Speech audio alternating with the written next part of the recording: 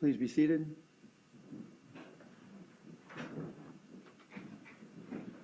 We're ready to proceed. Ms. Kaufman? Thank you, Your Honor. Okay, I'm going to take you back to April 26th, and we were having some number confusion.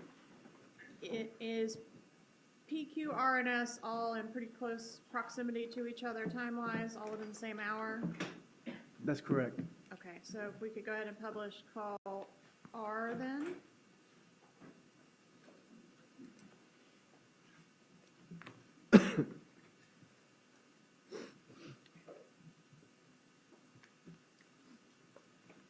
Headphones, everybody? Hello? Hey, okay, I just called. They don't have the number either. It's Apple, and I'm not gonna be able to do it until I get home.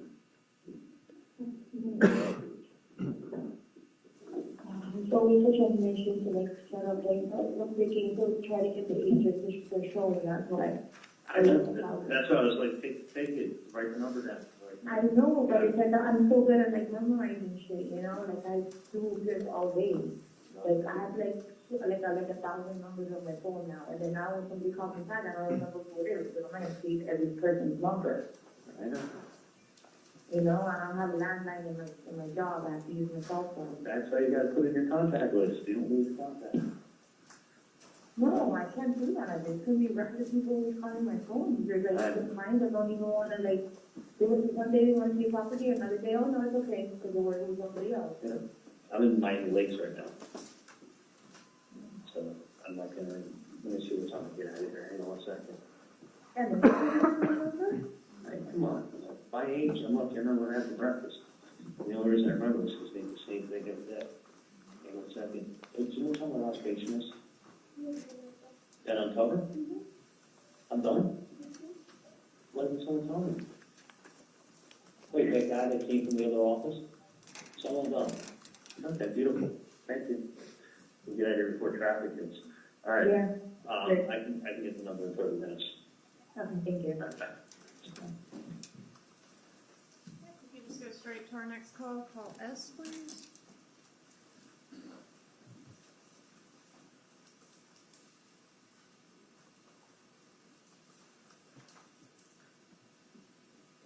Hello? Hey, Hello? how you doing? Hey. I think I remember one of the listings that I had to tell you? One of the properties? Yeah, What was, I don't know, just in case that you call, you know, because I have to set it up. yeah, I tried to read some listing guys, each time. Okay, it's, I believe it's 305, Okay, 712, okay. 6570. 6570? Mm-hmm. Because I also, I had like two numbers. I know, you got that dyslexia. I get it. So the listing for the place is, It's a 305, 712, 6570.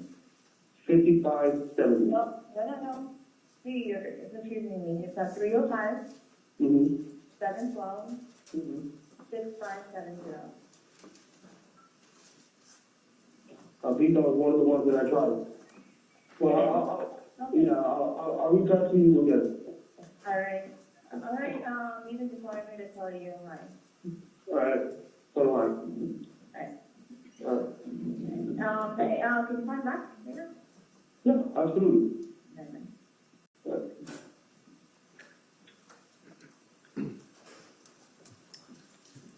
All right, and in this call, is Katherine Magbanua accurately relaying the undercover number to Garcia? Yes.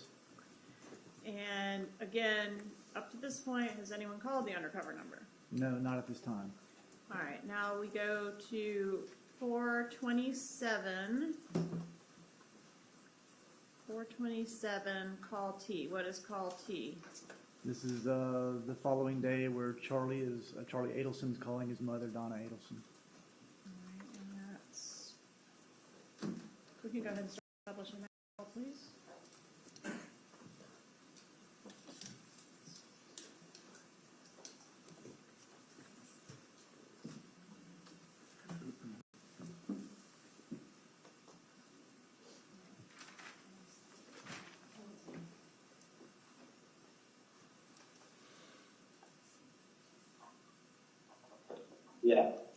the answer no, he said that he doesn't want it. You don't want it? No. Alright. All right, but thank you for the offer, that was very sweet. Is it caught up, or is it like, I think he would feel like going. very? Yeah. Is he still upset about everything, or Yeah, it's not having the best day. did something else happen? No. No. So, just understand, and, maybe another time, it's just not right now. Alright, no, Okay, but thank But- you, thank you, Susan. wait, everything else is being taken care of. Great. Just so you know, they actually called the person. And nobody picked up. Really? Okay? Yeah, it would have to go away the phones, maybe, Well, that doesn't matter. I mean, it's probably nothing, so it's voicemail. But no one picked up, they tried a couple times. I wouldn't worry let me tell you something, I would not worry at all. I'd worry about other things. And that's, you gotta find something new to worry about. No, I don't want to believe me, I don't. No, I do Yeah, not fine. have to worry. Don't even say that to me. You have to find something new to worry about. Yeah, thank you. I know what you can do with your free time. Yeah. But, All my free time. you never, let me just tell you something. You never let yourself have free time. No, that's true. Always That isn't true. be like, oh, I gotta do this, and then I gotta do that, and that, this. I got laundry, and then I gotta go to Publix. Yeah, Actually, I had to run this morning because this administrative professionals day, which I didn't realize until the last minute. I had to go run out and buy a steak for Erica, so. And then I got a big chalazion on my eye last night, and so I'm gonna run to CVS and go get drops and eye medication and stuff. I mean, you will always, I mean, I'm telling you. I'm really trying not to, Charlie, just so you know. I'm really trying not to. But I'm just saying, like, I mean, it's, you're like, oh, ask me how many times I went down to the hot tub since you moved there. That's your fault. No one else's. No, because I know that. I mean, I'm just saying, like, you gotta find something else to get this. We want us to enjoy every day. We enjoy all It's possible what I tell you, Mom. It is, you've done nothing wrong. And it's because of that, you have nothing, literally nothing to worry about. Someone's fishing and someone wants to try to make some money because they're struggling.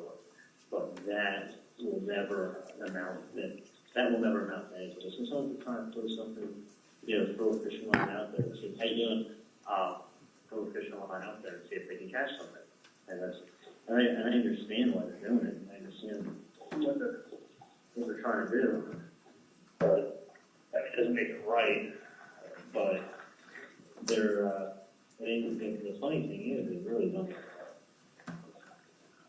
If they're just fishing, it's all that's going on. And I wouldn't worry about it at all. So I've told you that many times, I'm sure you do. I got you, Charlie. It's not gonna change the fact, hey, how are you? Good, and all this good, and then that. I need to make sure I get this back up, next bit. But yeah, I would not, I know it's easier for you to say than to do it, but I would not sit around and drive yourself to the point where you get sick because of that. I mean, it's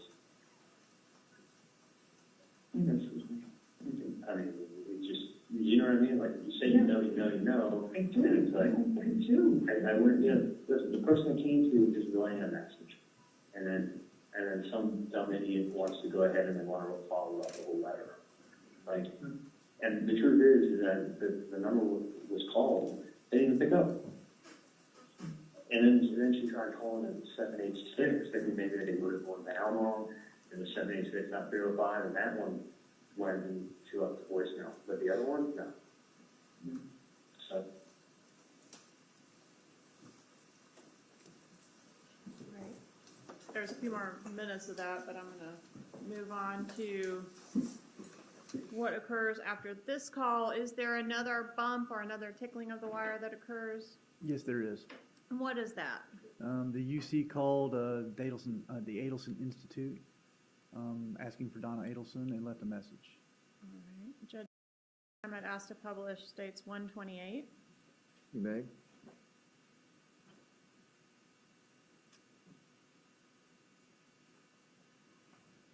Good morning, thank you for calling Wendi Adelson's office, this is Erica, can you help you? Yes, good morning. May I speak to Donna, Mrs. Donna Adelson? May I let her know who's calling? Sammy? Sammy from, I met her last week, and I gave her some paperwork. you met her last week and you gave her some paperwork regarding, She knows what it's about. It's important paperwork. oh, okay. And your name is Sammy? Yes. Do you have another phone number you can be reached? My number is 305 712 6570. Okay, because she's not available right now, but I can have her maybe give you a call back. Okay, just tell her it's very important. I need to find out immediately what she thinks about the paperwork. Okay, I certainly I will. met her last week. Yes, thank you so much. All right, have a good day. All right, you too. All right. After the bump, is there a call from Charlie to Donna? Yes, there is. All right. And what date are we on now? This is on April the 28th, What time of day? approximately 9:42 a.m. All right. If we could publish call you, please.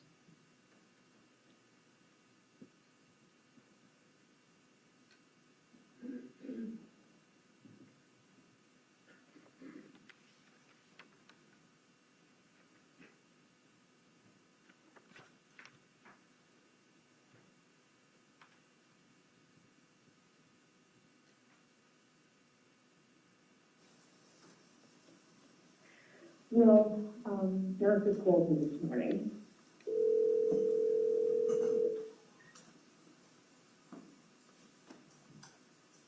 Morning, Charlie. hey, how are you? Hey, are you in an office or home? No, I'm driving to an office now, what's up? Well, Erica called me this morning, and because Jack was on the road to the office, so Erica called me, and she said, I didn't normally bother you with this. She said, I don't know if it's a sales call or what, but somebody called this morning, and he said his name was Sammy, and he gave you some very important papers last week, and he hasn't heard from you. And he wants you to call him back and hear from him. So, Okay. I, wanted to verify the number was the correct number that I had, told you about. So, obviously, I'm not going to call the number. Erica said, it's just actually a sales call. Just hit star 67 before you call the number, and then they won't know the number you're calling from. I said, oh, okay, I'll write that down. What's your suggestion? The odd thing is this, is that that's the same number you gave me, right? I don't know, because I gave you the number. I never kept it. You kept it. Tell me what the number was. 305 Right. 712 6570. 6570. Mm-hmm. Yeah. No, the odd thing is that it's 712, 6570. Yeah, that's the same number, and it was called, and no one picked up. Maybe that's a good one. Okay, so someone called today? You called the office, and Erica called me. She said, I hope I'm not bothering. It's probably a sales call. Yeah, let me tell you something. I'm looking into it right now. Yeah, I think that you were. I just wanted to verify the number. I know, and that's, the odd thing is you think the number would be picked up. I mean, Let's pick it up. So let me do this. Let me call somebody, Yeah. but I wouldn't, on trust me when I tell you, I wouldn't worry at all. Okay. And I'll say why, especially because, what do you call it? Especially because I know you know who it is.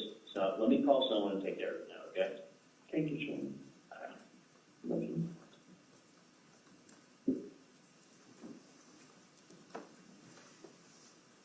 And what does Charlie Adelson do after learning of this information that there's been another tickling of the wire?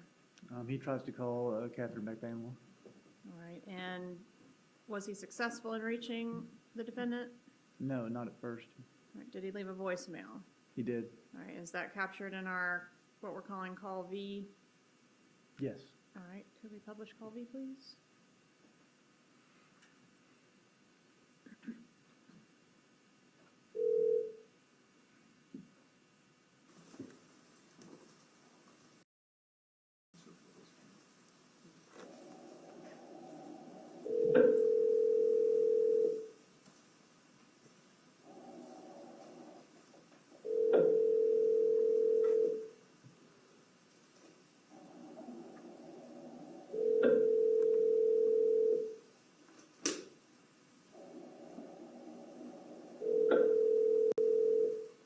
You have reached the voicemail box of 78656411312. Hey, it's me. It's important calling.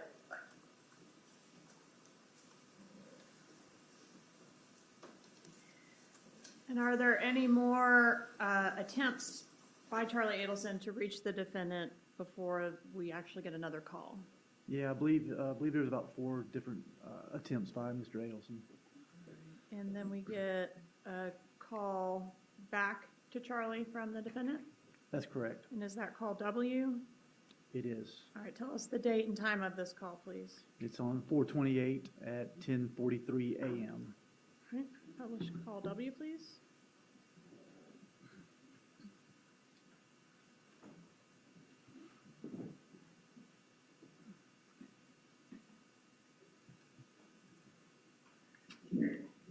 What happened?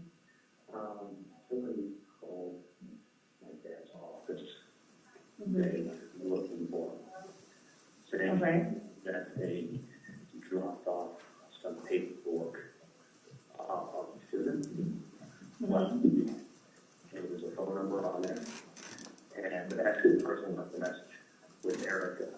And Erica called my mom because she's like, yeah, normally I wouldn't call you up, but I'm just getting phone calls. I was like, Uh-huh. What's the phone number that they're calling from, though? I can ask Erica, but Erica said a guy by the name of Sandy called me office this morning saying that I left some paperwork with Dr. Adelson last week, and I left a number on there, and he needs to call me at that number.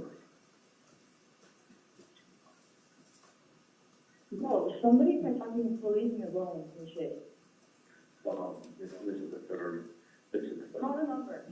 Call the number, because I'm about to call my fucking phone. It's someone who wants it to be called back. Let's put it that way. Do you still have the number? Yeah, well, obviously that number, nobody picks it up. Well, That's a non-working number. It's like an email number. nobody's calling the like. I'm just asking you to find out who the fuck it is. It's like, Yeah. get that number that's off of the thing, off of the number, off of the freaking, caller ID. At the office? Yeah, obviously. Because this is like a fucking bullshit game. Well, they're not coming out on foot, they're not writing letters, and they're not calling the office because they have nothing better to do. Well, I don't know what to tell you because I called that number myself. Okay, well, let's call that number again and find out what the fuck's going on. And nobody picks up. And you Oh. can find another number and left a message. Okay, well, I would. I'm trying to get whoever's threatening your family and helping you guys out, and trying to help you guys out, but it's like, if they don't pick up, like, what the fuck? I It's like, it's a understand, fucking joke. I understand that they fucking called this morning and they're waiting for the phone call. That's what I'm telling you. And since it's 3 times, Get the number or whatever that is, that's calling you, or your. 305, or whatever it 712, is. 6570, you have the number. Exactly, that number is obviously, it's like a non-working number. Okay, can you find out? Right. Okay, and it's like, what I don't fucking understand, like, it's either somebody's pulling your phone, somebody is just harassing you, or somebody's trying to get something out of you. Okay, find out who the fuck it is, because the other phone call's gonna be the FBI. I'm telling Exactly. you. Well, I'm telling you, and then when they do catch the person, they're gonna be asking him lots of questions about whose Katie is. We already spoke about this, it's like not even like a fucking joke anymore, because It's not a obviously fucking joke, it's like Katie. somebody's It's not. harassing you guys, or somebody's harassing anyone, and it's Okay, like, so you I want to don't have, know. Katie, think it through. Find out who the fuck it is. That's all I'm asking. No, I'm not straight from my fucking cell phone, because it's fucking bullshit, it's fucking, somebody's trying to fucking pinpoint some bullshit, like, it's getting aggravating. Yeah, it is. All I'm saying is find out who the fuck it is and tell them to stop playing the games.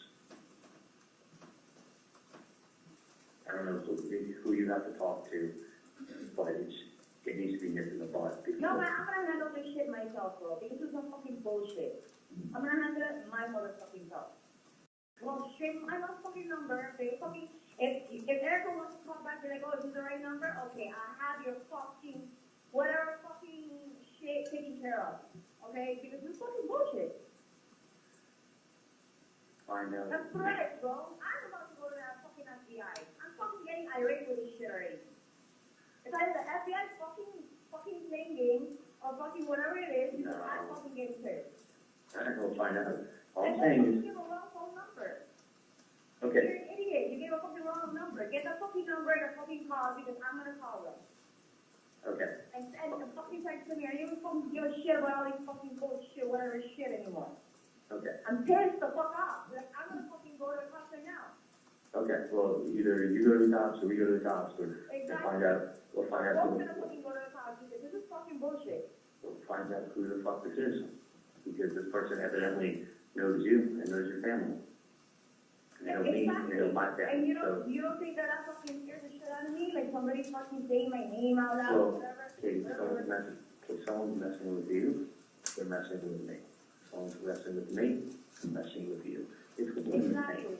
So what I'm saying is, find out who the fuck That number it doesn't is. fucking work. If you can get a hold, you both different offices, call the motherfucking number. See if the fucking number works.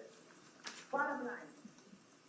Because I find myself, and that shit does not work. Katie, call them, find out who the fuck it is now. Trust me on this. Find out who the fuck it is. Get the number, listen to me, and get the number, and something wrong with this case, because I I already want did. to know. I'm with your parents, no fucking FBI, who else fucking doing this shit, and fucking go, and fucking report whoever's harassing. Alright, That's Katie. it. Katie, I gotta get back to this. Do you have the number I gave you the other day? I have the fucking number. Okay, good. Call it. You don't listen, I called the number. I That's know you- not a working number. Good. Get the number that calls your fucking office. Okay, Listen to me for once. I will. You want me to call it? Hey, fucking A, bro. I'm gonna fucking fuck up whoever the fuck is fucking with me. I'm going to call my mom and have my mom call the Get that office. fucking number. Because Which now number? your fucking parents, that number's been called, and that's not a working number. So it's either somebody's thinking, somebody's tapping into some shit, and somebody's just trying to fucking aggravate somebody. Okay, let me repeat this here. Do you want me to have Erica go on the caller ID and look to see what number that was that called? Fucking number. Obviously, you're calling from somewhere else if it's not the same number that you said. How about you call and find out? Okay, do me a favor. Try find that number I gave you the other day, and I'm gonna call my mom and tell her to call Erica and ask her to look it up on the caller ID. Okay? But call them. Whatever.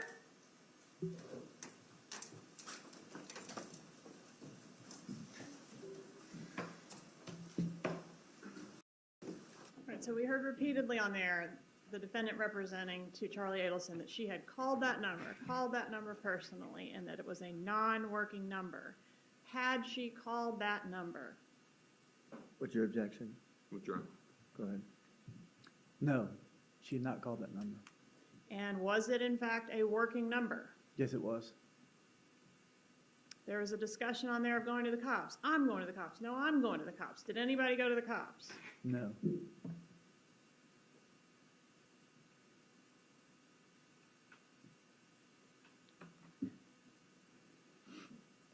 All right, is there another call between these two within the hour?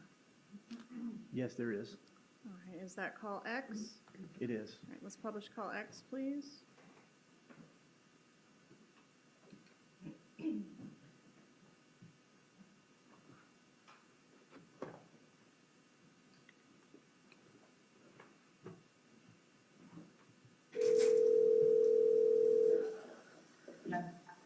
Hey, Uh-huh.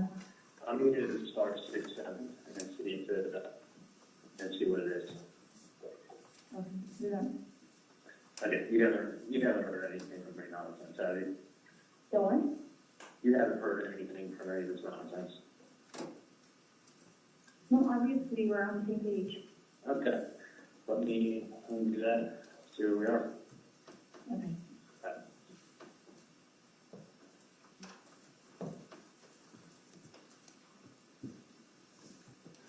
All right, at this point, do we have somebody call the undercover number? Yes, we do. Who calls it? Charlie Adelson calls the undercover All right. number. And is that 428 at 11:33 a.m.? That sounds right. All right, let's publish State's Exhibit 134 at this time, please.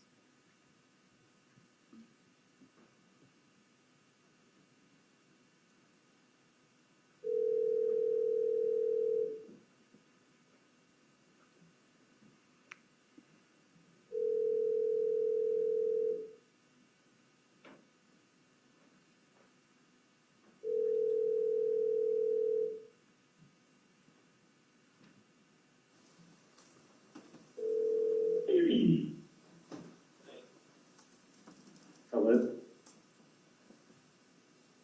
Hola, diga. Hello, Guy, who's this? who's this? Someone's been calling my family and trying to figure out who this is.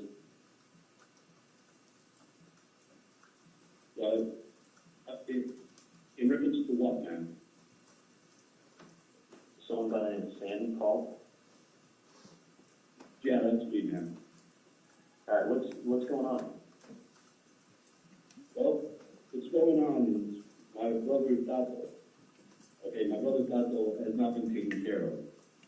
His family's not been taken care of. I talked to a dentist doctor. Why are you calling me? Who are you? I gave the number to a lady. I don't know, Tato. You know Tato? I'm sure you know Katie and Tuto. They've been taken care of since the family problem been taken care of up north. I don't know I was- who I was- you are. You don't? Well, this is going away, my friend. Because let me tell you something. I was a driver with Tato, and he told me the whole story. He told me nobody was taking care of him, nobody was taking care of his family. The family was taking care of Katie and Tuto, and nothing's been taken care of Tato. So we know what's going on. And Tato needs to be taken care of, do the right thing. The lady already has the paperwork, she knows what I'm talking about. We know Katie, we know Tuto, we know they've been taken care of. All right, let me look at No more fucking around, man, no more fucking around. This ain't going away, you guys need to do the right thing for Tato. That's my brother, man. That's my brother, and He needs to be taken care of, his family needs to be taken care of, just like Katie and Duke have been taken care of. I've never met these people, but let me call you back, okay? That's bullshit, man. You know exactly what I'm talking about. You know this lady. I don't know your relationship with this lady, but we know what the fuck is going on. Just take on that way. Take care of Tato just like you take care of Katie and Duke, man. Let me call you back.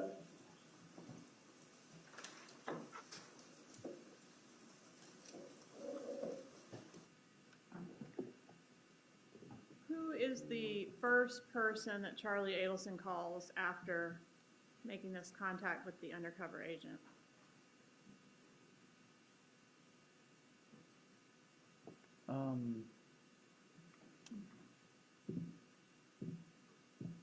He talks to Katie.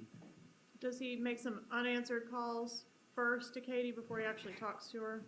Yes, that's what it is. He attempts to call Katie, and then she calls him back. All right, does he attempt? Hold on a Objection, second. Your Honor. If the witness is looking down at a list right now, if we get a copy of whatever he's looking at. All right, you're refreshing your recollection? Yes, sir. And what do you have there? It's the call list. The call list that was written down with the letters on it. Okay, and has that been provided to the defense? Is it the exhibit list or what, or it's the call list that, let's make sure what it is and let's make sure that, I just want to have on the record when he's refreshing himself. all right. So you're okay just on the record refreshing recollection, or do you want a copy of this? Oh, yeah, we want a copy of this. Has it been provided, has that been provided previously? Yes, sir. It has not, Your Honor. Not that list. That also has handwritten notes on it. Oh, the handwritten notes have not been determined. All right, let's just make it clear when he's refreshing his recollection, so that it's clear on the record, okay? Yes, sir. All right, so you were going to refresh your recollection with your notes as to whether there were multiple unanswered calls after Charlie calls the undercover to Katherine Magbanua, the defendant in this case. That's correct. All right, and do we know how many? I don't recall how many. Okay, more than one? I believe, yes, there was more than one. All right, and eventually she calls him back? Yes, she does. Okay, and can you give us, can you check your notes and give us the date and time of when she calls him back? Yes, I'll check my notes, and she calls him back at 12:41 p.m. All right, so about an hour, a little better than an hour after the call we just heard. Correct. All right, let's publish call Y, please.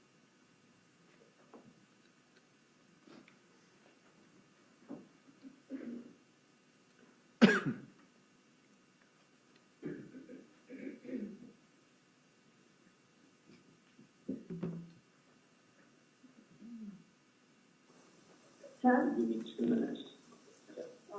Hang on a second.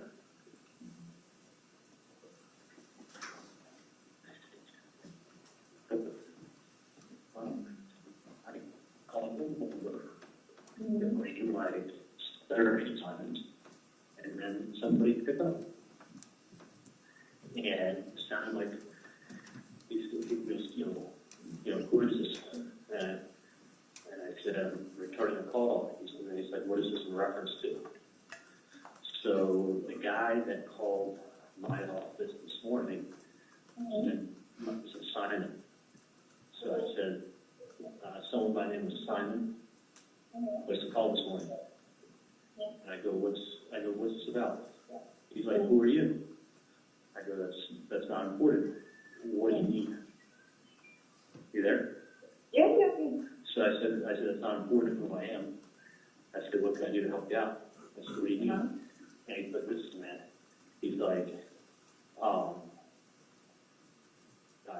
Tuco, or whatever the fuck his name is. He's like, someone did a really big favor for you and was there for you. And we know, I'm Tuco's brother. And I was with him in Broward. So I don't know if this guy's from Broward or whatever. He's like, I was with him down in Broward. And he hasn't been taken care of, his family hasn't been taken care of. He's like, it's fucking bullshit.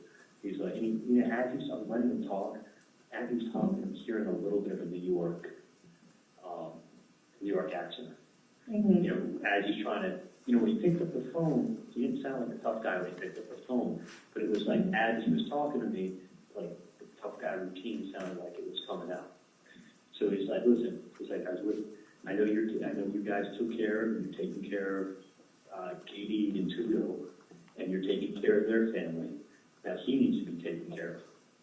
And I was with him in Broward, and he's done a big favor for you, and I go, sir, I don't, he goes, I know you've been giving money to Katie and Tudo and taking care of their family. I go, no money's been given. I said, I don't even know who these people are, and I don't know what you're talking about. And he's like, who are you? I'm like, listen, it's not important.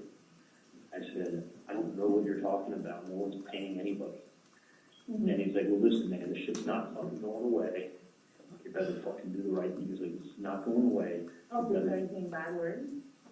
What's that? So they're saying bad words? He may have said about it, may have cursed, but he was, he left it with me to listen. This, it may have been like this shit or whatever it is. This shit's not going away, and you need to help, Tudo's family, whatever his name is, family out the way you're helping out Katie and Tudo. And I go, nobody, I don't know who you're talking about, and I don't know what I can do for you. I said, he goes, well, it's not going away. And he says, do the right thing. You gotta help him out. Which, when I first did, They like, who are you, number one? he told me he's his brother. Obviously, he's not gonna get his real name. And I was being really polite to him, like, hold on a second. You got it, okay, give me 2 minutes and I'll be right there. I was being really polite. I think he said he's a brother from Broward? No, he says, I know him from Broward. Or I saw him down in Broward. Mm-hmm. So I don't know if, like, this guy that they're talking about was incarcerated in Broward, or held in Broward, or whatever. The guy A referenced Broward. Mm-hmm. B referenced Katie and Tuto. So this family. name again. Yeah, so your name and some other guy's name, I don't even fucking know. Mm-hmm. You know, so he was saying, so he was talking about Tuto, which I don't fucking know who that is, so that's two people I don't know. And he's talking about your family, saying your family's being helped out, which I don't fucking know. I mean, other than the hours I give you to go up in the office on the weekend and take care of you. Right, exactly. But I don't help you out. You fucking earn the money on the weekend, but you go up. And this is the 301 number you called, the 305? Yep. And he left it where. And you rang a long time? I want to say it was like on the 7th or 8th ring that it picked up. And he left That's it. a long time. No, I was almost like, phone calls. I was almost like, and he was asking me, like, who is this? He goes, listen, I gave that paper to a lady. He goes, who are you?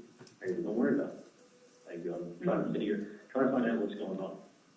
Mm-hmm. So, you know, this person is under the assumption that I'm So helping. you said they're a friend in Broward, or you said they're a brother from Broward? He said he was this guy who was evidently told my mom was incarcerated, his brother.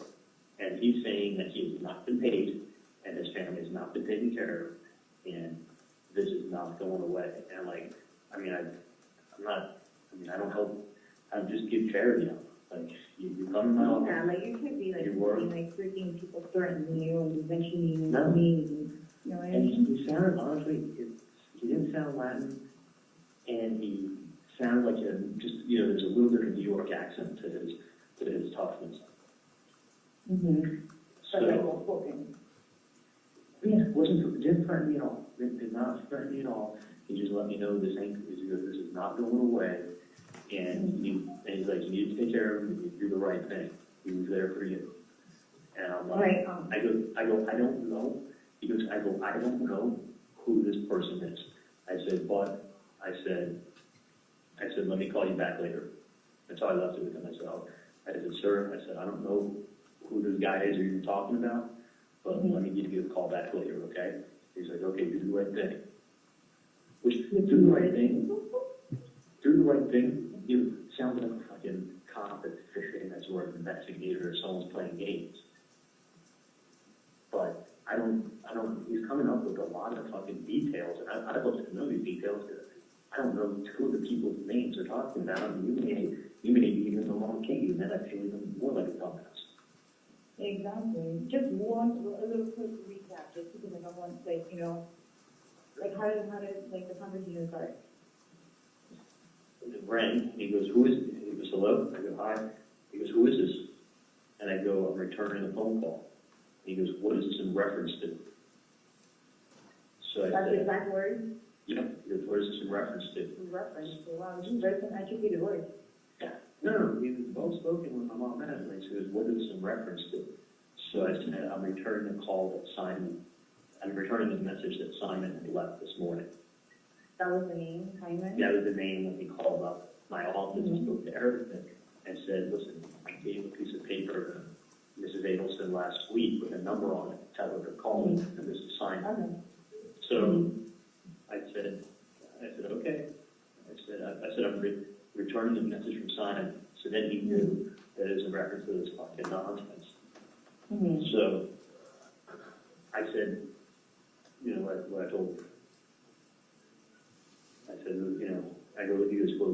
I know that your family, the family, Yeah. money. He kept referencing it, like, we're giving all this money to a fucking family, like, and referencing, you know, there's two names, there's Tudo and Kuko or whatever, that supposedly I'm giving money to you and some other dude and your family. I don't know these people, never met them. So it's really interesting. Is he brothers with this person that he's saying that's incarcerated? Yeah, he's saying his brother is incarcerated. And he's saying he's from Broward. He said he referenced something that was with him in Broward. Oh, what's in Broward? So I don't know, is this guy incarcerated in Broward County? Is he from Broward? I don't know who these people are. But I don't like the reference to your name and your family, and who, I don't know who the dude is that you're with, or if they're just making up names, or if I feel who should just go to the FBI and say, you know what, let's play phone tag. Exactly. So I don't, you know what I'm saying? I don't You want could have been like, while you're doing all this, right? Number one, I don't know what the fuck you're talking about. Well, he never said he was in a hurry, and he was, you know, I just wanted him to keep talking. That's why I wanted to. Just to get a feeling of who the person is. Yeah, because he wasn't like, you know, he was wanting to know who I was, and I remember the time for him.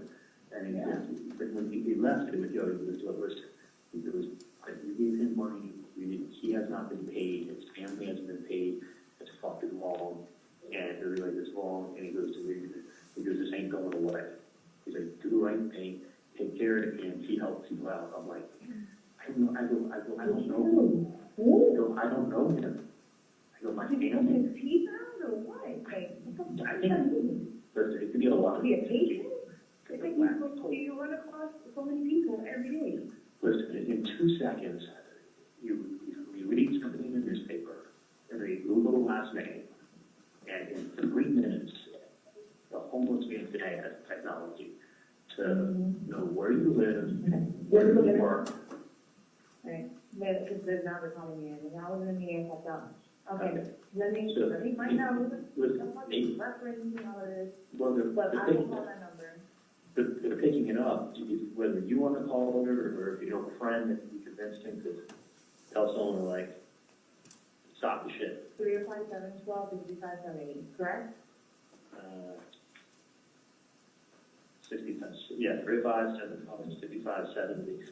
Nothing? They need to know that I'm not, it's fucking stupid what they're doing. I'm not paying anything that he pays me because it's guilt in there. Yeah, no. The only thing I want to do is collect my reward from the FBI if I know. Of course, no. I want these people to go to jail for like a freaking, like, threatening. Dude, you know what kind of vacation I could get with that money? Exactly. I need a vacation. Let me go and go. All right, I'll talk to you later. Call me later. All right, thanks. Bye.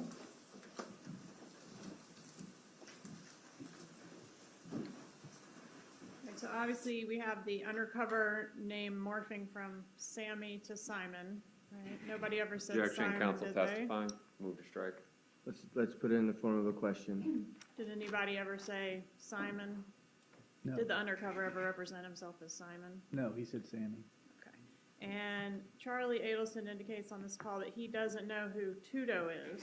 Who is Objection. Tudo? Same objection. Overruled. Charlie Adelson says on this call that he doesn't know who Tudo is. Who is Tudo? Tudo is the nickname for Sigfredo Garcia. And Katherine Magbanua.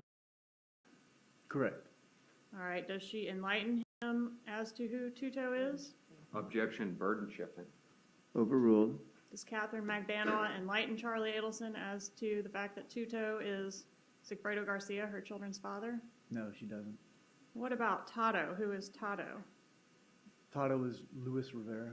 This is his All right, nickname. and does Katie know who Tato is? Yes, she does. And does she advise Charlie Adelson that she knows there's a Tato named Luis Rivera, No, she doesn't. who's the childhood friend of her kid's father Correct. and a friend of hers as well? Correct. All right, she says at the end of the call that she's going to call that number, and we reiterate the number again. Does she ever call the number? No. All right, I want to go to what we've labeled as Z. This is a text message. Where in time is this text message relative to the call we just heard? Can I refer to my notes? You may. Call Z. It Yes, is sir. a text message from Katie to Katherine Magbanua to Sigfredo Garcia on the same day at approximately 12:57 p.m. Okay, so after the call we just heard? Yes, approximately maybe 7 minutes, 5-7 minutes. All right. Could we publish the contents of text Z, please?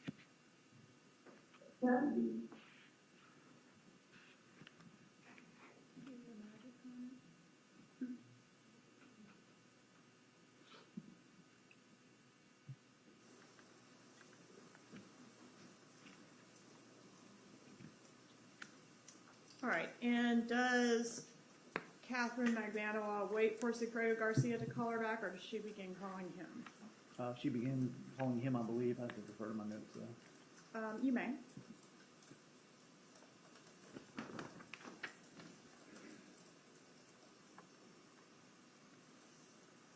Yes, there's a call from Katie to Sigfredo All right. Garcia. Okay, and that's about 20 minutes after the text? That's at 1:22 p.m. Okay. Could we publish call AA, please?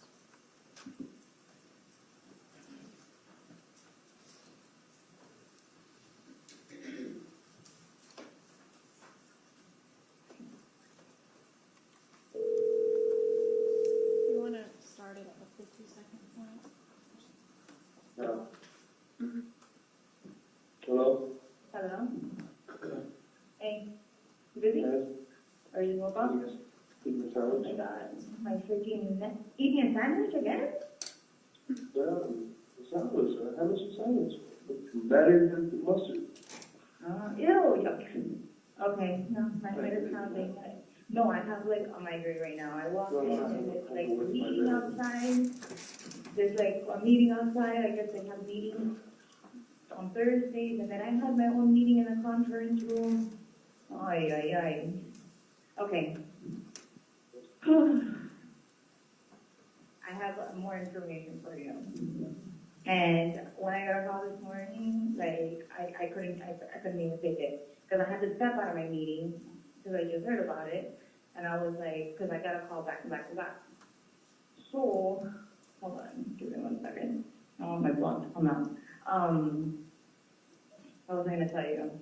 Okay, so this person contacted the office. Hello? Whatever, supposedly he said his name is Simon, okay?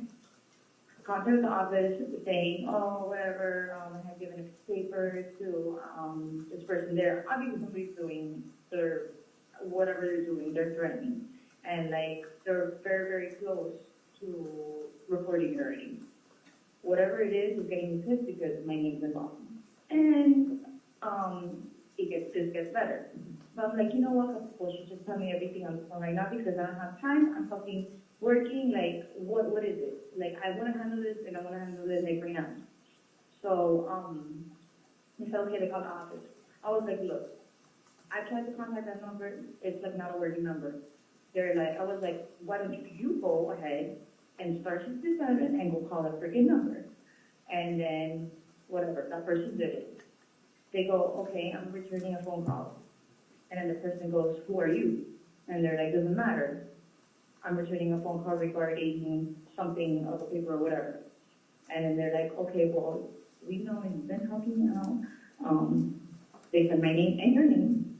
And I, huh? Is it Katie Evelyn?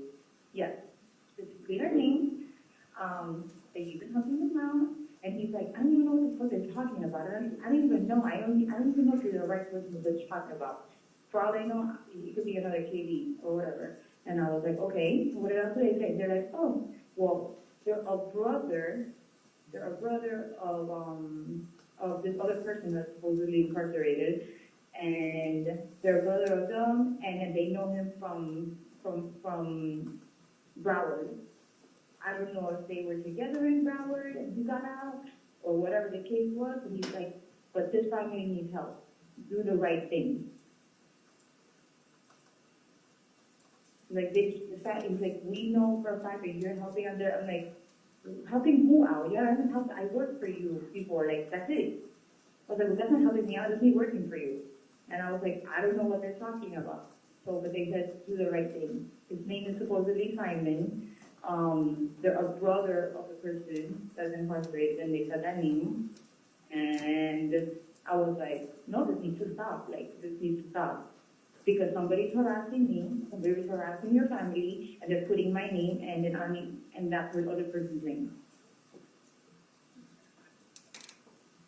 It's getting too detailed. It's somebody that he knows, for sure. Yeah. For sure. He said that the person had, he's just trying to get us to talk more. He's like, the person has, maybe a New York accent. Some of the words was a little bit, he wasn't threatening at all. He was just saying, it's time for you to help out this person and their family, because he needs it, because we know that So you're what helping person, out. what family? What person, what family? The Dabo and his family, because they need it. And then and he goes, I don't know what the hell you're talking about. And the person goes, well, do the right thing. Did you tell them, well, listen, you guys keep harassing me, we're cops? That's what I said. I was like, why didn't you just say that? Oh, no, the person said this is not going to end. Do the right thing. Did he get information where he Get wanted the me to phone leave? number. Get the phone number. The numbers that you've given me are numbers. No. 305-712-6570. They picked up. Because I was getting tired of it. I don't know what's happening or whatever. 712-6570. No. 305-712-6570. That's what I What the said. fuck this is, things to stop. There's obviously know somebody. They're putting my name, they're putting your name, they're putting, and they're harassing somebody. Okay? Alright. Are you going to work right now? 712-6760. I mean, 67, No. fuck. Just send it to me, man. Send it to me. No, I don't want to. 712-6570. Bye.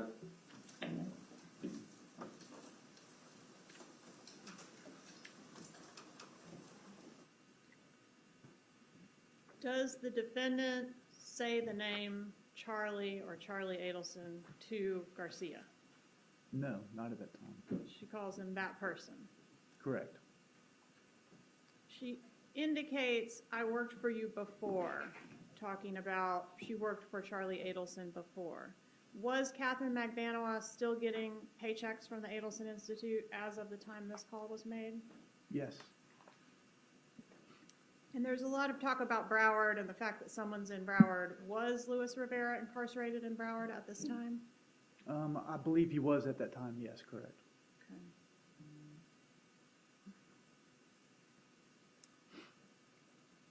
All right, our next call is BB. Can you tell us about that call? Refer to my notes. You may. BB is a call from Sigfredo Garcia to Katherine Magbanua on the Same date at 1:46 p.m. May we publish BB, please?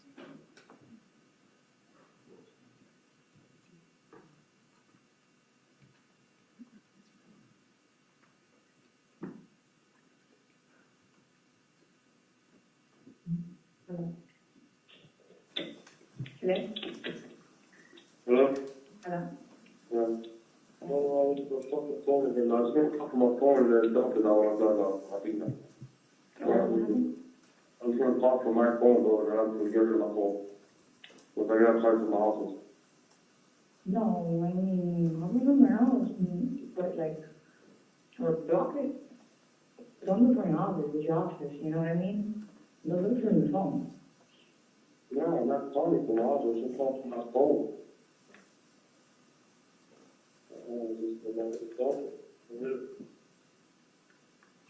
I don't know, I'm finding this fucking pay phone is impossible, bro. No, but not that, just put your phone. Use a friend's phone to put raise your phone. Not yours, a friend, Alright. okay? Alright.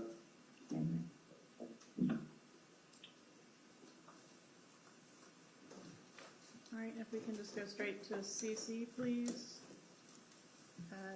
Agent Sanford, is this call 428 at 2:09 p.m.? Can I refer to my notes? You may. This is CC, or your call number 1400. Yeah, 4:28 at 2:09 p.m. Yes. Let's publish CC, please.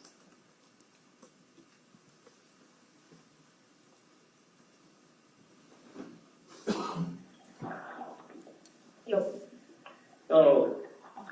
057126570. Sure that's the number, right? say it one more time. 305, 712-5570. yes. So fucking Puerto Rican answering machine shit, I don't know who the fuck. I'm trying to call him again, though. But that nigga is just fucking, I'm gonna call it, it's a real fucking person, I'm calling from my fucking phone. It's in your local. Alright, Is, remember that other one? We could get that one? I don't know. It sounds like fucking, it does the message, sounds like a New York region nigga. Yes. He said, Punto, I'm busy, and that's what she called me back. Darling, like what? That's what answering machine said? Yeah! That's what I'm saying. I swear to God. Shut up. Swear to God, don't come back to you. Said, hey, Punto, I'm busy. Llámame para atrás. Oh, I got time. Darling. Like, what the fuck is that? Yo, are you stupid, bro? Are you some kind of fucking moron? That's what they told you? No, that's what the answering machine says when you call the number. No one answers the phone. Okay, that's weird. That's odd. That's what I'm saying. Very. Okay. How are you fucking are you that stupid or have to use the number or they pretend to be that stupid so that we can think they're that stupid? Okay. Don't That's fucking what know. in New York and. New York, Puerto Rico. Mm-hmm. New York, Rico. Mm-hmm. Broward. That's your 5 number. It's how they talk. No, but I'm saying, you said that. The nigga ain't got. It's like, And it sounds like, it sounds like, I don't know, man. I don't know. okay. Alright.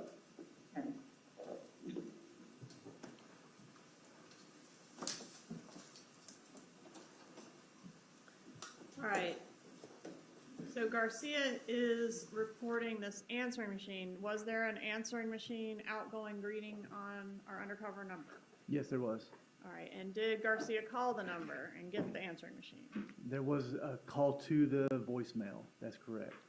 All right. And did he ever actually talk to the undercover?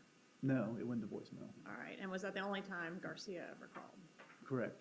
Okay. So he got this voicemail. Was he accurately relaying the nature of the outgoing greeting on the undercover? Yes, I believe so. It was in Spanish, but yes. All right. And I can't remember if I asked you, did he leave a message for the undercover? No, he did not leave a message. All right. All right. And then in the next call we're about to hear, defendant tells Charlie Adelson that she called the Objection. number. Facts not in evidence, counsel testifying, All evidence right, speaks for they're in itself. evidence, but let's put it in the form of a question. In the next call that we're about to hear, defendant tells Charlie Adelson that she called the number, not that she had Garcia call. Did she ever call the number? No. Okay. And in all of these calls, does she ever say Garcia's name to Charlie No. or Charlie's name to Garcia? No. All right, let's publish DD, please.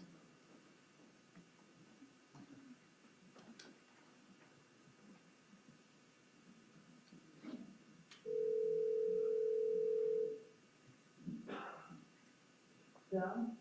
Yeah. Okay. Hello? Yeah, can you hear me? Yeah. Hold on. Hold on, give me 2 seconds, let me just log out. Thank you. Okay. So, it was weird, I called the number, right? And like the answering machine, there's like something in the answering machine now, like, what the fuck? Like, some ghetto guy was talking on the answering machine and said one of their names we use like, I don't understand the joke. I don't get it. So it's just an answer machine no one spoke to? No. Like, people. And like, were they talking all?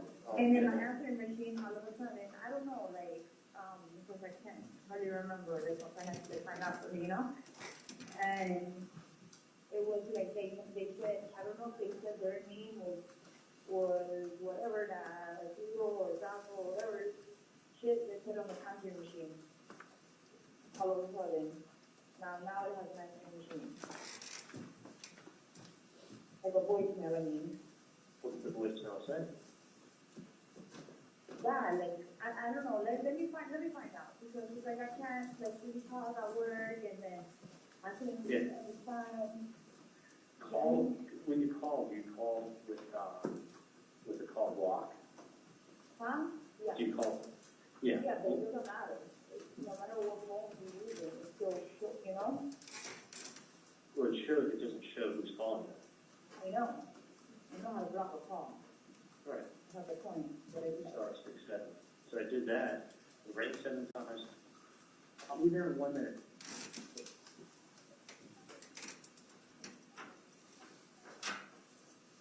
Without Tylenol, Vicodin is acetaminophen, ibuprofen, it's not Tylenol. Yeah. Okay. You know, it's like fucking lazy. It's a fuck up a lazy. Take it on. Yeah, I would do this, I would, you just call again later. And Yeah, but it's like, you know what, with all this current happening, I'm gonna call from every fucking bloody phone and fucking leaving a message in everybody's fucking phone. For everybody's phone. I'll play games, I'll play games. it was really fucking hot, because the lady, they picked up on the cell For you. and they called, and, I mean, the only thought in my mind is, just that one thing, maybe you could find out, or I'm gonna wait a couple days, and then I may call the person back. So the person was, when they answered the phone first, they weren't that ghetto, and as they started talking with me, they started talking more tough, but it was more like I could hear a New York accent in there, and it sounded Yeah, like that. the voicemail sound is New Yorker, but I gotta find out what's going on. But I'm saying, I'm gonna call from somebody else's phone, because I don't want my phone, because you know, I use this phone for work. Right. And the thing is, It's like somebody trying calling me. right, listen, one thing is it's either maybe that person will want to meet someone and talk to them about what their issue is, or I want to ask them. No, they're gonna have an issue because, you don't just go threatening people, throwing at me. There's saying that I'm helping a Katie, or not me, but Katie helping a Katie and her family, and some other guy that's maybe began with a T, and I'm like, dude, I've never met these people. He goes, well, you not, but the family has been, and they've been helping him, her and her family, and this other. You haven't met, but then there, it makes no sense. But he's like, if he asked me who it was, and I was like, so I was almost, in hindsight, what I should have said was, who, because I have a big, because this is a big family and there's lots of cousins. Yeah. Who in my, the Adelson family is a big family. So Yeah. what I should have said to the guys, who in my family, who in the Adelson family owed somebody money, give me the name. Yeah, of course. Give me the name, and then I will go to that person in that family and say, who did you not pay? I want to know the name, I want to know the name. The only thing that keeps throwing out is that this Adelson family is helping out Katie and some guy named T and their family, and this guy needs your help, and it's not right. And he's like, this problem's not going away. This is not going away. He's like, it's Okay, fucked up that's that you're not right, helping. right there. That's fucked up that you're not helping, like, who the fuck are you? How the fuck, like, who are you? Listen, like me calling someone up and being like, yeah, he tells JFK, you didn't pay me. Okay, well, that's like, you didn't tell JFK. That's the wrong example, like, what does that have to do with anything Well, like that? my point is- All these examples. Because JFK died in 1963, and you weren't born then. My point is that I had nothing to do with any of this craziness. I want to know who in my family owes somebody money, because I'm going to go to that person and say, what's going on? And that's what that's the next conversation I have with this person is going to be me, if it comes to it, me saying, who owes money? If someone owes money, you can give me a name. They're like, Yeah, exactly. You need to take it. Where do you want my to be? mom, Who my are you? mom, my mom doesn't know who these people are. My dad I want doesn't to know know who these people are. whoever this fucking person is, trying to fucking say shit or do whatever it is, your family, starting to harass your family, like, it's getting me mad. Well, I don't know why they keep bringing up, people that I've never met. That's, That's why it's like, who are you? Number one, okay, you need something, who are you then? What's your real name? What's your address? Who do you have a problem with? yeah, who in my family owes you money? And don't say the last name, because I'm gonna go to that person and tell them, if you owe this person money, what is it about, number one? And then I'm gonna tell them, go pay me.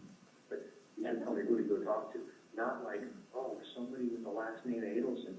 Well, guess what, that's like saying someone with the last name Calling your Rodriguez. office and shit, like, what Yeah, is someone with the that? last name Rodriguez, so it's like, well, give me the fucking first name. And I will go talk to, if it was my brother who was behind it, I'm gonna fucking find out.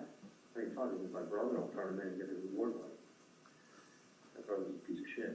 So I'm saying, like, give me the name of who owes your friend's family money. And this guy said to me, he said, listen, I was with him up in Broward, I knew everything that went on. I was helping him in Broward, that's what I'm trying to understand. Yes, something about I Broward. was helping him in Broward too, but I don't know if it's some guy he's he's a talking family about. member, but he said he's a family member. He said he was, Of course, he's incarcerated. he said it was that guy is Tuco or whatever, his brother. He said, I'm his brother, who was with him up in Brown when he told me what everything had happened. That's exactly Who what was he said. up with him in Broward and I don't know what he was, that happened. I don't know if he was in jail with him, visiting in jail, Like, or if he he was. needs to like fucking, if people just to be fucking Googling shit or whatever it is, Well, and that's, and well, exactly, but the only reason I'm even bothering calling you is because they wanted to talk about you. Or if I was the wrong person, then I would feel even horrible. But this person doesn't matter, like, they're still harassing my fucking family, and I want it to stop. I mean, when you meet someone face to face on the street, when you send them a letter, and then when you start calling their office, the next call is to the FBI. exactly. And- No, I agree. and my I thing is will this. personally go there. I don't want anyone to go to jail, because you know what, people get mad when they go to jail, and they feel like, something like that. Same reason when my GSP got stolen, I don't even care who fucking stole it. I've been sure, give my money back, it's stuff that got stolen, move on. I wouldn't want to catch the guy that stole my jet ski. Why? It's grand theft. I don't want to put anyone in jail who knows what fucking. Okay, but you know what, if this person keeps fucking saying shit, then they need to start giving information. They need to start saying something instead of. They need to tell me who posed the money. Not a fucking psychic, no, they're just psychic. Yeah, I mean, a family's They're got, just walking, a family's got lots of members, so, or it could have been a cousin of mine, it could have been my father. Like, who owes the money?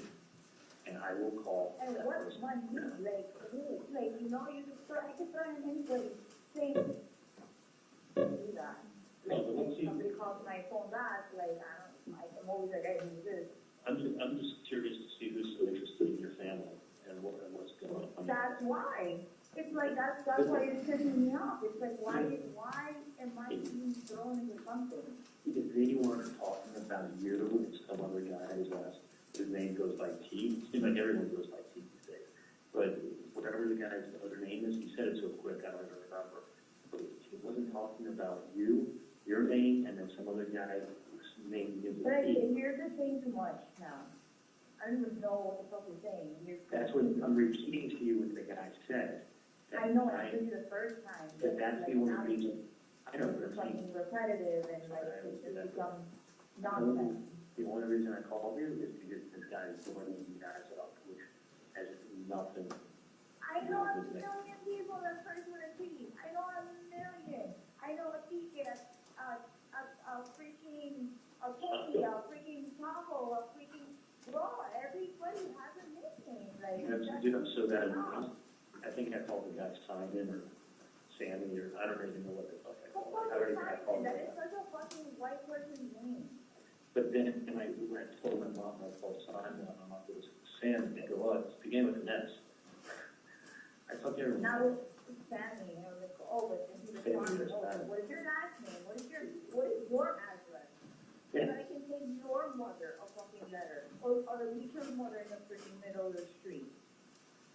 Yeah. Let's That's find gonna him. be the next call. Yep. Let's find him. Alright. What's his problem? Because he's about to have a big problem. He's gonna have a fucking decent problem. Yeah. And I'm going, oh my God, I am no fucking wrong person. God forgive him that he fucking said the wrong fucking name, because now it becomes my business. I'll pick a new name next time as a reference. That, I hate that shit. I was looking at you, I fuck bitches that up for package. no reason. You never picked up the package, did you? I mean, I'm focusing on all the way right here, like I gotta get maybe my kids, I'm trying to figure out if I can go up like later on.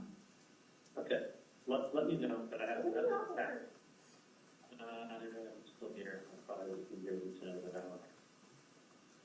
Yeah, but you mean you're gonna be home, right? Yeah, I'll be home, I should be home by 7. Okay, you can halfway. I know. Okay, I forgot. I know, I gotta tell you stuff about work anyways. I have a lot of shit that I have to tell you about work. Yeah, I've been getting kind of reviews online to go work on this too.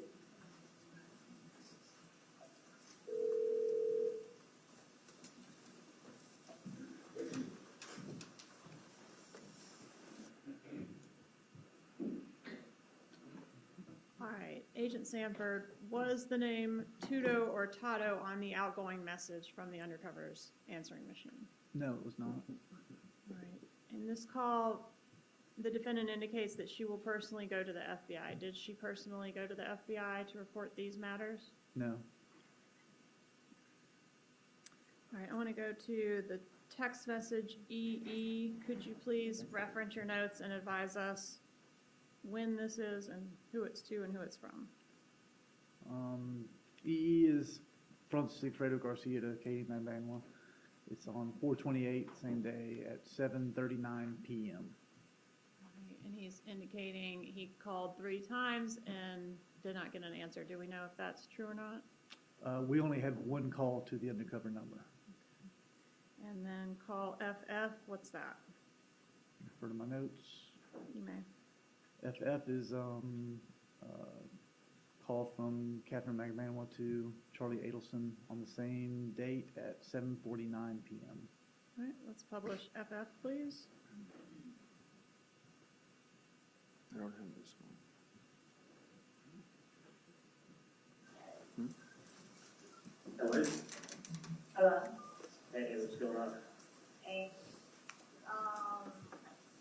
call that number 3 times. The first time, like, you left a message in Spanish. And then for some reason, like, that voicemail says, puto, you know what puto is, right? Like a bitch. Like, oh, it's puto. Like, why would you have that as your voicemail? In Spanish, it was puto? Yo, puto. Puto is like, puto in my language is a food, it's like a food. But supposedly that voicemail that they have set up, the guy says puto, what sounds like puto. And then what does he say on the voicemail? Like it's something in Spanish. Like you read puto, whatever, and it's in Spanish. So he left a message in Spanish saying, what the fuck this is? He could fucking call me and to stop threatening my fucking family.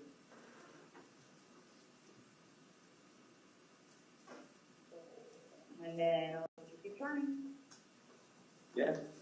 but they don't pick up. So now somebody either spoke because what the fuck is going on? Or, I don't know. All right. Well, that's good. That's good. The person's gonna, Like, other things are like running in my head because it's like, with the names that you're saying, I'm like, maybe it's like somebody trying to like be, like, you know, try to be in an apartment or something or whatever. Like, you know, there were so many things like going on. yeah, I'm thinking the same thing too. But then it's like, yeah, but then, you know, people you can trust and you can't.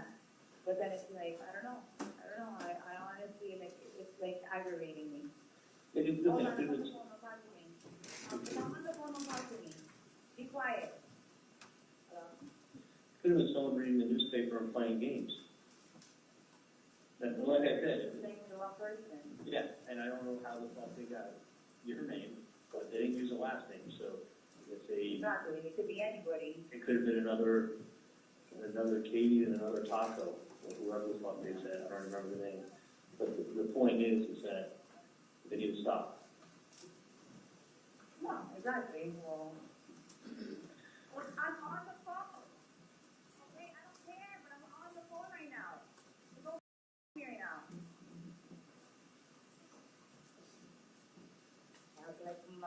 Like I'm boiling right now, like, you don't understand.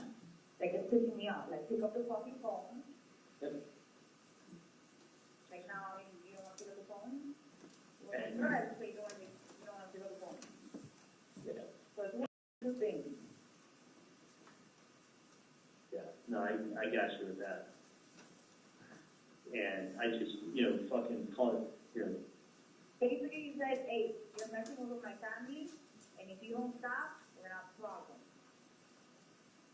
In Spanish. So whoever it is, they're gonna have a problem with us no matter what. you have a problem with me. So what? Then you have a problem with me too. I mean, Exactly. listen, if you want Whoever to go, it is, they're gonna have a problem with either one of us, or even if I'm in the mix or not. you're coming up to my fucking mom on the street, then you're sending letters to their house, then you're fucking calling my dad's office, The office. leaving messages, like, that's No, 3 like- times, like, Like, no. no, he was livid. My friend, and I was like, look, can you do me this favor? Because it's like, I'm not a guy, and I don't know if it's me they're talking about. And then he's like, that's some fucked up shit. Yeah. And it's like, don't worry, no matter what, like, whatever it is, like, I'm gonna handle it. Point blank. Yeah. Well, I feel better. I definitely apologize for not getting a Hallmark card, but I got a little something, so. Traffic I'm counts. just, it's like right now, I'm about to go to like 15, like, I'm taking a group of hundreds, I'm like, All right, there's a few more minutes of that call, but I'm gonna pause there. Judge, I have about 20 to 25 more minutes. Would this be a good time to take our break? Yeah, I think it's probably the appropriate time at this point, if you're gonna have that much longer. So we'll take our lunch break now, and so we'll give the jury till 1:30. Again, no conversations, no with each other, with anyone else, no internet searches. We'll see everybody back at 1:30, and we'll continue with the testimony at that time, okay? Thank you.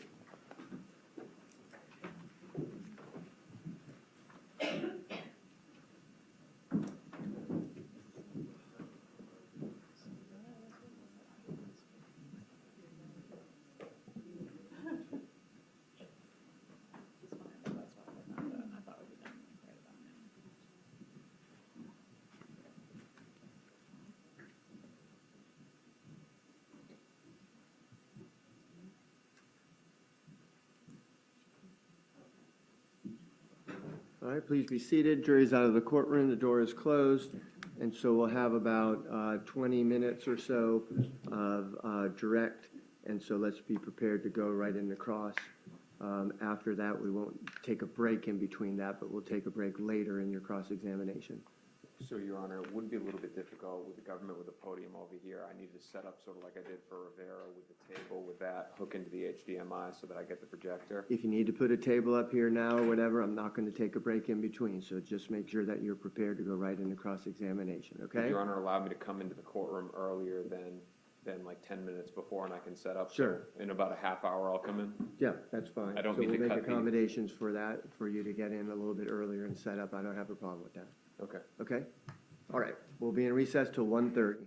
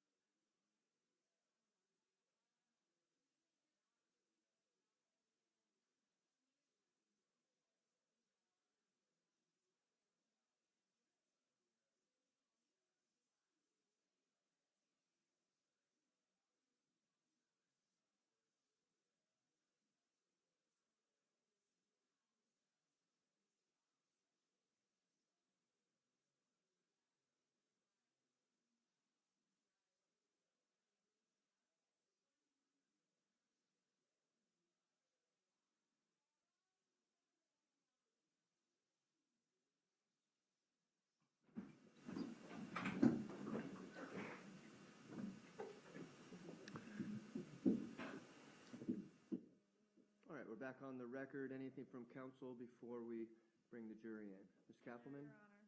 No, Ms. Your Honor. Claus? Okay, let's bring the jury in, please.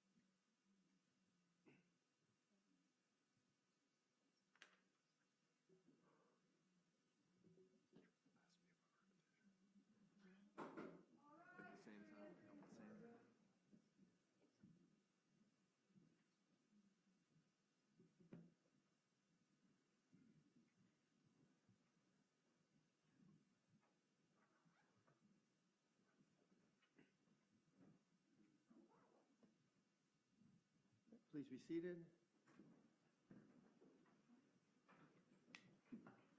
And we're ready to continue with the testimony. And Ms. Kappelman, you may proceed.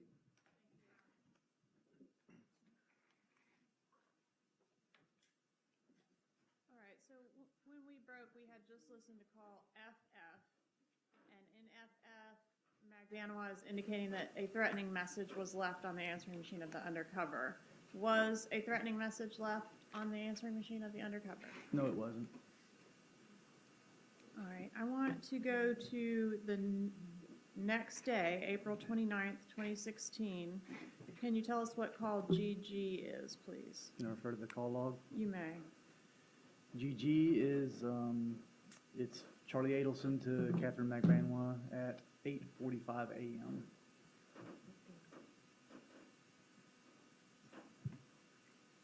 All right, if we could publish GG, please.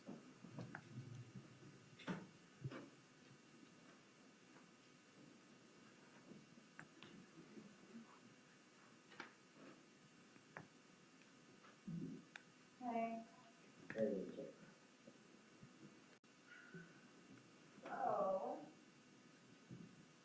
What the heck?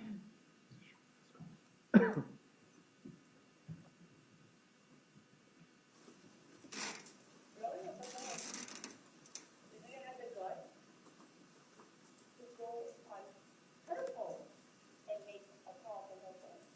Nobody did that.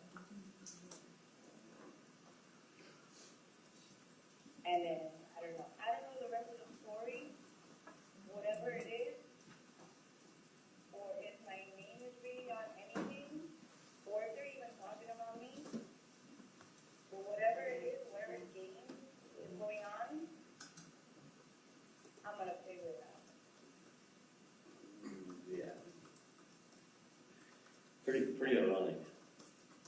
And if obviously you hear anything, because now it's like, now remember I told you I was like, apparently that the message, the voicemail now is in Spanish.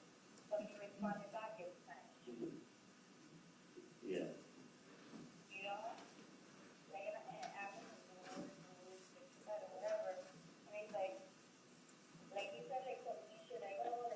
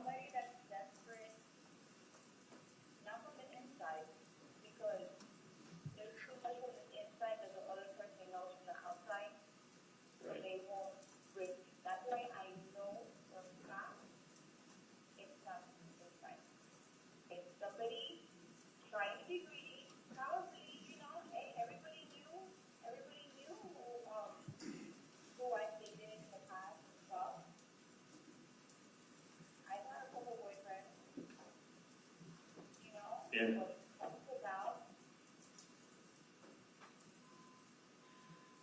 It's somebody not from the first layer, but probably the second layer. Yeah, and they just made a big mistake. So don't you worry, don't worry, regardless, whatever bullshit is happening, it will be taken care of.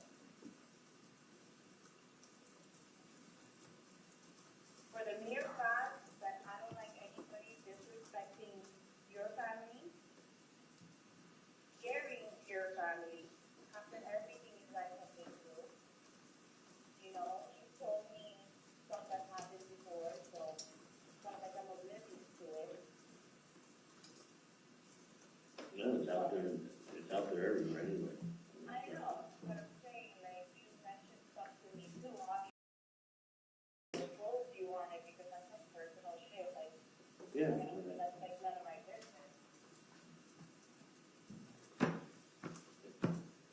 I just wanted to stop. I'm hoping that I'm on the right track. And either way, my friend said that either way, no matter what, if for some reason he is wrong or whatever, like, whatever way it is, it's gonna go down, like, he takes full responsibility or whatever, just because he made a pass on my name. Yeah, but listen, there's nothing of that sort. No, but I'm saying if somebody gets their ass whooped, somebody gets, you know what I mean? Yeah, I mean, someone has to get their ass whooped, they have to get their ass whooped. That's what I'm saying. Yeah. When you show face, and when you show face and everybody's a little stunned. Yeah, I don't think, I'm a good reader of people, but some people are just really, really good at it, and I guess that's one talent that they have. One of the many talents, let me not be. I can't wait to find out. I know, me too, and I really feel bad if they're not even talking about me. Because this has become my issue now. Yeah. As a friend, I'm doing it because of the mere fact that I don't think any parent should be harassed. Nope. So, I completely, understand where you're coming from, but sometimes you gotta stand back and listen to what I gotta say. Okay. Because there's always different scenarios to everything. Yeah, no, it's not just those, it seems. Exactly. So let me caution you, you fucking never know. There's fucking people that will try to fuck you over every fucking day. Mm-hmm. All you know is a fucking patient. Maybe they can Look. see me in a dental office week before, where I used to, who knows? No. It could be a lot of things. That's what I'm saying. You never know. That's right. You gotta go over that fucking thing out there. You can't just base everything on one thing. But people crack. So, Yeah, oh no, it's gonna come, things always come out, and somebody's gonna be fucking someone, they're gonna be running their mouth, that someone get mad at somebody, and start saying, hey, you know who this was, and then, no, whatever it is, that's what I'm telling you. Just, like, let me say things out of the blue. You know what I mean? Let me throw some stuff out there. Because you can't be fixated on just one thing. Because then it seems like you know too much, which we don't know shit. fingers. So if I say something, it doesn't mean necessarily, like, yeah, like, I'm not a psychic. If I was a psychic, I would have fucking known who's harassing you or me or whoever the fuck it is. Because then, that's the first thing. Because the next talk is going to be so fucking bad. It is. Because it's too much. Yep, and that's, I mean, that's like the next level. So, but it's more thank you again.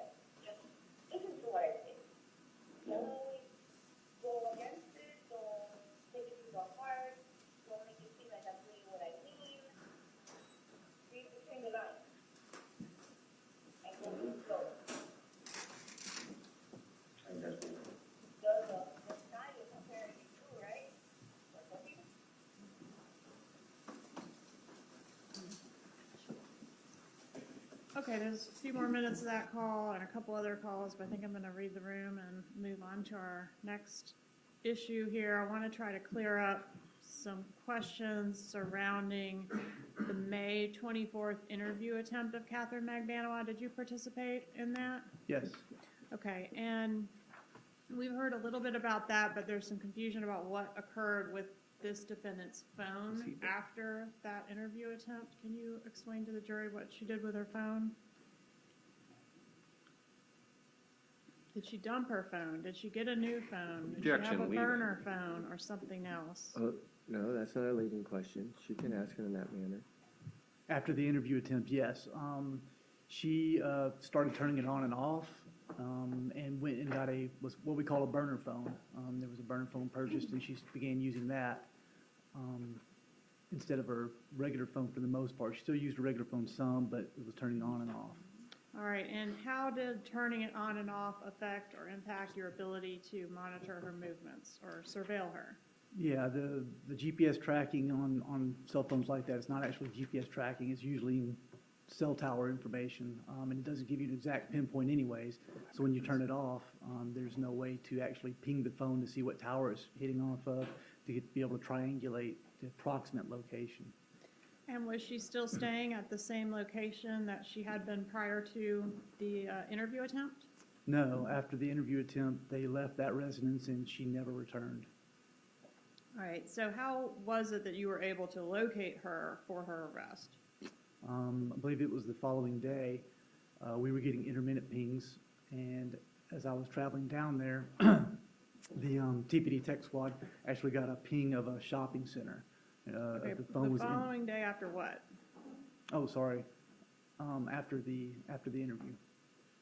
She was arrested the following day, or you're talking about Garcia's? I'm sorry. The next day I'm sorry. I'm referring to the wrong one. Yes, the following day. I'm sorry, repeat the question? All right, so after the interview attempts, which occurred on May 24th, you said Ms. Magbanua never returned to the residence she had been living at. How long was she living in some other place unknown to you between the time of the interview attempt and the time of her arrest?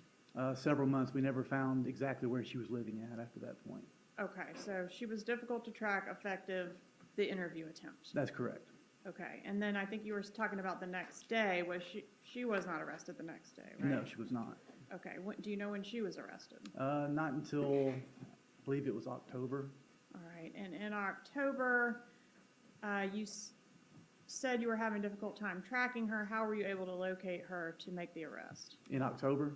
Yes, sir. Yes, when we were getting intermittent pings, and one of the pings ended up at a shopping center, a large shopping center with a bunch of businesses.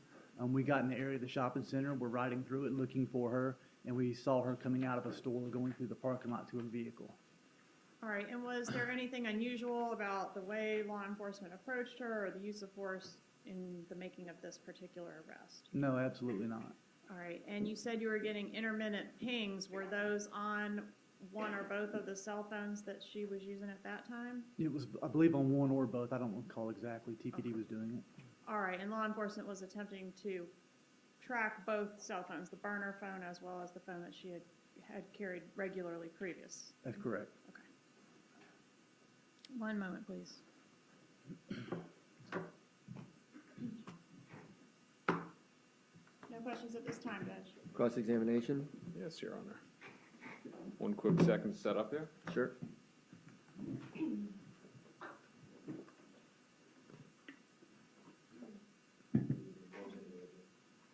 No problem.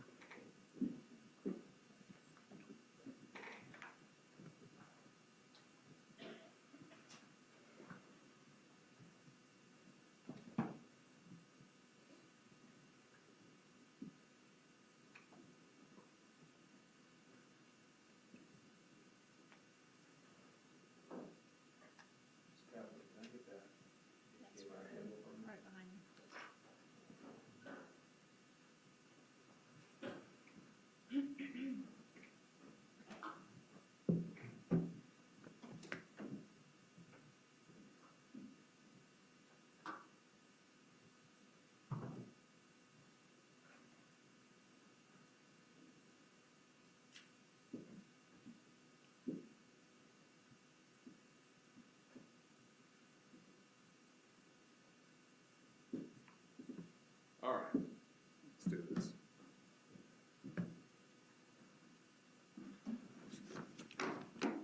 law enforcement, you work for the FBI, right? Correct. You would agree with me that your job is to objectively investigate, Correct. present the good with the bad, right? That's correct. And give that over to the government. Correct. It's culpable and inculpable. Perfect, you answered it before I asked it. Now, let's talk about FBI, the Department of Justice, and reports. Your reports are called 302s, right? Correct. And the purpose of those 302s, and that's the way that I'll refer to it if you're okay, Sure. is to record your activities, right? For the most part, yes. Now, that's important both internally to the FBI, right?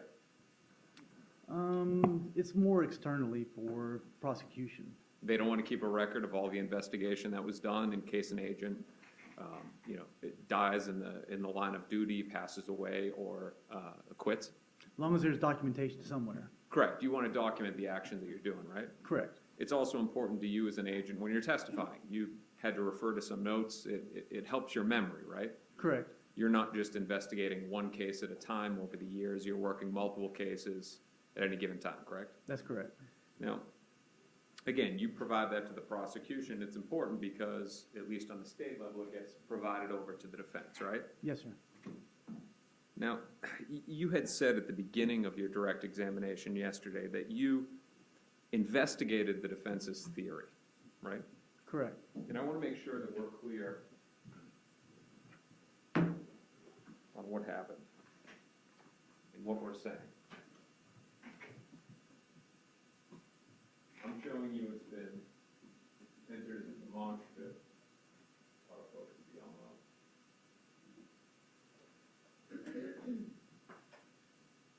Can you see that?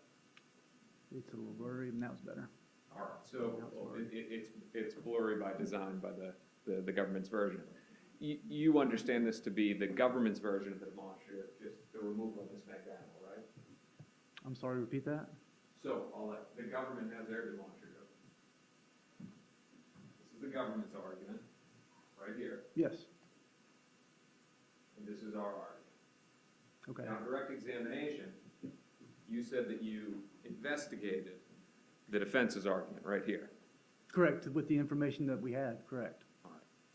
What did you do to investigate it? We scrubbed all the phone records through all the intelligence agencies across the nation. I sat down with DEA and ATF, scrubbed all of their phone records, looked at every phone record that any of the individuals had that were associated with them, any investigations that those phone numbers are associated with, and identified who those phones were, and did everything we could to figure out if there was other phones out there that they could have been talking on.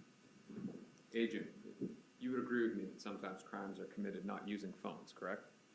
Sometimes, yes. All right. Now, in this case, it's weird. At times, there's arguments of burners, and there's times that there are arguments of non-burners. Your investigation was limited to the phone numbers that you knew for these participants, right? It was limited to that, plus all the records that we were able to search for other investigations.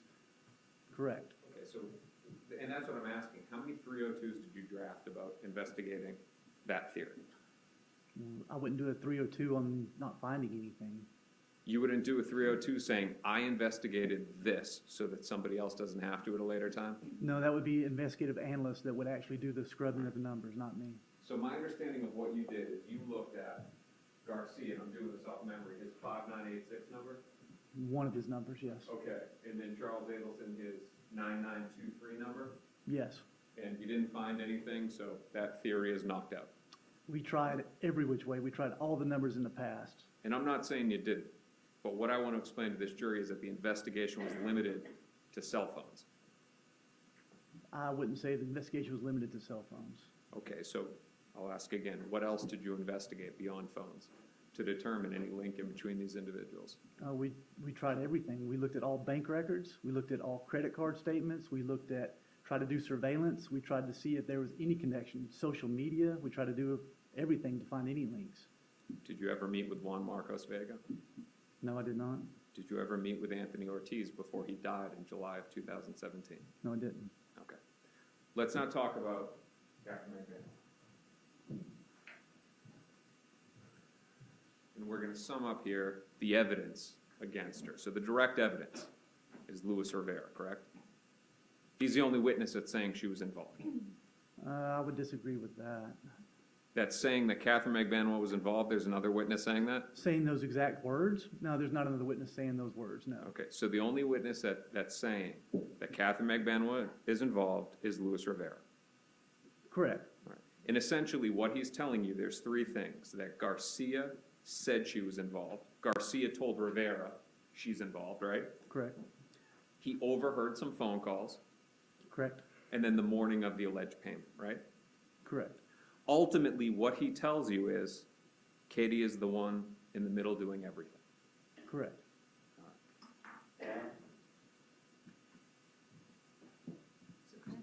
Your Honor, may I approach? Right?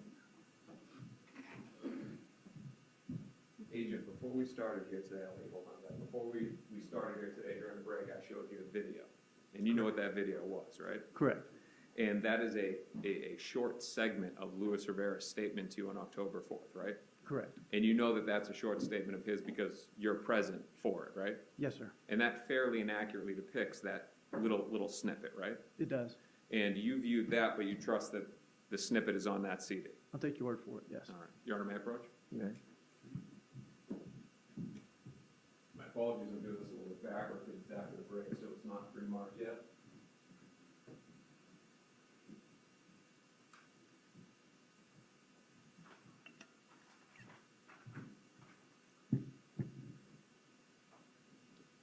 Objection, Judge, we're publishing something that's not in evidence.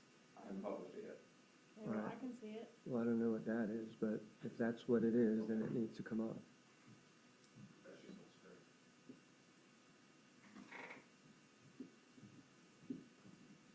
Defense offers it's been pre-marked as defense 22. Any objection? Objection, hearsay.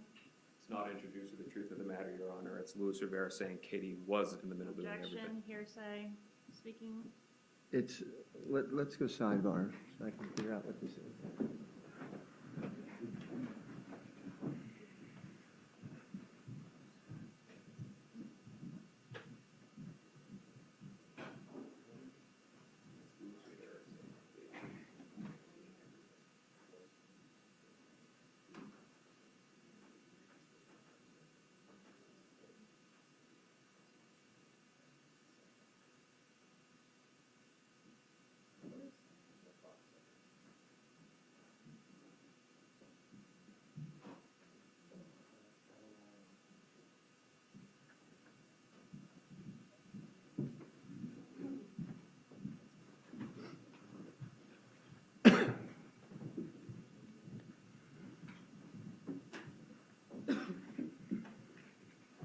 Okay, it's marked as what number?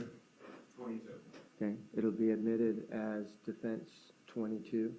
May I publish? You might,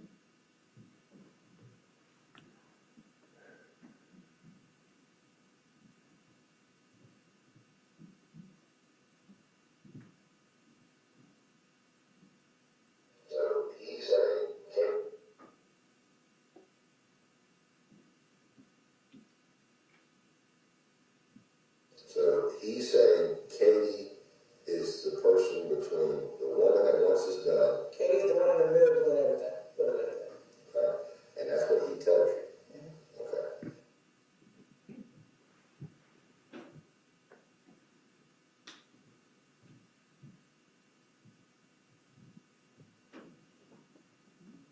There's also some circumstantial evidence, right?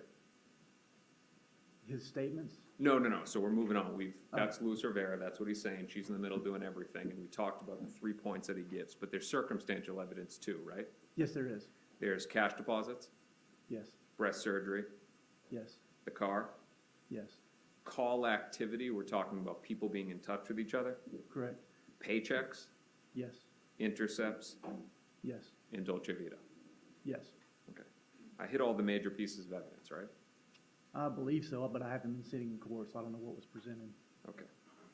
Now, I'm going to assume that you deny subjectively investigating this case. I deny subjectively. Is that Deny subjectively investigating the circumstantial evidence. I would agree with that. All right. You maintain that you objectively investigated it for guilt or innocence. Yes, Instead of being personally or professionally motivated on building a case against Ms. Magbanua. That's true. I was not personally motivated. You agree with me, though, that you wanted her to cooperate, I want everyone to cooperate and tell the truth.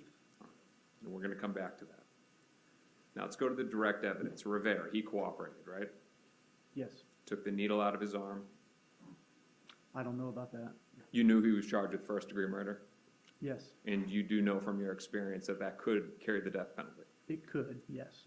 His words resulted in Katie's arrest, right? That and other things, yes. Okay, so September 30th, 2016, Rivera named Katie, right? What was the date again? September 30th. Yes. The following day, she was arrested. Yes. I forget if there's 31 days in September, but 9:30, statement, 10:01, you're in South Florida, put in cuffs on her, right? I believe that's correct, yes. Okay. Let's go back and talk about the Federal Bureau of Investigation and Department of Justice, specifically recordings and reports. You'd agree with me that to do recordings on witnesses that are out of custody, you have to get special permission, Correct. and it has to be pertinent, right? Has to be pertinent? Or you tell me, you work there, I don't. Yeah, we have to have special permission, yes. All right. In custody is different. If they're in our custody, it's different, correct. So your testimony is that they have to be in your custody? That's correct. If we arrest somebody under FBI charges, we are required by DOJ policy to record them. Now, I'm going to go through some questions, and we're going to come back to that. Real quick here. Isn't it true that it's required by the Department of Justice, no matter whose custody they are in, to record? That is not my understanding, no. Would it refresh your recollection to take a look at your deposition? Sure. Counsel, 169 to 170.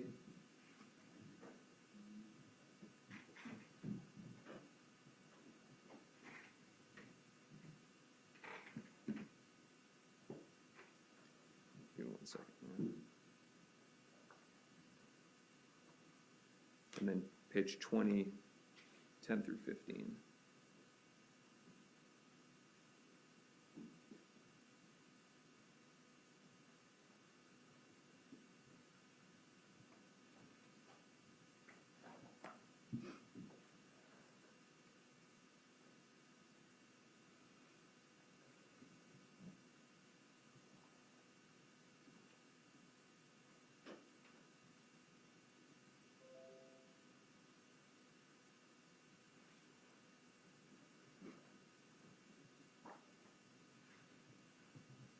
Your paper? Yes. Take a look at the lines. Yeah, there. And which deposition is this? First. Okay. And then I'm going to give you another page number when you're done with that. Okay.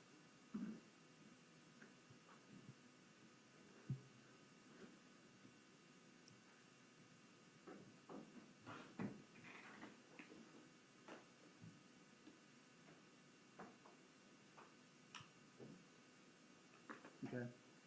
Then 169 to 170. You're referring to the pages, correct? Correct. You got it.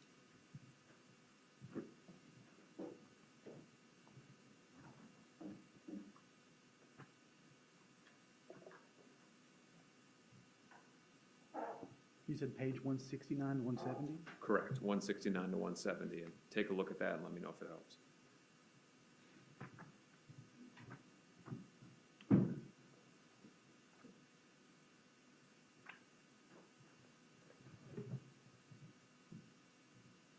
Both pages?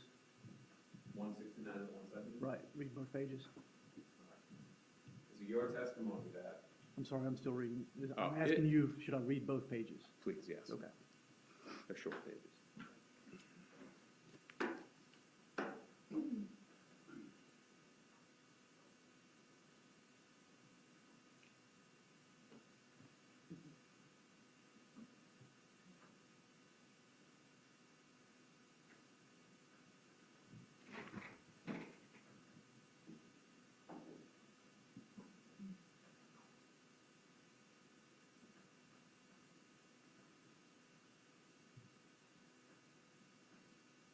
Okay.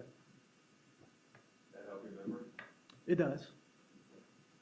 Your Honor, if it's okay with the government, so we can just leave that up there. Any objection to that, Ms. Kaplan? No, sir. Okay. You can just close it, and then we'll reference it as needed. Is your testimony that if somebody is in state custody and an FBI agent goes inside to meet with them, that they're not to record it? That's correct. Okay. That's not law, though, is it? It's just policy. That is policy, correct. Now, Tallahassee Police Department, they have a completely different policy, right? Correct. You interviewed several people with investigator Sherry Bennett, Yes, we did. all out of custody. I don't remember if there was ever anyone. No, I'm going to give you the list. Oh, okay. There was people that you met with that were out of custody, right? Correct. Jessica Rodriguez, Yes. Juna Mchinda, Yes. Samantha Shez Magbanua, I believe she was in custody. Francis Magbanua. Yes. Okay. Now, all of those were recorded, correct? I believe so. All right. So just because there's an agent there doesn't mean, hey, it can't be recorded, because if there's another department there, they can do whatever their department allows, right? Correct. You'd agree with me that a recording is more accurate. It's word for word. I mean, you can hear the inflection. You know the exact words, correct? Sometimes, depending on the situation, yes. Reports, like the one that you did for Yindra Velasquez, those are summarized, right? Correct. You're not giving a full transcript. Correct. You're giving, and I use this word, I don't want to convey an improper meaning. You're giving your opinion of what they're saying. Because you're not writing exactly what it is word for word, you're giving what you're interpreting their words to mean, correct? That's a fair statement, yes. Okay.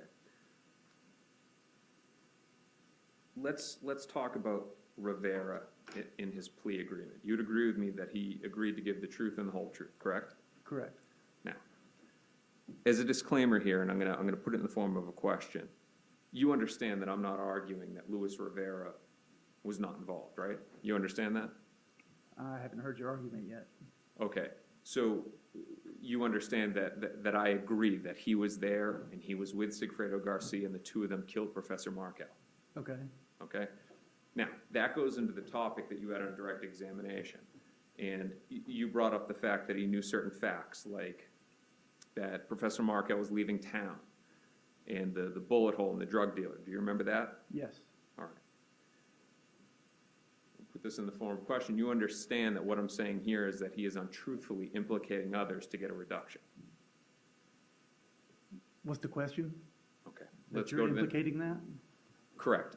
I'm giving you this because it will help with the questions. Okay. That we're not saying that Rivera and Garcia were not involved. We're saying that he's untruthfully implicating Magbanua to get a deal. That's Okay. your statement you're saying, All right. correct? Correct, yes. Yes, okay. So your testimony, you were saying that certain facts matched up. That would be consistent with the fact that he was actually out there murdering somebody, right?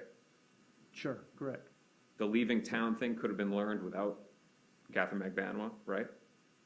I don't know. If there's direct connection between Sigfredo Garcia and an Adelson, information can flow between an Adelson and Garcia, correct?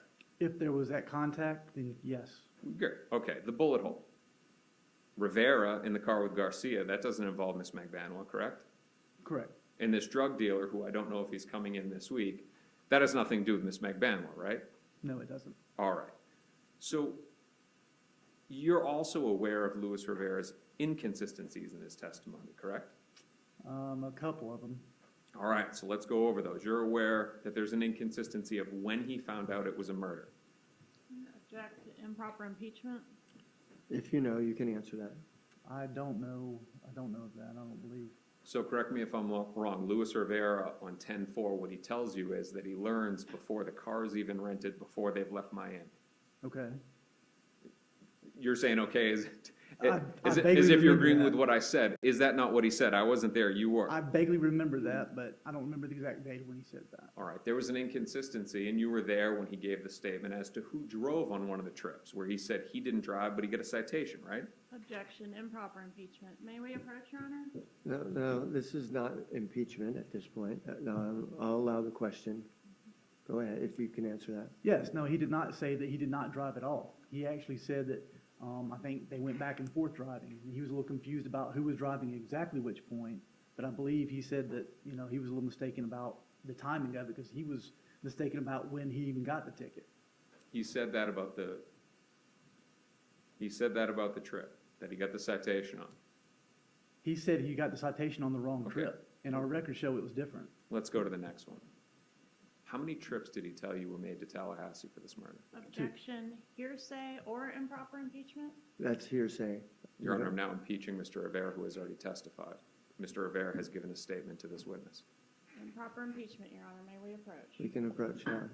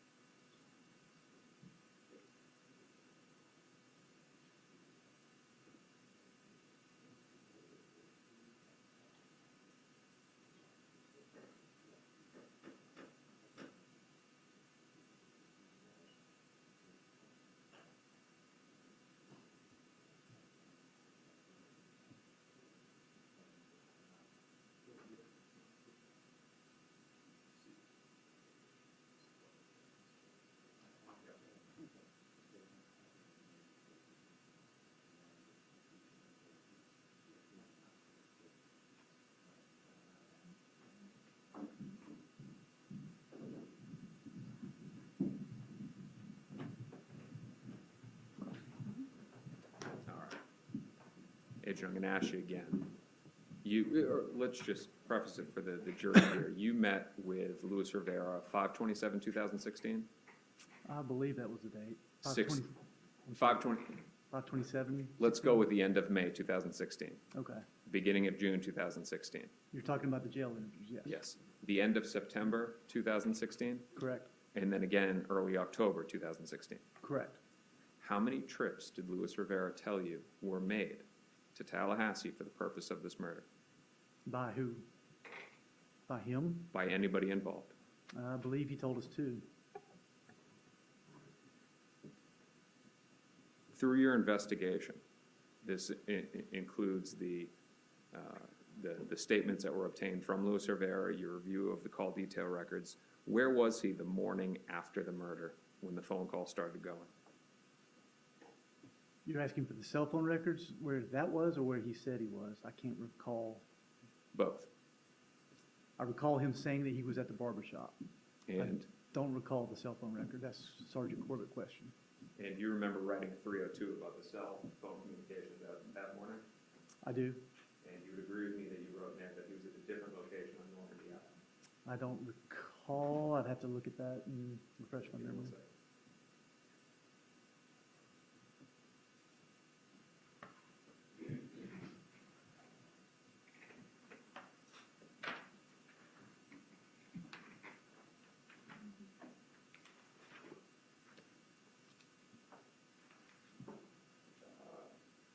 His report, bottom left, the 302, bottom left-hand corner, January 20th, 2016. May I approach, Your Honor? Yes. Are they taking a look at this? Yes, sir. Okay. Which day am I looking at? July 19th, the morning after. Okay.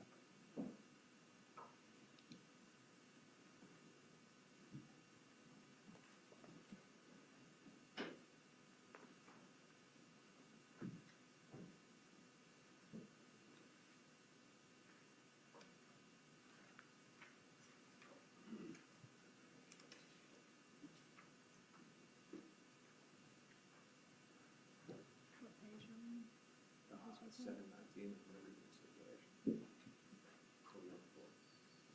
7/19. No, 7/19, do that. That's what report you said you were writing? I thought it was in January 20. January 28th. 7/15, 7/17, 7/19 is coming up there. There you go. Does that help? Yes, sir. Do you need me to ask a question again? Yes, sir. All right. Where did your investigation of the data show that Luis Rivera was that morning? The investigation showed that his phone, from my report, I saw that his phone was in the area of 79th and Byron Avenue at 10:20 a.m. But I don't believe there was any other locations that morning of where his phone was. Now, for the jury, Byron Avenue, that's on Normandy Isle, right? I believe so. It was out close to the beach. I believe that's where it is, from my And memory.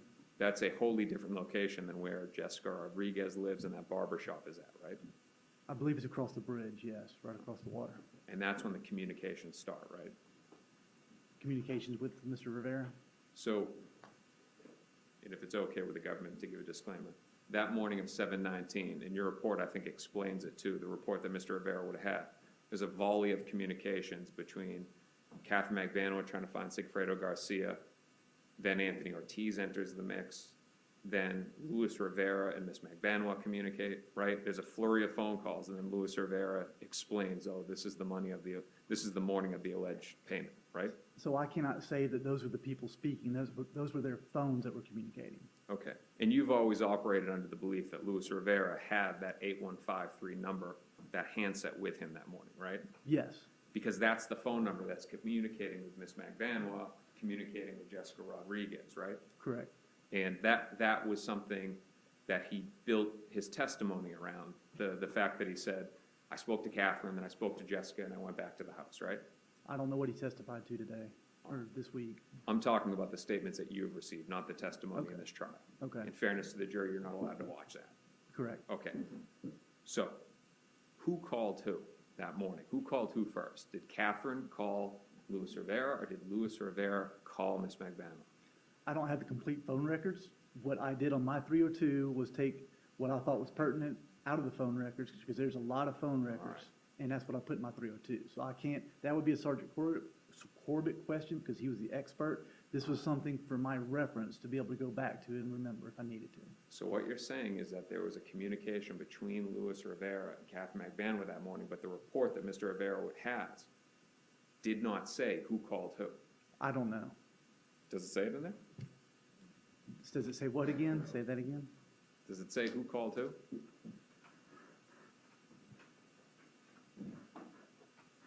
It says Rivera called Magbanua at 10:20. Yes. Okay. You know from your previous interviews from him that what Rivera said was that Katherine called him, right? Katherine called him and said, hey, I got the money, right? I don't recall that off the top of my head, but it's possible. If he did, that would be an inconsistency, correct? And that's what we're talking about here, his inconsistencies. It could be. All right. Now, in your interview of him on September 30th and October 4th, he also tries to give information against Wendi Adelson, correct? Correct. Where he says that the day before the murder, that they're driving by the house, that they see this woman with two little boys. He asks Garcia, and Garcia says, that's her, that's Wendi. And that Rivera then presses him, and he goes, that's Wendi, and then the woman actually walks into the same house where they commit the murder the next day, right? I don't remember if he said he saw him going in the house, but yes, the rest of that was correct. Through your investigation, you found that it was impossible that she could have been at the house that day with the boys, because the boys were in daycare, correct? I didn't find that, but the team found that, yes. Your Honor, we do have a stipulation, if the court would be willing to read it. It has been reviewed with the government. All right. Do you want to see it again? Yes, Your Honor.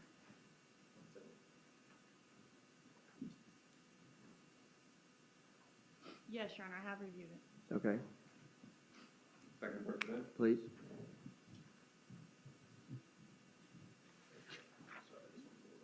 Okay. All right, this is a stipulation. I'll read you the instruction in regards to stipulations first. When parties agree that certain facts are true, That is called a stipulation of fact. You must accept stipulated facts as having been proven. However, the significance of these facts, as with all facts, is for you to decide. In this case, the stipulated fact that you must accept as true is: the Markel children were enrolled at Creative Preschool, which is in Tallahassee, Florida. The drop-off pickup schedule for the week of the murder is as follows: Monday, July 14th, 2014, dropped off at 8:55 a.m. by Dan Markel, picked up at 5 p.m. by Dan Markel. Tuesday, July 15th, 2014, dropped off at 8:25 a.m. by Dan Markel, picked up at 4:50 p.m. by Dan Markel. Wednesday, July 16th, 2014, dropped off at 9 a.m. by Dan Markel, picked up at 4:30 p.m. by Wendi Adelson. Thursday, July 17th, 2014, dropped off at 8:30 a.m. by Wendi Adelson, picked up at 4:45 p.m. by Dan Markel. Friday, July 18th, 2014, dropped off at 8:50 a.m. by Dan Markel. Thank you, Your Honor. Agent, that would be another inconsistency of Mr. Rivera, correct? It would be on what he was told, correct? Or what he told you? It could be, possible. Let's go back to FBI, DOJ, and the work that you do. And you said that, the hope is cooperation. You would agree with me that on the federal level, many times the goal is, on these bigger federal cases, to get people to cooperate against each other. I find that in all cases, not just federal cases. But you find it that's usually a drive to get the dominoes to fall, right? If we don't have evidence on other people, then that is one technique that you can use. And you would agree with me that on the federal level, to get your 5K, your Rule 35, which are the legal terms for reductions, many times you have to actually lead to an indictment that leads to a conviction. In some cases. And you understand that Luis Rivera had just come from the feds, right? He had just been federally prosecuted, Yes, he was in the federal system. where he had gotten cooperated against. I don't know if he got cooperated against or not. All right, so he had just come from that system that talks about getting other convictions for reductions. Now he's involved in this case, and you're involved, right? Correct, And he knows you're involved. correct, And he knows from your lapel pin and the badge probably on your hip that you work for the FBI and the credentials that you showed him. correct. So he knows again that the feds are involved. Yes, All right, let's go now to 5/27/2016. That's the first time you meet with Luis Rivera, right? yes, You interviewed him in custody. correct. You recorded it and you did a report. Yes, June 21st, 2016, you interview him again. correct. He's in custody. Yes, You recorded it again. correct. Sometime in August or September, he comes to an agreement with that office, right? I don't know when they came to an agreement. But you do know that on September 30th, 2016, you interviewed him again. That's correct, He was in custody, in state custody. correct, It was not recorded. correct. Could have been. Could have been, You were notified on September 29th, 2016, so it wasn't, a last-minute thing. You could have gotten the gear. correct. Retired investigator Isom actually had a camera with him that was used in the van ride right after, right? No, I believe that was incorrect. All I right. believe that was somebody else's camera that he borrowed when we went on the van ride. But what I'm saying is he had it. No, he didn't have it with him. He borrowed it Okay. when we went on the van ride. Now, you were in the Jefferson County Sheriff's Office, right? That's correct. You were in the same interview room where on October 4th it was recorded, right? That's correct. So that room could have recorded it. It could have. You would agree with me that on the September 30th interview, you did not write a report either. No, it did not. That was a proffer. So, Agent, is that not breaking policy? No recording, no report? No, it's not. Not for a proffer. And again, I'm just going to ask you one more time. If they're in state custody, your testimony is that you don't have to record it. That's correct. Counsel, pages 169 to 170. 19 to 25, 1 to 7.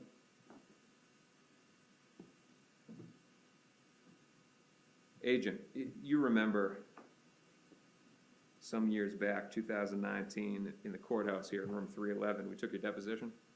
Yes, It was myself, Ms. Kawas, I think Ms. Gottman was there, there was a court reporter. that was the second time or First time. very first time? Okay, Second time's a short one. okay. Do you remember being asked the following questions and giving the following answers? Question, so you will not record? Answer, unless it's special permissions or it's DOJ policy when they're in custody, we have to record. Question, if it's an inmate? You. If it's an inmate, if they're in our custody, if we arrest somebody and we're going to interview them, DOJ policy is now, it's a newer policy, just a few years ago. Question, Varela was recorded by you. Answer, he was in the jail, yeah. Question by me, but not your custody. Answer, it's both. It's in custody. In our custody or in custody jail. Doesn't Yes. that mean any jail? And I was mistaken at the time, and I believe when we made those recordings, the policy wasn't even in place yet. But you didn't say that when you were asked the questions in 2019. No, you didn't ask specifically, but no, I was confused about exactly which recording, and I've gone back and reviewed the policy since then. When I asked the question to you, Varela was recorded. And this is George Varela, aka Shooty, right? Correct, And he was in state custody. yes. And you said, and I said he was recorded, and your answer was he was in the jail. And I said, but not your custody. And your answer was, it's both. It's in custody, in our custody, or in custody jail. And I was confused at that time because I actually interviewed him the first time and did not record him, and I went back the second time when the state attorney's office asked me to record him the second time. Agent, but what you said in 2019, when asked this question, is that it's DOJ policy to record, correct? And I just said I was mistaken when I told you I that. understand that. Okay. But what you told us before under oath was, it's DOJ policy, right? Yes, and I was mistaken. There wasn't a jury when you were gonna ask those questions before, right? No, Okay. It was just us talking, right? yes, about a lot of things. All right.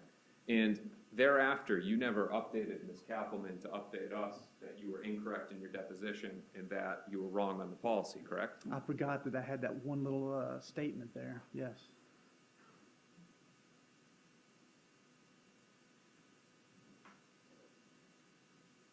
Is it your testimony that, so with George Emmanuel Varela, aka Shooty, you met with him on May 31st, 2016, I don't remember the dates. and June 29, 2016?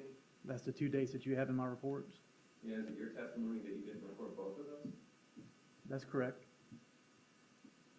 Let me ask this in a different way. Were they both not recorded? No, I believe the second one was recorded. The first one was just a 302, I believe. All right, so agent, if I have a Hawk, what's a Hawk video? Hawk Video's a type of recorder. It's a type of software. Used by the feds. Yes, And if I have a Hawk video from May 31st, 2016 and June 29, 2016 for George Emmanuel Varela, does that not mean that the feds recorded it? you're telling me you have 2 recordings for him? I am. I don't recall that. If that's true, doesn't that just impeach what you've just said about the fact that the state told you to go back and record it again? No, it's not true, no.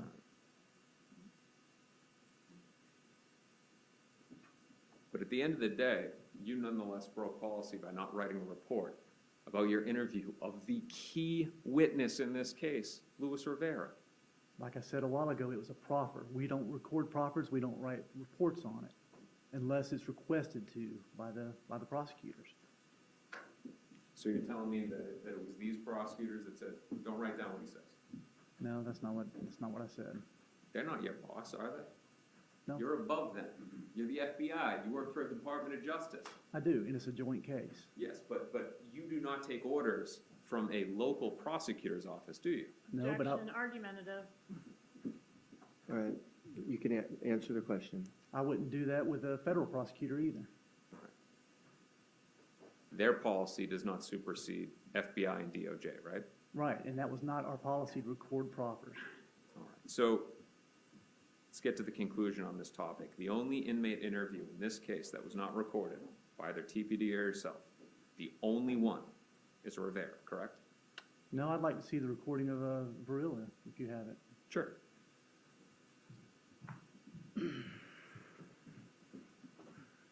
Creer, Poro, Gardner. We'll come back to that when they pull it up. Other than those discs that we're getting right now, and to ask for the jury again, of all of the inmates that were met with in this case, and there's a whole bunch of them, right? Not that I interviewed, no. There's only a handful that I interviewed. The handful that you interviewed, out of all of them, Luis Rivera being in custody when you met with him, and we'll get the answer right now for Varela. Okay. You know of no other inmates that were not recorded, correct? Not off the top of my head, no. You would agree with me that Mr. Rivera is more important than any other witness in this case? He turned out to be, yes. When you met with him on September 30th, that was the first time that he was giving you his information on the case. Correct. We have no way to bring that information and show it in front of the jury to show any more of those inconsistencies in his testimony, do we? Outside of our testimony, no. We have to take your word based on your memory, right? Because there's no report either. Correct. I believe Investigator Isom did a report. Understand. You'd agree with me, though, that if we had a recording, it would be a more accurate reflection of the exact words that he said. And that would be the case with anything, yes. All right. Let's talk more about Luis Rivera, specifically on the murder trip. Now, for reference here, because of the mention of the third trip, I'm going to refer to the June trip and the murder trip, okay? Okay. Because I don't know when the third was, if it was before or after. So on the murder trip, you did an investigation into the hotels in the area, correct? You say it was the team of, Yeah, you guys the were team working as a did. team. The team did, yeah.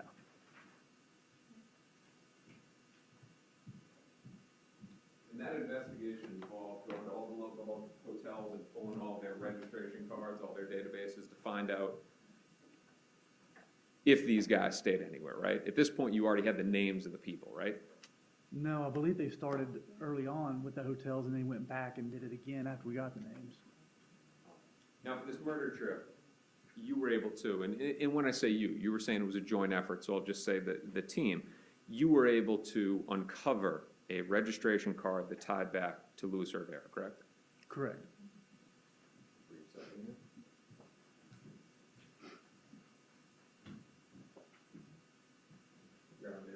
Right. Agent, I'm showing you the pre-mark, defense 23. Okay. You know what that is, right? Yes, sir. That's the registration card for the murder trip, Yes, sir. and you know that that's a registration card for the murder trip to the hotel because you were working this case? Correct. And that's a fair and accurate depiction of the actual registration card. I believe so. I didn't collect it, but I saw it. I think it's collected. Defense offers what's been pre-marked as defense 23 is the business record certification attached. No objection, Your Honor. Be admitted as defense 23.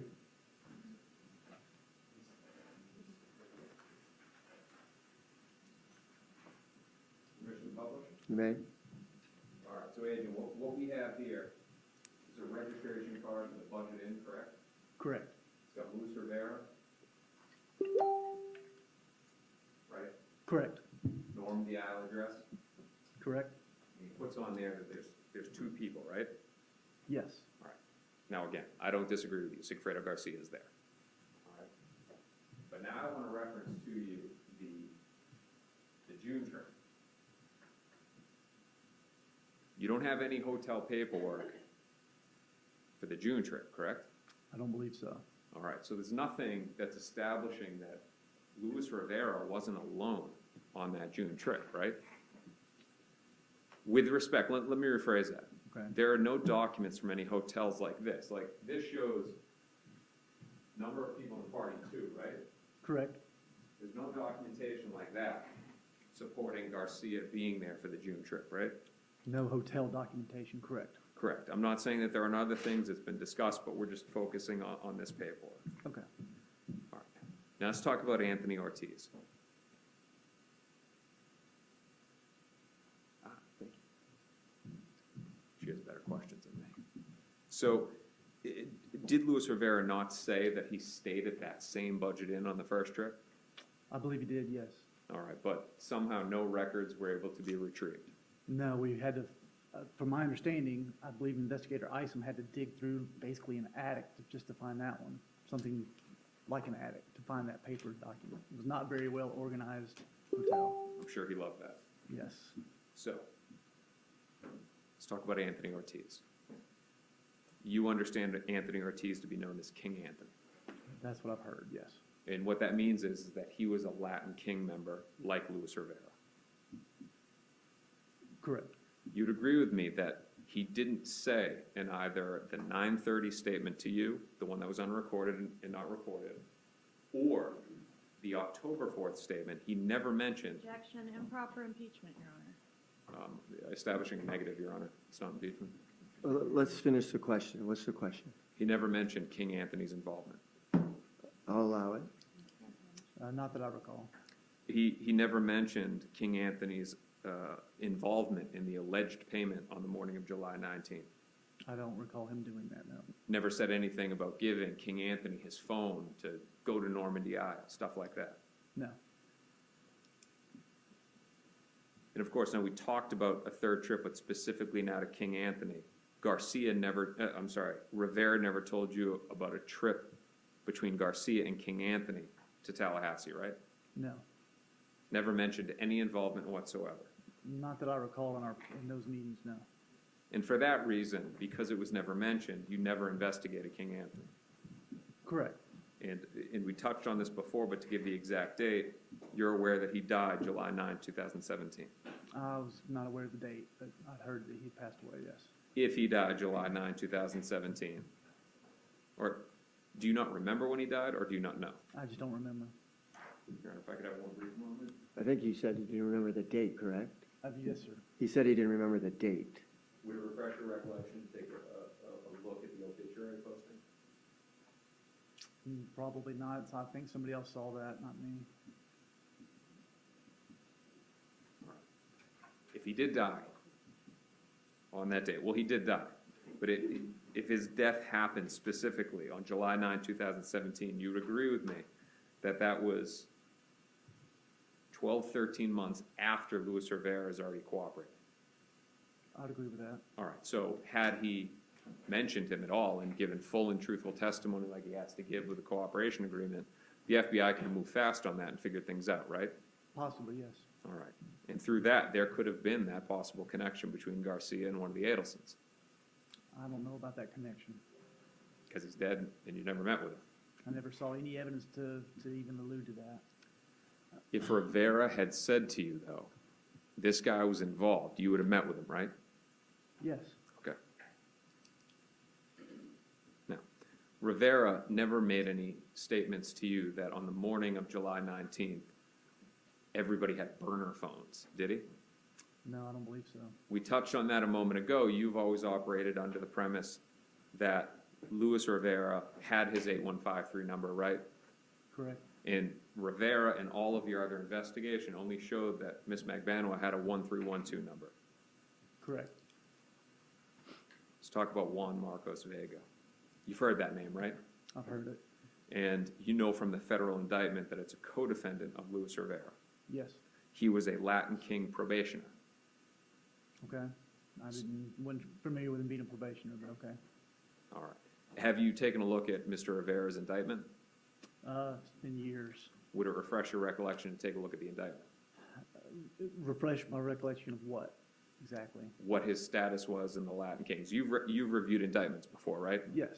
You know that in all federal indictments that there's a factual section that explains who parties are, who businesses are, stuff like that, right? Yes. You read that before. Yes. If Juan Marcos Vega is a co-defendant, which you know him to be, there would be a description of his involvement in this RICO indictment within the indictment, right? Sure. I'm not contesting that he's not a probationer. I just don't remember. Do you trust me that he was a probationer of the Latin Sure. Kings? Sure. All right. Did Jason Newland, he's an investigator with Ms. Kaplan, right? Correct. So he's law enforcement but works for them. Correct. Did you receive any information from investigator Newland about Juan Marcos Vega? Not that I recall. Would that be why the FBI yourself did not investigate Juan Marcos Vega? Didn't investigate him because I found no other evidence of him being linked to any of these investigations. Well, you didn't get the evidence because Jason Newland didn't tell you, right? If he had evidence, yes. Okay. And if he had evidence, and he gave that to you and said, hey, look, there's a lead here, we need to do something, you would have done something about that, right? If it hadn't already been followed up on by them, or if there was something valuable there, then yes. You would agree with me that, and you said it on direct examination, your role in coming into this was to be the arms outside of Leon County, right? For the most part, yes. It's not that they can't do it, but yes, I have a better mechanism to be able to make that happen. Yeah. So their jurisdiction is local, whereas yours is, it's national, actually, but yours is throughout, you have an easy reach throughout the state. I do because I have agents in other locations I can reach out to. But you Go ahead. actually have sort of like a cop here can't go to another county and arrest somebody, right? That's correct. But you can, Correct. because you have national jurisdiction, right? Correct. So your understanding of Juan Marcos Vega is that he's indicted down in South Florida, right? Correct. And that he's located in a federal facility outside of Leon County. Yes. All right. We're jumping topic to topic. We're moving quick. Let's go to the bump now. You would agree with me that it's not inexpensive. What's not inexpensive? Costs money, right? What is? All right, let's break it down here. So the bump, Donna Adelson, she's handed the paperwork from the undercover, right? Yes. All right, there's a lot of agents that are involved, right? There were. They're paid by taxpayer money. Correct. There's a lot of Miami Beach Police Department that are involved. I disagree with that. There was a couple of people that are task force members. You didn't have a briefing at Miami Beach Police Department headquarters in Washington Ave before the bump? We use their facility, yes. All right, so what we're talking about here is it wasn't just a few people doing a quick bump. It was a big operation, and I'm not saying that Correct. it was improper, but you have a lot of this for safety, right? Correct. You also had a high-altitude plane. It was yes, it's a Miami division plane, yes. That ain't cheap, is it? I don't know the cost of it, but they have it. All right. This is a plane, literally just flying in a circle, filming what's on the ground. Yeah, a single engine plane, yes. All right, people look like ants running around, right? Yes. Understanding it's for safety, but there's a lot that goes into it, right? Correct. Now, there was a letter that was handed by the undercover to Don. You know I'm going with this question, right? Yes, sir. This is the best copy, and I'm showing State 83. This is the best copy we have, right? Yes, sir. Nobody thought to make a copy or take a photo of the actual paperwork that was given to Don Adelson. Thought about it, and the problem was the amount was being disputed between TPD and us on scene, and couldn't decide on an amount, and next thing we know, it was time to run out the door and get out there and get in place. So the undercover wrote the number on there real quick and took it with him out the door. I was worried about everything else during the briefing, and I should have taken a photo of it, and I forgot. Agent, before you could answer that question, I took a photo of that on my phone. Before you could even, you'd agree with me, it can be done quickly, Sure, right? absolutely, and I forgot. Your words are, it slipped our minds. Yes. You agree that you should have copied. Correct, yes. And you, as the lead agent, you cannot say that the document that was actually handed did not have additional things put onto it. I can very strongly say that is accurate. There was nothing else written on there because Oscar, the undercover, was only doing what I told him to do, and that was it. All right. But you didn't see it before it was handed over. No, I saw it when he walked out the door with it. All right. No report details exactly what was on it, right? I believe there is a report saying the amount and the phone numbers on there. Okay. But at the end of the day, we don't have an actual copy of it. Right. All right. Let's go to our next topic. We'll talk about Instagram. Luis Rivera, in his statements to you, he talks about a time when he posted a photo on Facebook or Instagram, right? Correct. And how somehow Katie then orders the boss of the Latin Kings to take it down, and he takes it down, right? Correct. All right. Now, before we jump into it, and I want to make sure that I get this clear, he tells you it was an owl, right? He did. Not a lion. No, I believe it was an owl. Yeah. definitely not a lion. There's a big difference in between an owl and a lion, right? Yes, You'd agree with me? yes. All right. Now I'm showing you what's been edited, the fence not.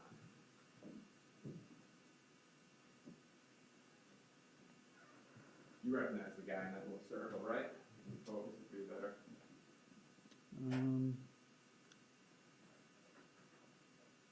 It appears to be Mr. Rivera. Okay, so this is Mr. Rivera's Instagram page, right? Now, in this case, to make sure that it's the chance that somebody doesn't know, your understanding is that Facebook owns Instagram, right? That's my understanding. All right, so when you want to get records from either Facebook or Instagram, you send a subpoena out to Facebook for either Facebook or Instagram, they send it back to you, right? It depends on what kind of records they are. Sometimes it's a search warrant that's required. All right, but you would send it to Facebook, right? Correct. And in this case, subpoenas or warrants were sent to Facebook for Ms. Magbanua, right? Yes, For Sigfredo Garcia. yes. Did anybody ever get this guy's records? I'm not sure. I didn't send those search warrants to any of the social media. I'm not sure. Have you ever seen any response to any subpoenas or warrants sent to Facebook for Luis Rivera's Instagram records? I haven't seen any, but I haven't seen all the documentation from TPD on their court orders and stuff either. Now, of course, Luis Rivera says he took the photo down, but you don't know how the data works at Facebook and Instagram as to pictures that are removed and if that information is retained, correct? You don't know that? No, I don't. All right. The only way that we would, know if that's the case is if we were to get his records, right? That's correct. All right. Now, it's different with respect to a search warrant. They get search warrants, not us, right? Correct.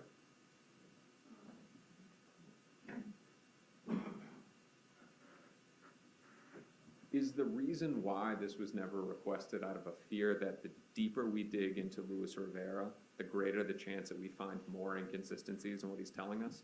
Absolutely not. My understanding was that they did dig into it, but I never saw it. You would agree with me that it would have been smart to get his Instagram records after that claim. If it was available, yes. You don't know whether it was available or not. I personally do not. And he gave his statement less than 2 years after the murder? That sounds right. You're not aware of the retention period of Facebook? I don't. You have Not no- of Instagram. You have no reason to believe that it's less than 2 years. For Instagram, I'm not sure about that. I know Facebook is not, but Instagram's a little different. Okay, but we'll never know. I don't know. You can check with the TPD officers. All right, let's go through circumstantial evidence now. Let's start, and we'll go in order of what we talked about before. Okay. If Your Honor wants me to stop at a point for No, an you can afternoon break. continue for just about 15 more minutes. Cool, all right, yeah, I can do that. So, circumstantial evidence. We'll start out with the cash deposits. The theory here is that it's payment from a murder, right? That's what the evidence led us to believe, yes. Okay, and that's good for your theory. Right. It's evidence, It's evidence for your theory. We'll phrase it that way. okay? All right. You agree with me that you sitting here as the lead agent on it, you cannot say where that money came from. No, we tried to find where it came from. We looked at all possible avenues to try to figure out where it came from. So let's talk about the evidence that we do have. And this is going to focus on nightclubs, okay? Okay. In 2013, you're aware that Ms. Magbanua was working in nightclubs, right? Yes,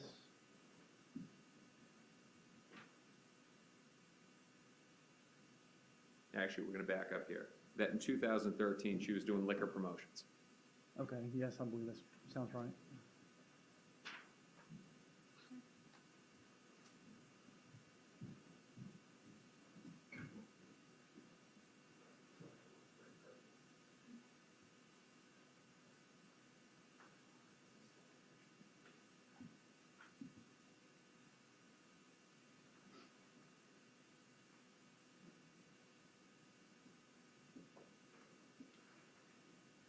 Your Honor, may I approach the witness? You may.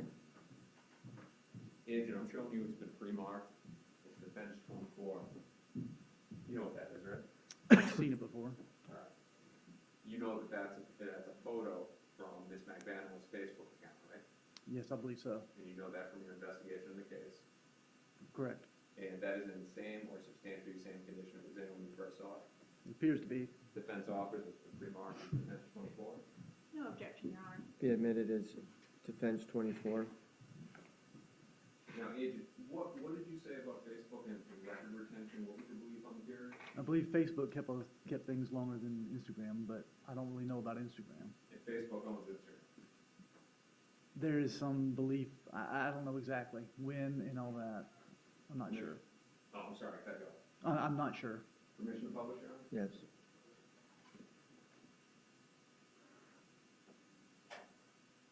So, Agent, sometime, Ms. Magbanua was arrested 2016, right?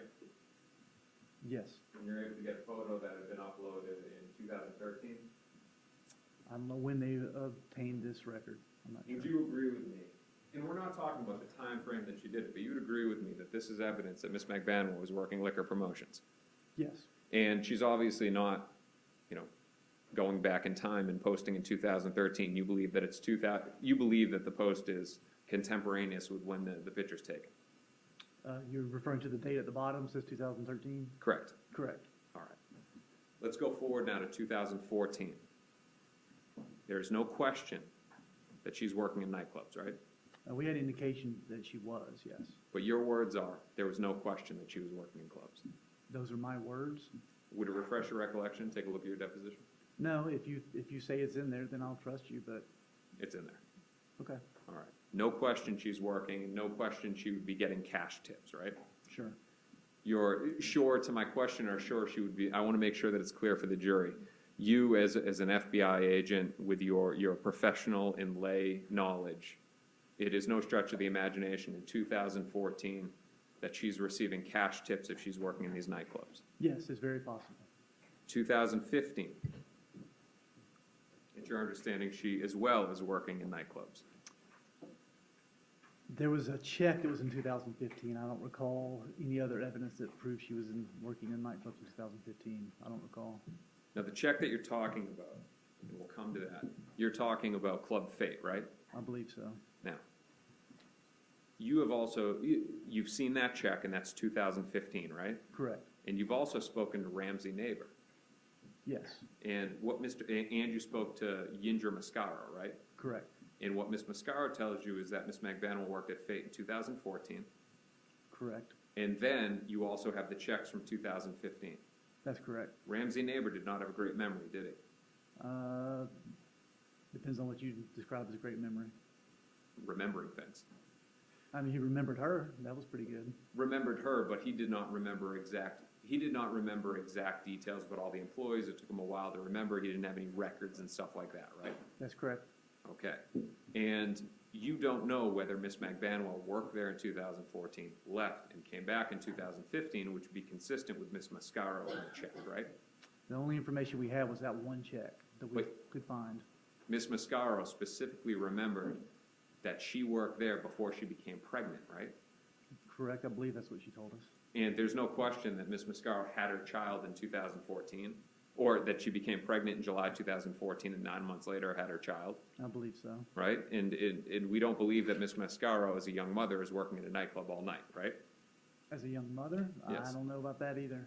Okay, but the information that you do have is Ms. Mascaro, that Ms. Magbanua was working there in 2014, and from the check, 2015, right? That's the information we had.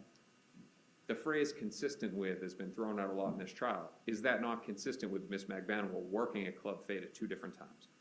At 2 different times, yes. I'm showing you it's been entered as defense 18.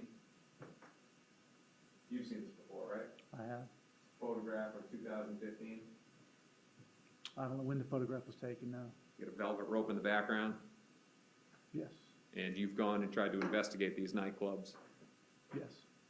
All right.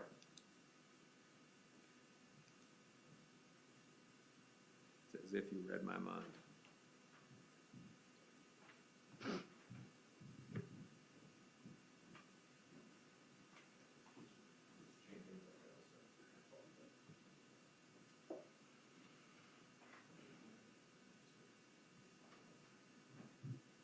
Your Honor, may I approach witness? You may. Agent, I'm showing you it's been pre-marked as defense 25. You know what that is, right? be the check that we were just referring to. All right. And you know that that's the check that we're referring to because you've seen it before you investigated this case and you reviewed Ms. Magbanua's financial records? I didn't see it in the financial records. I saw it at a previous hearing. All right. And that is in the same or substantially same condition it was in last time you saw it? I believe so. Defense officer, which was remarked as defense 25. Any No objection? objection, Your Honor. Be admitted as defense 25? Publish, Your Honor? Yes? All right, agent, this is the check that you're talking about? Correct. And, all right, so what we've got here is up top, club fate, Yes, time frame, June 8, 2015. correct. Now, that's the next summer after when Ms. Mascaro tells you that they're working at club fate, right? Correct.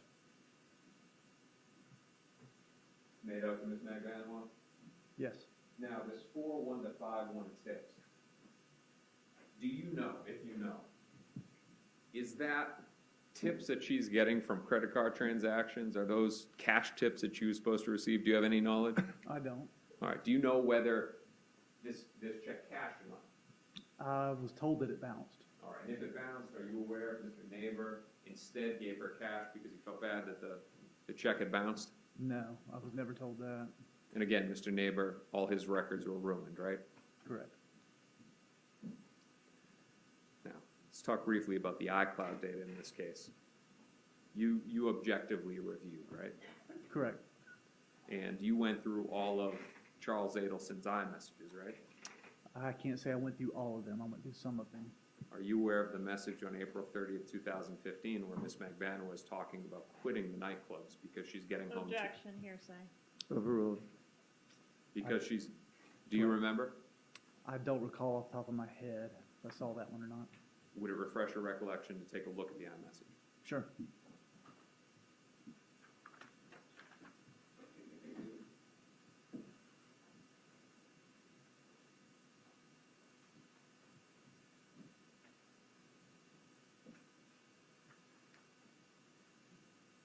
Neighbor, Yes. take a look at that.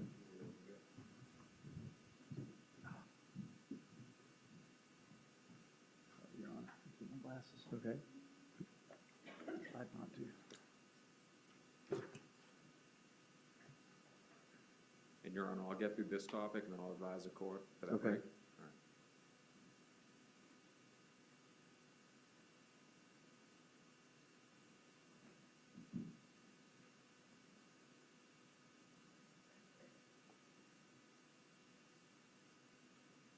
Okay. If I could approach? Yes. Agent, did that help your memory? Yes, it did. All right, 2015, Ms. McMahon will work in a nightclub. She makes the statement to Charlie that she is. And that's specifically that she's working a night job and she wants to let go of it because it's just too taxing to be working all night and coming home to her kids? Objection, hearsay. I'll allow, you can answer if you can. That's the statement she made to Mr. Adelson, yes.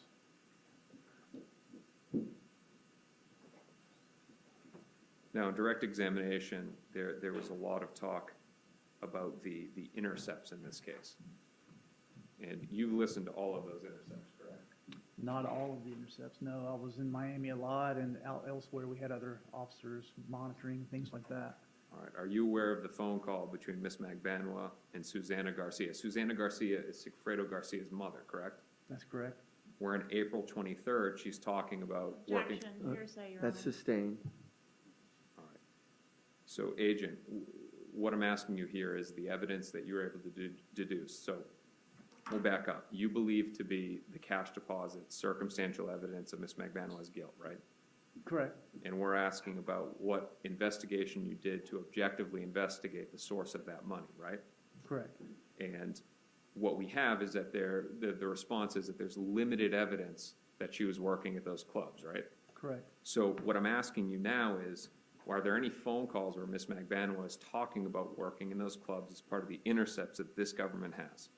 Objection, hearsay. Calls for hearsay. You can answer that question. I don't recall any of those calls, no. You don't recall the phone call on April 23rd, 2016? Not off the top of my head, no. Okay. Let's go now to the investigation of what you did for these nightclubs. There's some intercepts that you haven't listened to. That's what you just said, right? Sure. All right. Again, you were brought in for the investigation outside of Leon County, Initially, yes. and you made many trips to South Florida in this case, right? Yes. With hopes of finding evidence to build the case against Ms. Magbanua to force her to cooperate, right? That's incorrect. So you get brought on 2 days after the murder, right? Maybe 3. All right, you're already sending out emails looking for Priuses as early as July of 2014, are you not? Yes, it was maybe 3 days after, like the 21st, I believe. Okay, so I misunderstood, but we agree that you're on it from the beginning. Yes, And over the years, 2014, 15, 16, 17, up until this year, you're making trips to South Florida. correct. And when was the first time that you did any investigation into Club Fate or Hollywood Live? I don't remember the exact date when we went down. We learned about them and learned that they were going to be, that was her justification for having money. That's when we went back and tried to follow up on them. Okay, so let's go through the chronology here. 2019, during the Okay. fall, you're on that stand and I'm asking you questions, right? Okay, You were questioned by me, right? correct. About never investigating the nightclubs. Yes, Then, literally, the day that the pandemic hits Florida, you're in South Florida with Jason Newman, right? that's correct. You were down there to meet with some witnesses, Correct. and you went to Club Fate and knocked on the door Yes, during the day yes, to a nightclub, yes, and nobody was there. correct. And you were able to get on the phone with Ramsey Neighbor and have a conversation with him, Correct. get some details. Yes, You then went over to Hollywood Live. yes, I believe that might not be the exact order. What do you call, what am I gonna? Sorry, he has no idea what. Sorry, Mr. Lee. That's it. Where was I? I don't know. Where were you was the question. Where were Hollywood you? Live, he was at. Where were you? So you then go over to Hollywood Live, right? I don't remember it was the order, that exact order, but yes, we went to both. You speak to a guy, Yes, no idea what his name is, no, no idea who the owner is now. no, The owner may be in jail, something like that, could be, yes, and you get no information. correct. 2021, you speak to Ramsey Neighbor again, right? Yes, Again, over the phone, correct. never met with him in person. No, Haven't spoken to any of his coworkers, no. no subpoenas for any records. I don't recall. I thought we had a subpoena for the records, but I don't recall. You would agree with me that this is not the level of investigation that you have done on other facts in this case, right? That's true, because the avenues to take to get to this information is totally different than other avenues, because whether I find where somebody says that there were no records, so anybody's word about what she made, nobody had records of it. If there was absolute records, then yes, I would go through the extent of getting those records, which is what we did. Isn't she here because of the word of Luis Rivera? That is not the only reason, no. Arrested the day after he gave his word that she was involved, right? That's correct. All right, so the word of a coworker of Miss Magbanua working during that time, other than Miss Mascaro, that wouldn't be important? She says she made $100 if said she made $10,000. It's not really, Because it's better to show a bank account with cash deposits that you can't attribute to a nightclub, right? I can't actually establish how much she made by talking to some other employee there. They don't have records of what she made. But you can further educate this jury on the fact that there were cash income for years from cash-paying jobs, right? How can I establish that through one of the witnesses? It doesn't evaluate to come out to be an actual direct evidence. That would be their opinion. Is that written on a plaque in Quantico? Can't figure it out, we won't look at it? Objection. That's argumentative, ask another question. Agent, wasn't it a matter that you did just this very superficial investigation so that you could sit before a jury and say, hey, I did something, so I couldn't cross-examine you on not doing anything? Objection, still argumentative, Your Honor. You can answer the question. No, that is not true. We have 1,000 different avenues you can take. There's thousands of rabbit holes out there, and you have to take your best options to go down these rabbit holes without wasting all of your time and to actually go after something that could be fruitful. If we deem that it might not be fruitful by talking to some random waitress that might or might not know how much she made, that doesn't evaluate any true evidence. If there's some truly inculpable evidence out there or exculpable evidence out there, then we go after that and we go through that thoroughly. So you choose what to investigate and whatnot. We follow the evidence is what we do.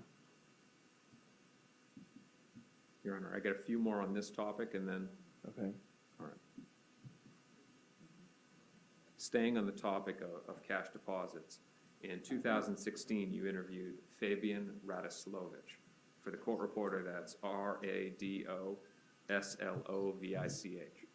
You spoke to that guy, right? Yes, we did.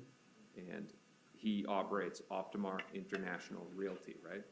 No, I believe he was just a licensed realtor within that office that actually, like a contractor in that office. All right, we're on the topic of explaining cash deposits.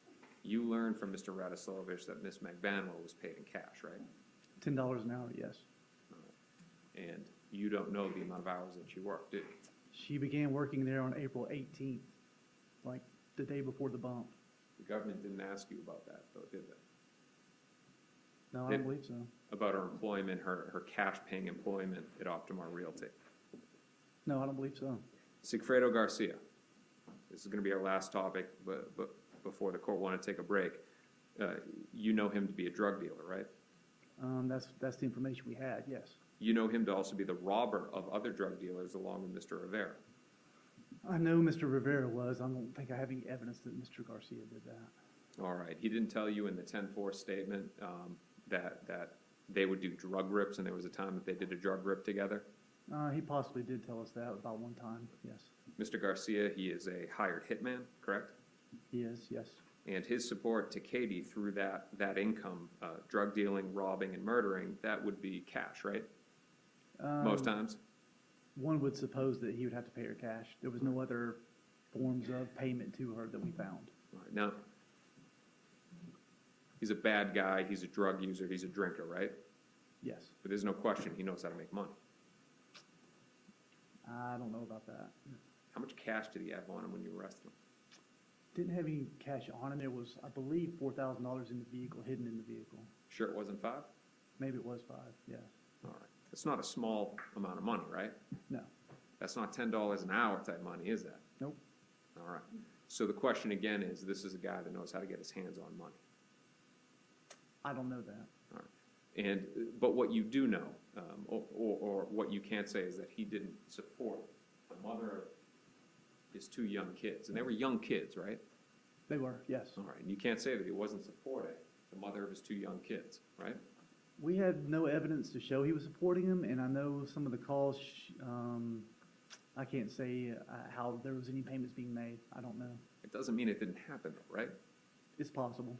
And just so I'm clear, that the spike in the deposits into Ms. Magbanua's account, right? Right. That would be consistent with the spike in Sigfredo Garcia's income by way of the murder, right? It could be. Your Honor, this would be a good time, then we're going to go into the other circumstances. All right. Okay, we're going to take our afternoon break now, and so the deputy will take you back. We'll take about 10 or 15 minutes, okay?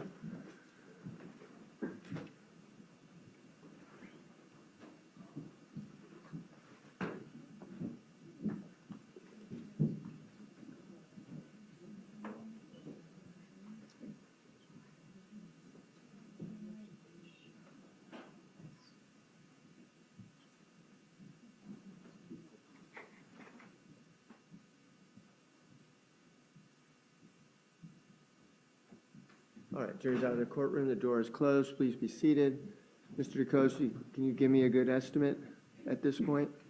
I was about to give you a page number. Out of 1 pages. I would say right now, I'm saying 4:15. So another hour, you're saying? I think so, yeah. All right. Okay, and then we'll have redirect, and then we'll see what happens after that. So let's go into recess for about 10 minutes. Okay. And then we'll be back to continue. To let Your Honor know, we've got a short witness, Investigator Sherry Bennett, in the event that we start our case today to throw on a witness. I can tell you, I think that, and it may be a good time to tell you, our expert witness, John Sawicki, is not available tomorrow. Wait, I got an email that may be. he let me know that he may be able to come tomorrow, so. Forget everything I just said. he All just right, got it. so, let's talk about your witnesses then real quickly. Are you gonna have a list for me, the number, are you gonna be able to finish your witnesses potentially tomorrow? No. You're certain of that? I think that we're gonna be able to handle it, and then, so tonight, we're gonna put together our final witness list now that we know the government, assuming the government's resting, so we know the full landscape of the case. We have all of our witnesses lined up, the plan is to have them here tomorrow, we can knock all of them out, but it's a question of Ms. Magbanua, and I'll let Ms. Kwas, the court's okay. All right, and I don't need to know that now, but what I would like to do, though, is that if we could, I know that we have to break at a certain time tomorrow, for other reasons, but I want to do everything that we could potentially do to try to get all your witnesses done tomorrow, okay? And not go over into Friday, and then that way Friday morning, we can start with jury instructions and closings. If the jury can get the case by noon or soon thereafter, then I'll allow them to deliberate on Friday for a period of time. So, just so that you know that is our goal moving forward, okay? All right, we'll be in recess.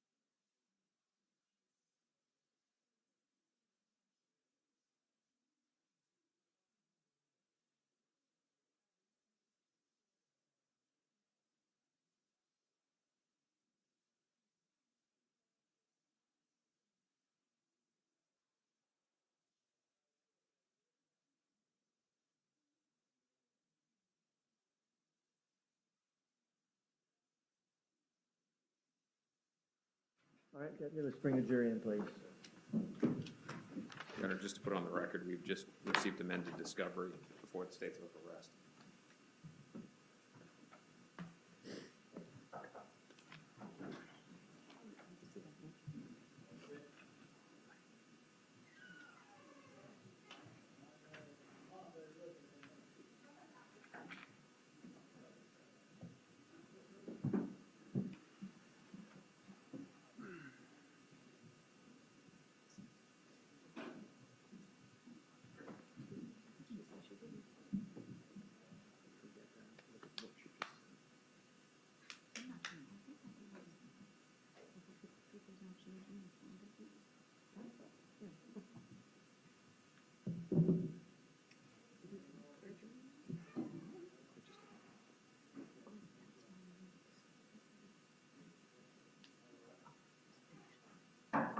Jury's in the courtroom.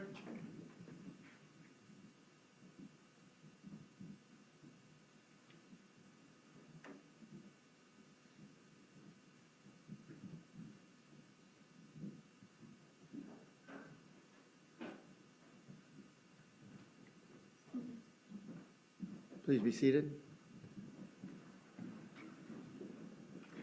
You may continue. Thank you, Your Honor. Agent, when we broke, we were talking about Sigfredo Garcia and his money. Let's talk for a second about Luis Rivera and his money. It's your understanding that he gave money from the murder, some to his mom, I believe so. possibly broke off Annie, the mother of his children, Possibly, Jessica Rodriguez, possibly. and then stored the money with his sister Maria. That's what he was told. That's what we were told, yes. All right. Now, during the break, we also went over Varela, and I agree, I was wrong. You did not record the first meeting, only the second one, right? That's correct. I'm going to admit when I'm wrong. You agree with me, though, you did a report. I did do a report, yes, sir.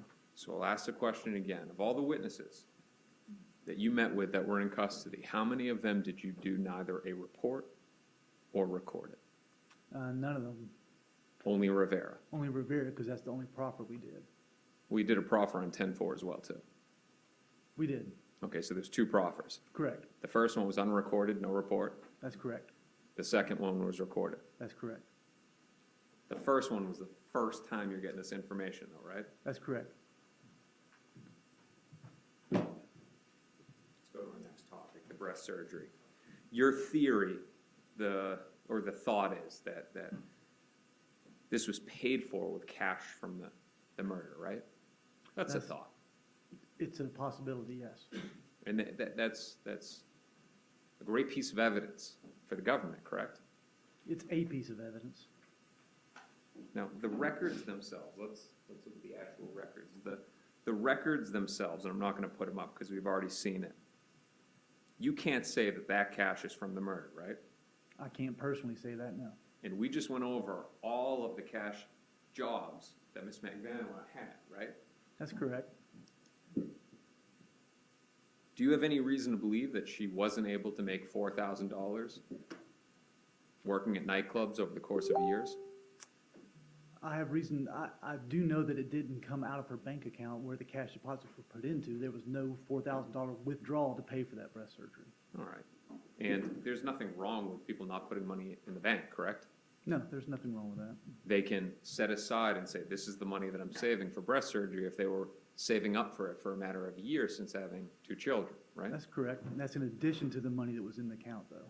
But what's important here, and I want to make sure that it's clear, and I'll ask you again, you cannot say that she used proceeds from the murder to pay for her breast surgery. I can't say 100% no. Well, there is a way, so we're going to ask you the question here.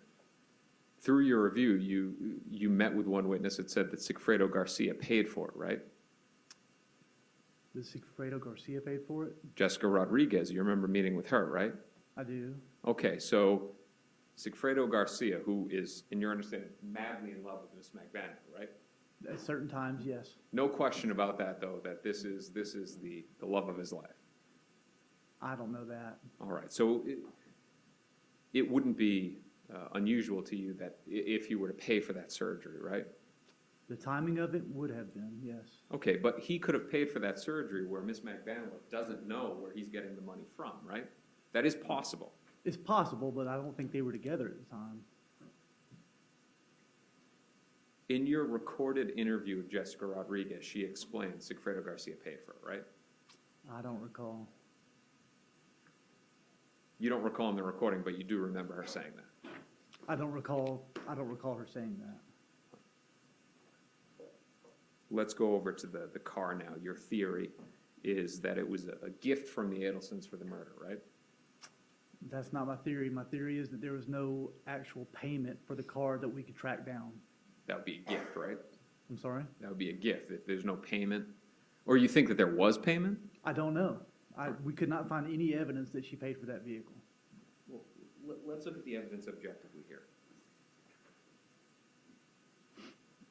Let's go into the investigation that you did. You didn't deem investigation into the car relevant, did you?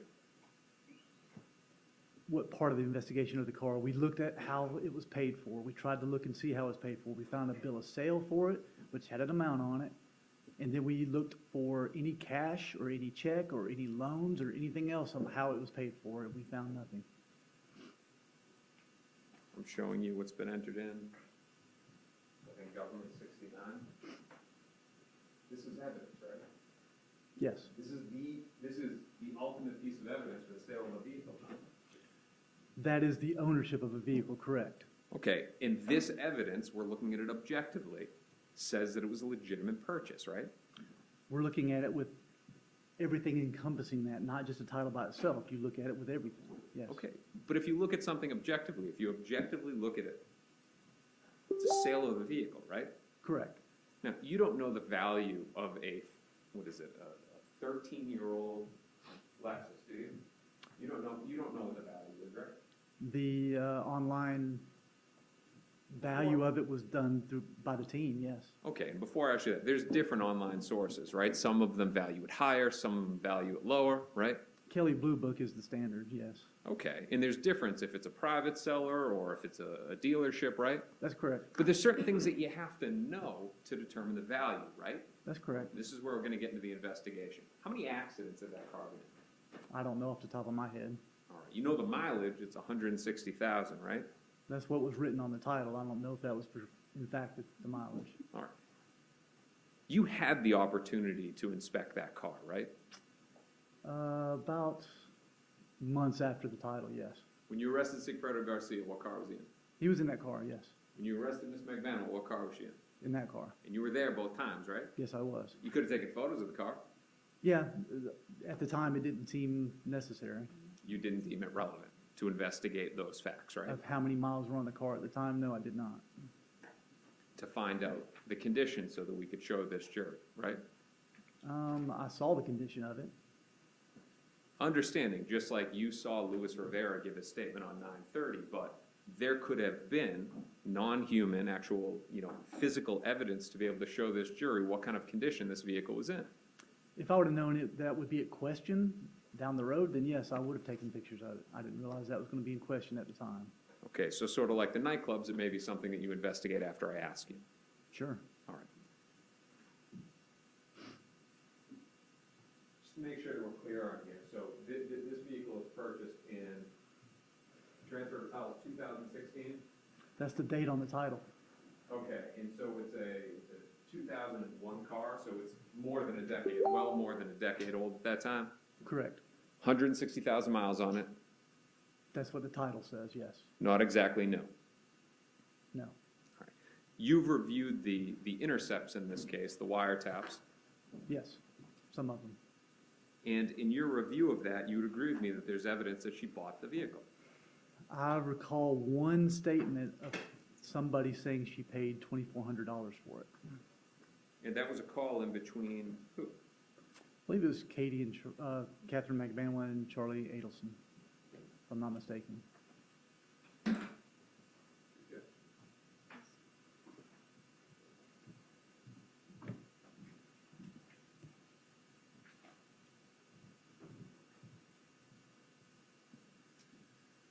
Agent, the bump happened when? The bump was in April of 16, You'd agree with me that there is a phone call, April 22nd would have been before or after the bump? after the bump. Okay, that's like right after the bump, right? Correct. You agree with me that there's a phone call where, it's that phone call between Katherine Magbanua and Charles Adelson where they're saying. Objection, hearsay. That's hearsay. Sustained. Defense offers into evidence what's been pre-marked, it's the phone call, Your Honor? Same objection, Your Honor. No objection? Same objection. Same objection, it's hearsay. For the record, it's call 1672 and 934. It's hearsay, it's not coming in. Understood, Your Honor.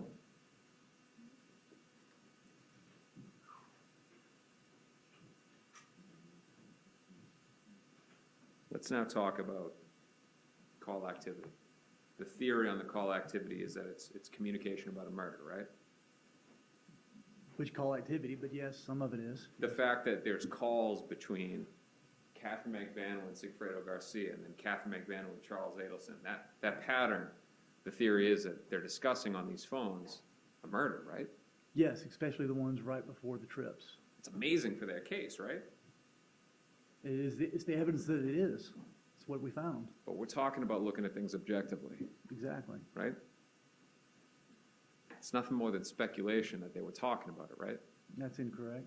When we look at insignificant days like the beginning of May, the patterns are exactly the same as on the significant days, right? In May, you're talking about with Donna Adelson to Charlie Adelson to Katie, then to Sigfredo, then to Rivera. Your Honor, if I could have one brief moment. Sure.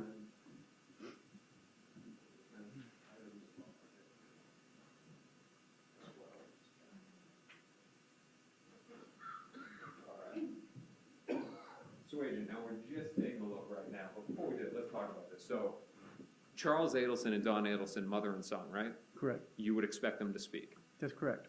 Katherine Magbanua and Sigfredo Garcia have 2 young kids. You would expect them to speak, right? Correct.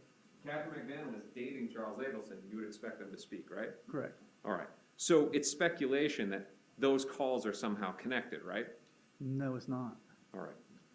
So I'm going to show you, was May 1st an important date in the case?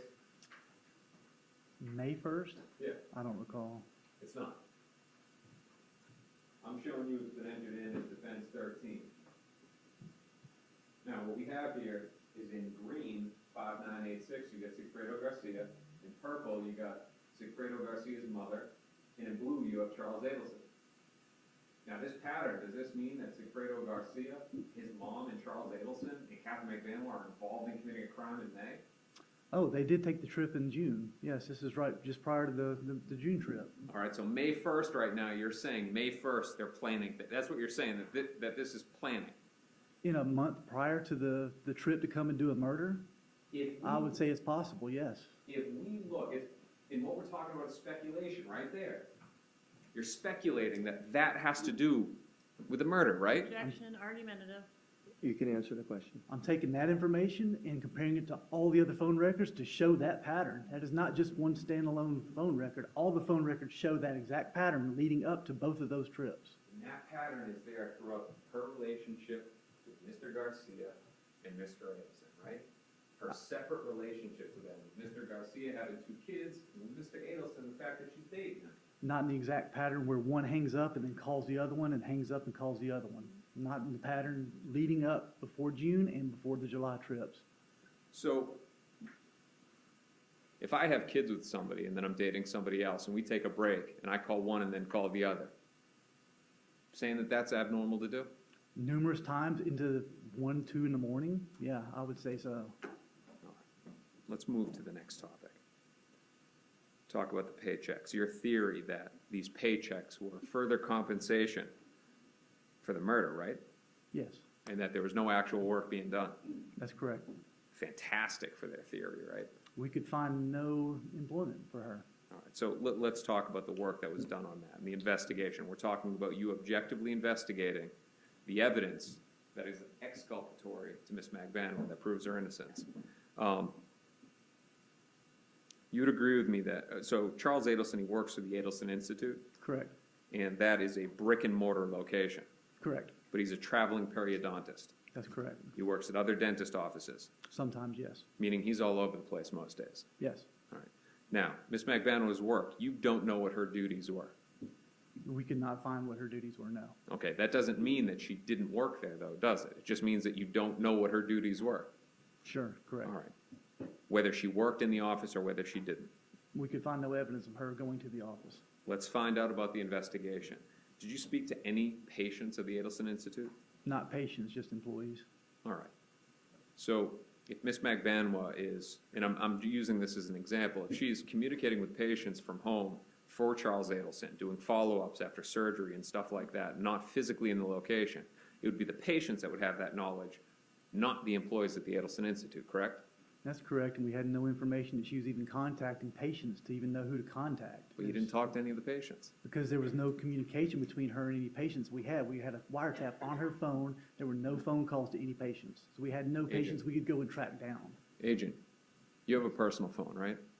No, You don't have you have no personal phone? no, I do not. You know of agents in AUSAs where they have a personal phone and a DOJ phone, right? I do know some, yes. And that's a very common thing where somebody will have a personal phone and a work phone. Yes, it is. Because I don't want patients calling me at 3 o'clock in the morning because their molar hurts, right? Sure. Okay, so you could have investigated these facts, right? I could have investigated what facts. Well, you could have gone to the Adelson Institute, right? We did go to the Adelson Institute. Did you talk to any patients coming out? No, there was no patients coming out. How long were you there for? Probably a good 30 minutes. To serve a subpoena? Yes. All right, And so try to no talk to the patients were employees. spoken to. And you could have asked them, do you know Katherine Magbanua? We did ask the employees that. Okay, but we're talking about patients, because we talked about how the employees may not know if somebody's doing this work for a traveling periodontist. So our information, where they were talking on the wire, Mr. Adelson said she went to the business and cleaned up on the weekends. So that's what we thought she might be doing, is traveling to the office. He never mentioned to her that we heard about contacting patients. Okay, now cleanup can mean many different things, right? Cleaning up the office and it looks good, thanks for coming in on the weekend. Sounded like she was cleaning the office. Okay, and the government can get up on redirect and try to clean up testimony, right? Sure.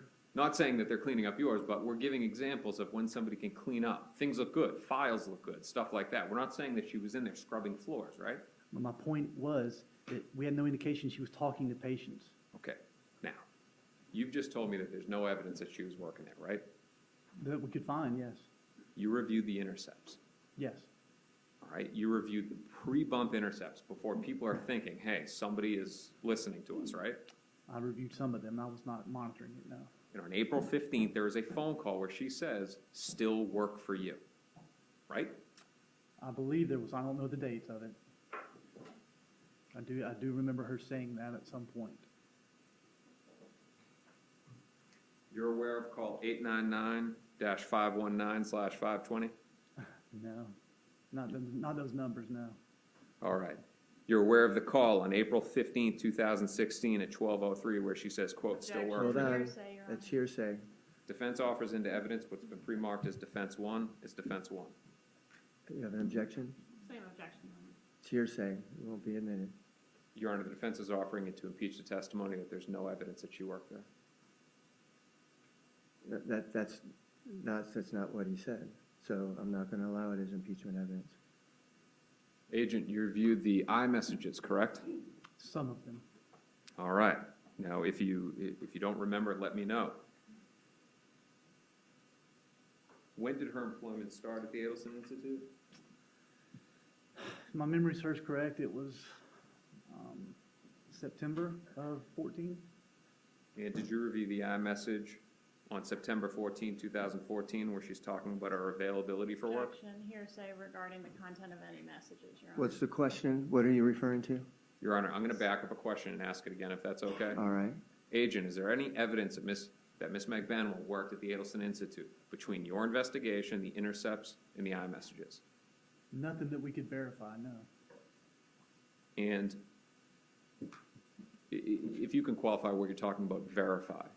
Would an iMessage between Charles Adelson and Katherine Magbanua talking about work, is that not evidence of her employment there? No, it's not direct, it's not evidence because we tried to go back and verify that through phone records, through other phone calls, things like that, and through subpoenas to the Adelson Institute, we were never able to verify it.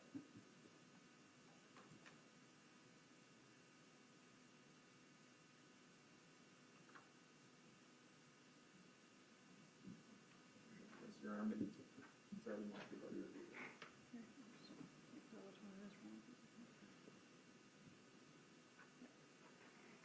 Your Honor, may I approach? May. Agent, I'm showing you the pre-marked as defense 3, you know what that is, right?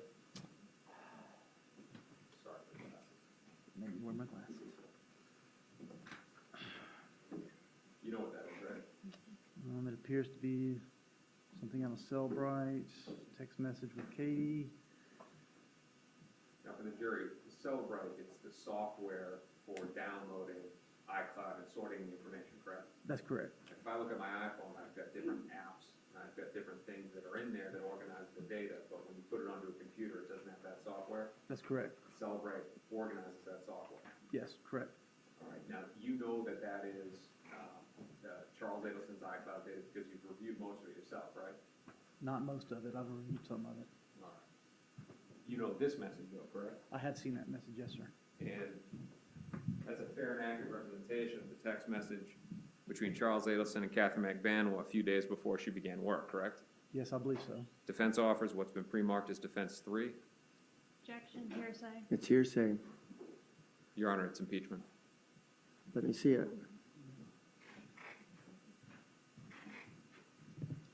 May we go sidebar, Your Honor, on this item?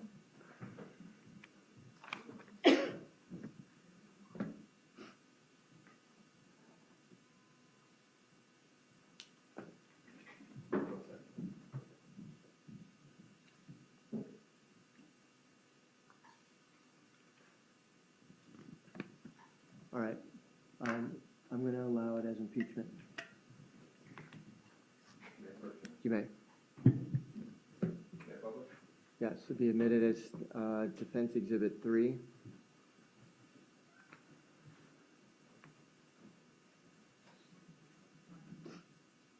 Agent, if you can explain to the jury what's going on in this message, I'm not asking you to opine on that, but who's messaging who? It's from Katherine Magbanua to Charlie Adelson. All right. And you would agree with me that this is right before the paycheck start from the Adelson Institute? Where's the date at? Oh. September 14th, right? Yes, That's September like a few 14th. days before those checks start, right? Yeah, the date of the checks is around then, yes. And agree with me, this message, I'll let you know my availability so you can know more or less how many hours I can dedicate. Yes, That's correct. more consistent with employment than getting a dental procedure, right? It is, yes. Thank you again. That's what it says at the end, right? Yes.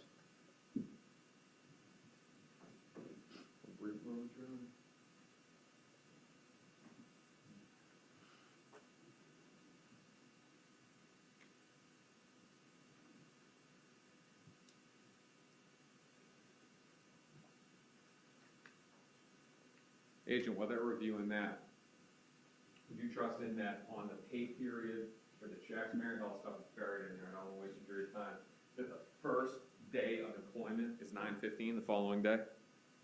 That's possible. That the first check, the pay period is 9/15 through 9/18? That sounds right. Right. You'd agree with me that this is all consistent with her working there?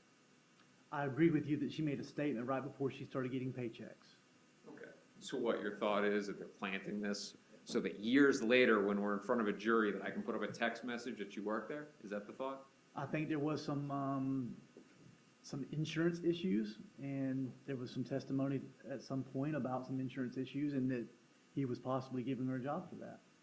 Isn't that not looking at this objectively? I'm Looking taking, at this objectively, this is a text message in between two people talking about work. That's the objective view of this, right?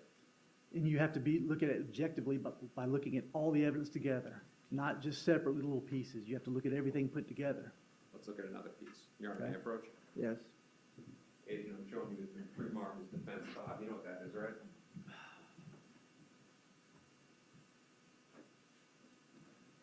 make it bigger.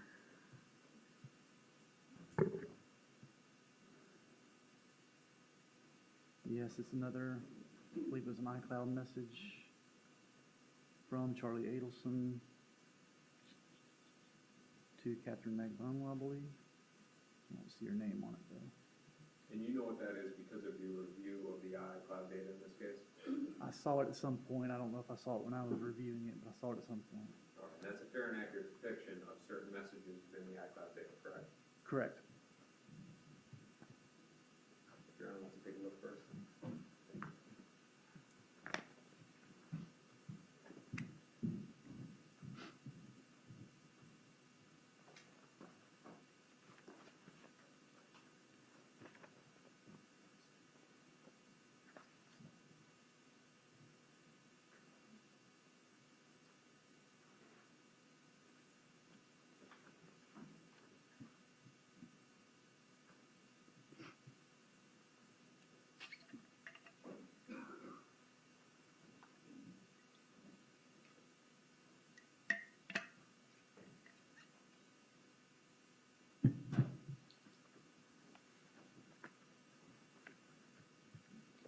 All right, Defense offers which was pre-marked as.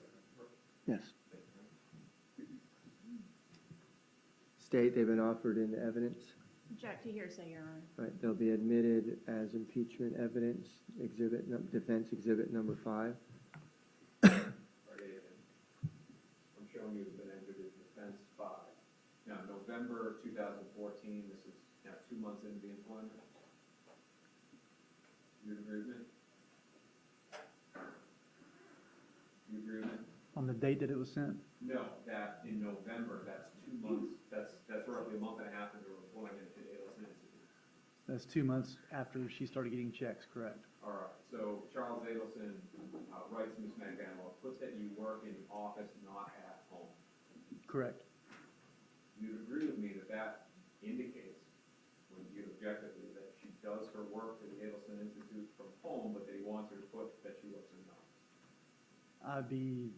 That'd be an opinion if I gave my opinion on that, on exactly what he meant by that. Okay. Let's go to the next one. Response from Ms. Magbanua. And my apologies to the court, no shit Sherlock. Correct. Response LOL, you understand that to be laugh out loud? Correct. Now, the jury, this is from Ms. Magbanua to Charles Adelson. Yes. The next message. I don't know what that is. In the body, that's potentially some sort of emoji that just didn't translate. Possibly.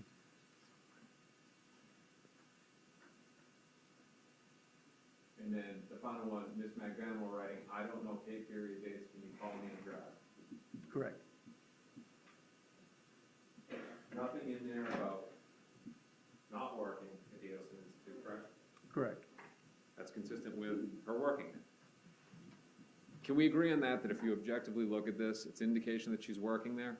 If you look at that and don't look at anything else and anything else we did after the fact, then yes, if you looked at it by itself, then yes, I would say, yes, she worked there. But everything else we did after that did not prove that. You've got in 2014, you've got these messages, right? 2 years later, in 2016, you're telling me you heard an intercept where she's saying that I work for you. I'm sorry, what's your question? So you had said there was nothing that we saw, and I'm asking you again, isn't it true that there's messages that you have in 2014 with the indication of what we just saw, and then in 2016 you said to this jury that there was a phone call, a recorded phone call talking about it? Yes. So let's get into the intercepts now. Okay. And you'd agree with me that and you've listened to pretty much all of these, right? Not all of them, no, sir. A lot of them. Thousands of them, yes. Thousands of intercepts? Thousands of phone calls, yes. Or was there not roughly 400 of them? Over the Title III, I guess I'm referring to text messages too, probably. Okay. So we're talking about phone calls, that there's Okay. approximately 70 phone calls between, or I'm sorry, that there's approximately 400 phone calls. Between both phones? Let's pull this up and make it easier. Your Honor, during the government's direct examination, I put together a summary, I showed it to them, I don't believe there's an objection. Is there objection? Yes, Your Honor, I object. All right, so is this as a demonstrative? It is as a summary and a demonstrative, yes, Your Honor. All right, I'll allow it as a demonstrative. So Agent, what I'm going to show you here is you're going to see in the top left-hand corner the name. So that the name has the date, the time, and the call number, then who it's from and who it's to. Okay. Right?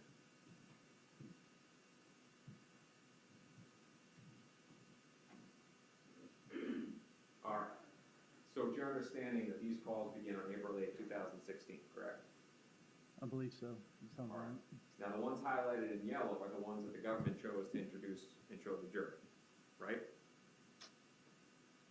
I know you don't know why they're highlighted, but we're going based on the numbers. So the first one where Charles Adelson speaks to the Adelson Institute, you remember that, right? Yes. And then you go down, there's a whole bunch of phone calls in there, and then it goes to 3 calls between Don and Charles. Yes. All right. So of all of these calls, all of these recorded phone calls, you'd agree it's over the span of a couple of months, Yes. right? And would you trust me in saying that it's just shy of about 400 phone calls? If you don't count the duplicates, like you see right there in 411 how it says 422/110, Yes. correct me if I'm wrong, that's because when Charles speaks to Katie, it's being recorded from 2 ends. That's correct. Now, of all of those calls, there's about 70 of them between Katherine Magbanua and Charles Adelson, correct? I don't recall the number, but I'll take your word for it. All right, so of those 400 phone calls, and we're talking about calls in between Sigfredo and Katherine Magbanua, after the bump between Charles Adelson and his mother, of all of these people, of Katie and Charles, how many did the government choose to play for the jury? Roughly? Roughly, how many ever we played today? I don't know the A couple number. dozen? Probably, yes. You would agree with me that that's far shy of 70? Yes. Even further shy of 400? Yes. Okay, so in this case, the intercepts that you guys are doing, it's only on Katherine Magbanua's cell phone and Charles Adelson's cell phone, right? Correct. In call 543, the first one with Erica Johnson and Charles Adelson, you would agree with me at the end of that he says landline, Correct. which would indicate that he wants to switch to a landline. That was my impression, yes. No landlines were tapped in this case, correct? That's correct. So you would have no idea what communications are being had on a landline, right? That's correct. So your testimony, and correct me if I'm wrong, is that you said that Donna Adelson was his first call. You remember that? First call after win. Just need a reference point. So right after speaking to, well, let's go for all of it. Who was the first one that Charles, that you believe and testified to, was the first call after the whole Adelson Institute thing? I believe Donna called Charlie first, yes. Now, you can't say that you know that, right? On her cell phone, yes, or on his, I'm sorry, on his cell phone, it was the first call that came into his phone, yes. For somebody who just said use a landline, you have no idea if there were any landline phone calls in between there, right? I don't. You also don't know if somebody had FaceTimed somebody else, right? Correct. You don't know if somebody had used WhatsApp communication to call somebody else either, right? Correct. I don't believe we had any indication that anybody was using WhatsApp at this point until later. All right. You find out that he is somebody that uses WhatsApp. I found out what? That he is somebody that uses WhatsApp. I found out he started using WhatsApp after the bump. Okay, so you don't know about his use of WhatsApp over the years, right? No. Now, literally the first call that the government played, though, he's talking about switching to a landline. The first call? The first call that the government played, 543, so there's nothing highlighted above it. Literally, the first call that this jury has, he's talking about switching to an unrecorded landline, right? I don't recall that. All right. Now, with respect to knowing, No, do you remember a moment ago you testified how Charles Adelson said to Erica Johnson at the end of the call, landline? I was thinking that's the one where we served the subpoena. When we served the subpoena at the end of that call, which was later on after the bump. Yes. That's when he said landline, yes. Okay. Later on. No, it's not before the bump, it's 4:12. The bump is near 4:20 on 4:19. Right, and that phone call we went to the Adelson Institute was well after the bump. When Okay. he said to her, switch to a landline. That We're- call that we played earlier was after the bump. We're getting into who's on first situation. No, I don't believe so. Okay, so let's back up here. This phone call 543, that's when you're serving the subpoena, correct? No, that's incorrect. The first phone call that the government played, where Yes. Erica Johnson is speaking to Charles Adelson, Yes, at the end of that phone call, he says landline, correct? correct. And that is not that call there. I can look at my notes and give you No, the no, date no, of I'll that admit phone when I'm call. wrong. I'll admit when I'm wrong. Yeah, But there's a it was phone later call on. where there's a phone call where he's saying landline, right? Yes, and that was well Okay. after the bump. That's after Sigfredo had been arrested. Okay, she's telling me I'm wrong. I'm fine with that. Okay, so your testimony is that, Donna, the first one that Donna called was Charles, and we talked about that a second ago. Now we're gonna get into the topic of call detail records. Okay. You don't have call detail records for Donna Adelson around that time, do you? I don't personally, I believe Sergeant Corbett does. Okay. So if Sergeant Corbett doesn't have call detail records from that time, then we don't have them, right? If he doesn't have them, Correct. then I don't believe we do. If that's his testimony, I don't know what his testimony is. All right, so, and I can't talk to you about the testimony of another witness, but your understanding is because of the wiretaps, the phone numbers that are actually being tapped, that when you're getting the wiretaps, it's giving you the call detail information, right? Correct. All right. Donna Adelson's phone did not have, and we keep using tap, wiretap, intercept. I'm going to keep it to intercept. There was no intercept on Donna Adelson's phone. No, that's correct. So if we don't have an intercept and we don't have call detail records, we don't know who she called in between, right? But you can go back historically and get those call detail records, and that's what you're telling me we did not, that Sergeant Corbett did not get? Unfortunately, I can't say that. This Okay. jury will have to rely on their memory of that testimony. So Okay. let's stay on the topic now of the bump. Let's go back to the bump.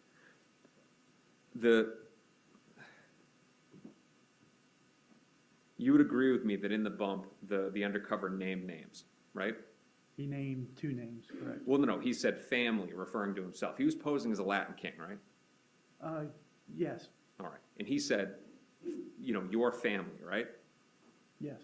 All right. So this guy comes in, he's posing as, and that got confusing because I wasn't talking about his family. He comes in and he's posing as a Latin king and he goes, it involves your family, right?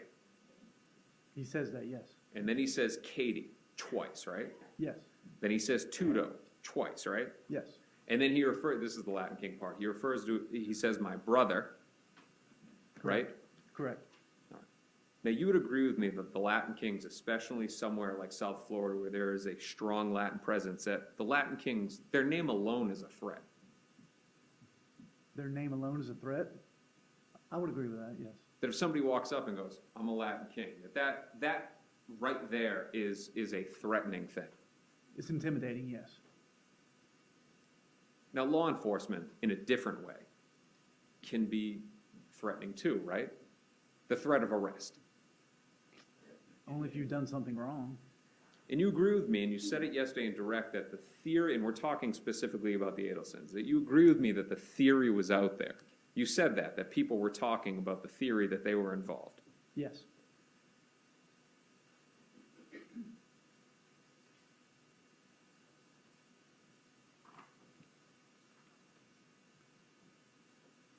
Give me 1 second here, Your Honor.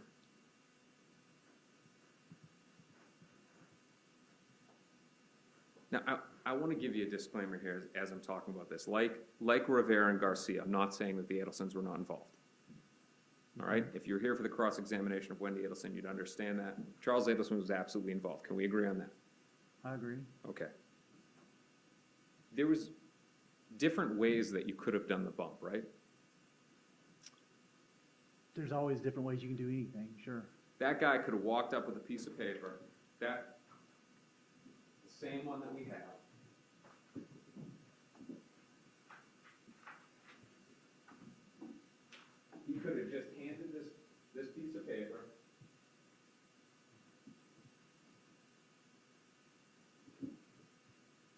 Adelson and said, we helped you, my brother needs help, right?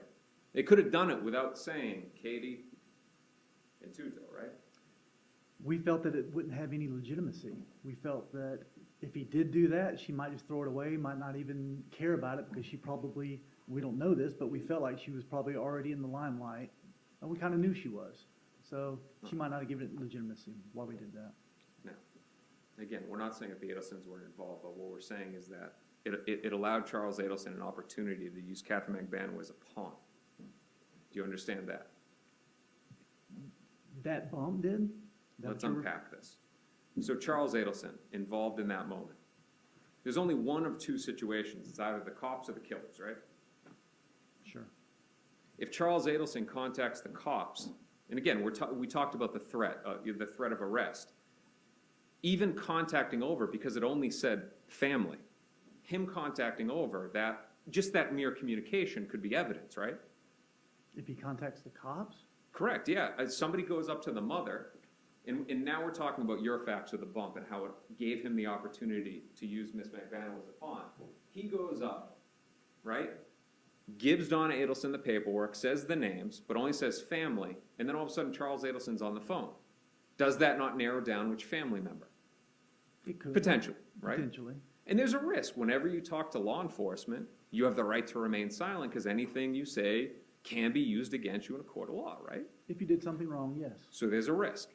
If you've done something And he did wrong. something really wrong here. We can agree on that, right? Sure. All right. Now, let's talk about the killers, because it's either the cops or the killers. Charles goes to the killers, and he can't go. There's already the risk of the threat, because it could be them, and it could be going after them, right? There's a physical threat. A physical threat? I don't agree with that, at that point. All right. Well, you just said that the Latin kings, that they are, even by their name, threatening. They're an intimidation, yes. Okay, and this was a guy walking up to a woman on the street going, give us money. And he was threatening in his appearance, in his words, right? I disagree with that. No. Okay, but you would agree with me that there is a risk that Charles Adelson is a smart guy, right? It depends, sometimes. Made it through dental school, Yes. right? Yes. Makes millions of dollars. Yes. You would agree that there is some level of intelligence there. Yes. All right. If he goes in and he speaks to one of the killers, he doesn't know whether they've been compromised by the FBI, right? That's correct. If he were to have called and picked up the phone and called Sigfredo Garcia, that alone would have been evidence, right? If he could have done that, yes. Do you understand that by saying Katie's name, it gave him the opportunity to use her? No, I don't agree. Okay, so let's unpack this a little bit. Said Katie's name, right? Yes. So it wouldn't be awkward if all of a sudden Katie's involved, right? Sure. Charles Adelson, being the smart guy that he is, do you honestly think that he would send Katherine Magbanua, if she were involved, to go in and speak to potentially the FBI? I don't believe he was sending her in to talk to the FBI. Well, didn't they have the thought of it's either the killers or the cops? Yeah. Okay, so there was a chance that Miss Magbanua was going in there, literally with his life in her hands. She could mess up and say the wrong thing, right? He knew she wouldn't do that because she was part of it. She could be pressured into cooperating against him, right? Pressured? Apparently she couldn't be, apparently. No. What we're talking about here is, so you agree that she's been pressured to cooperate? No, she hasn't, well, other than being arrested. Okay. So, we're talking about Charles Adelson sending in Katherine Magbanua to either speak to the killers or the cops. You would agree with me that let's assume argument for a moment. If she knows nothing, then he's protected. She can't say the wrong thing. There's no way the FBI is going to pressure her into cooperating against me because she doesn't know anything. True. Having gone through that, do you still not agree with me that the smarter thing to have done would have been to have given this paperwork and then see what happened? No, I disagree because, yeah, we would have been left with nothing. And we were on a timetable with the judge when we were on these Title III calls. We were only allowed to be up on them 30 days at a time. So why does that matter to the way that you did it? Because we'll have a time period to make things happen, to see if something happens. if you give the paperwork over, you're gonna see exactly who's communicated with, but by giving the information of who you believe, you open up the opportunity for Charles to say, you know what, I can use her, and it's not gonna set off any bells, right? No, because everything after that did set off the bells. Everything that happened in sequence to that did happen. So you say family, Katie, Tuto, and because then somebody in the family contacts Katie and Katie speaks to Sigfredo, because they communicated the way that you laid out, that's somehow evidence? And the things that were said, absolutely. Let's go through the things that were said. Now I'm going to go through governments.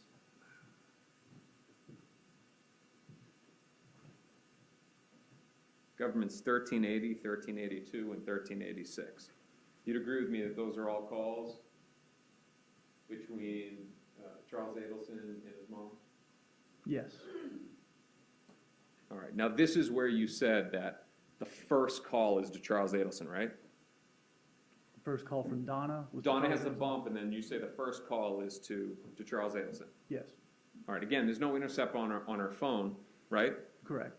Do you even know if she has a landline? I don't remember. So you don't know if she called Wendi or Robert first?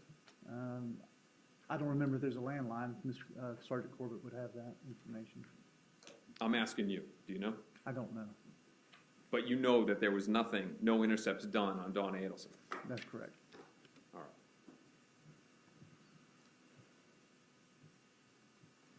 And you don't know of any call detail records? I don't. All right, so call 1392 and 772. That's the next one there. You'd agree with me, it's about 90 minutes later? Correct. Now, you had said that his first call after speaking to his mother was to Katherine Magbanua, right? No, I did not. Was it the first call? No, it was not. Was it the second call? I don't think so. I think Do you- there's a few calls in between, I believe. You agree with me that there was a few phone calls that he made in between speaking to his mother and then speaking to Katherine? Yeah, I believe there's a few work phone calls that were in between. All right, now, you're only monitoring his cell phone, right? That's correct. You know he's at work at that time, too. I believe he's in another dentist's office, correct? This is the same guy that made reference to speaking on a landline? Yes. You can't say that he didn't contact Whitney, right? Not on the landline, no. On his cell phone, he did not. Do you have Whitney's call detail records? I personally do not. I don't know if Sergeant Corbett does. All right, and again, WhatsApp, FaceTime, you don't know if he used that to communicate as well? No.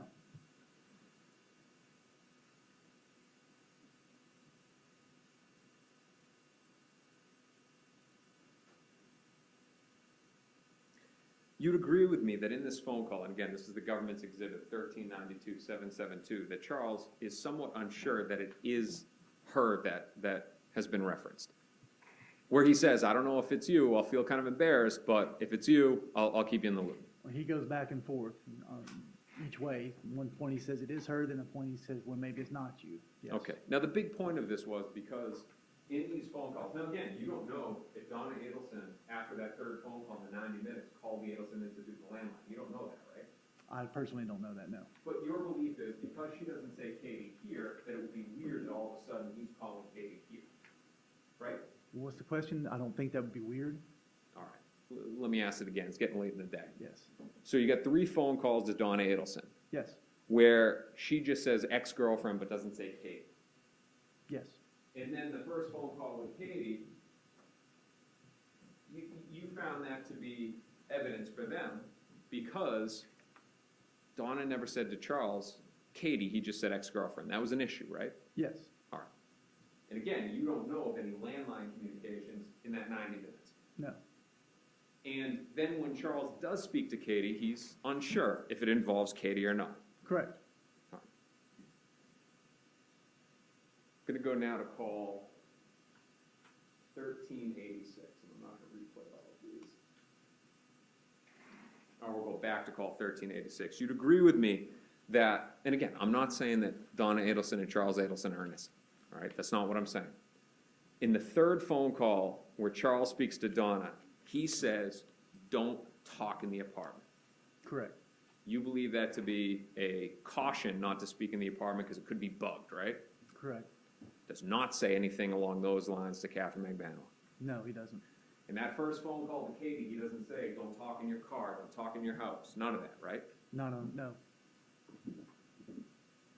Now, after that, there's then a meeting, and you saw the photo of it between Donna Adelson and Charles Adelson at the marina, right? Correct. And at that meeting, Charles could have confirmed with his mother that they said Katie's name, right? Correct. He then meets with Katie. That's correct.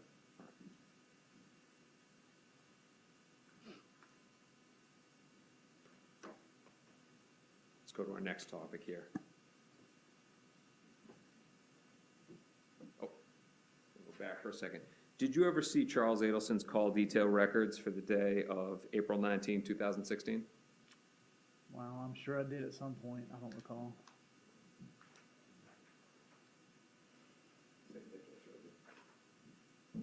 We're going to go back on that, and then we'll go to Dolce Vita.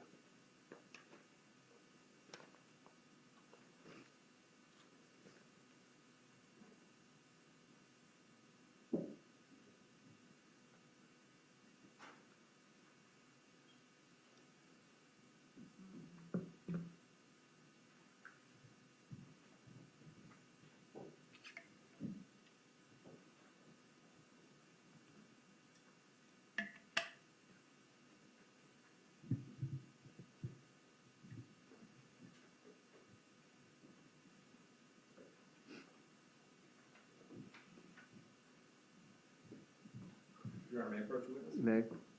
Agent, I'm showing you the pre-marked defense 27. You know what that is, right?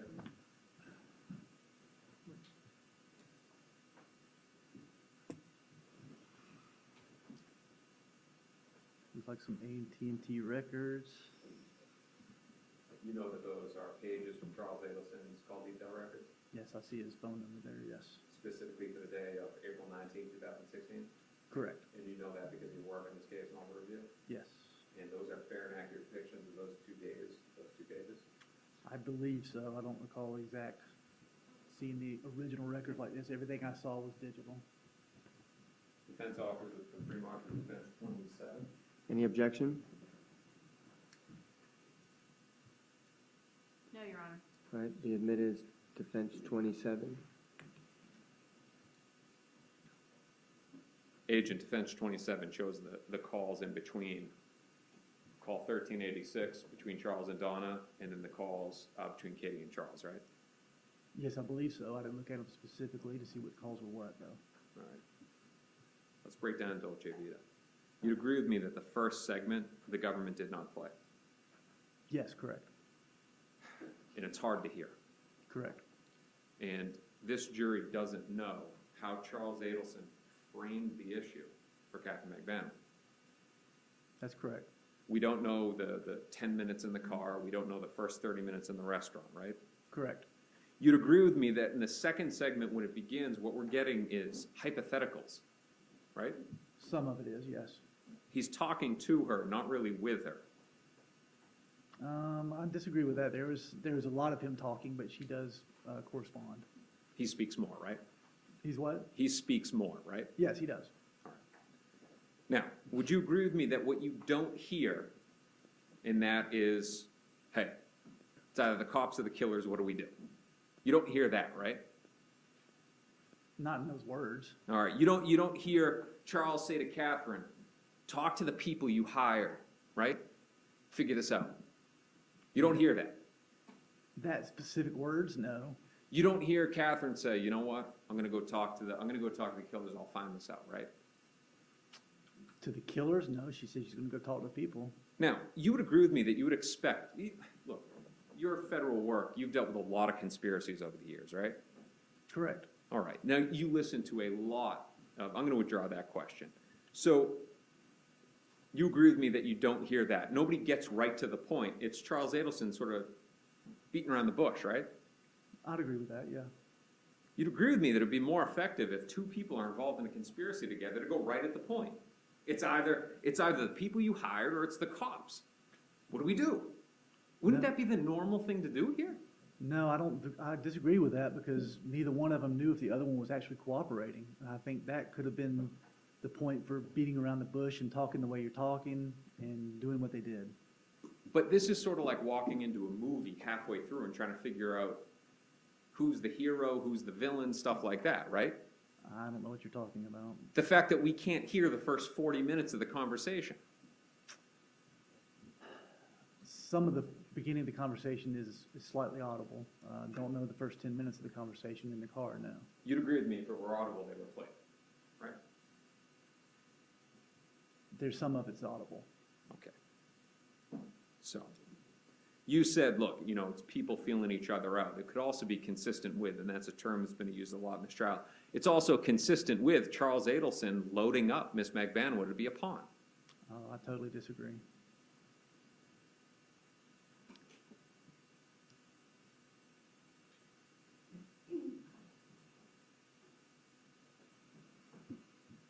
Now, on direct, you talked about how there was no mention of murder.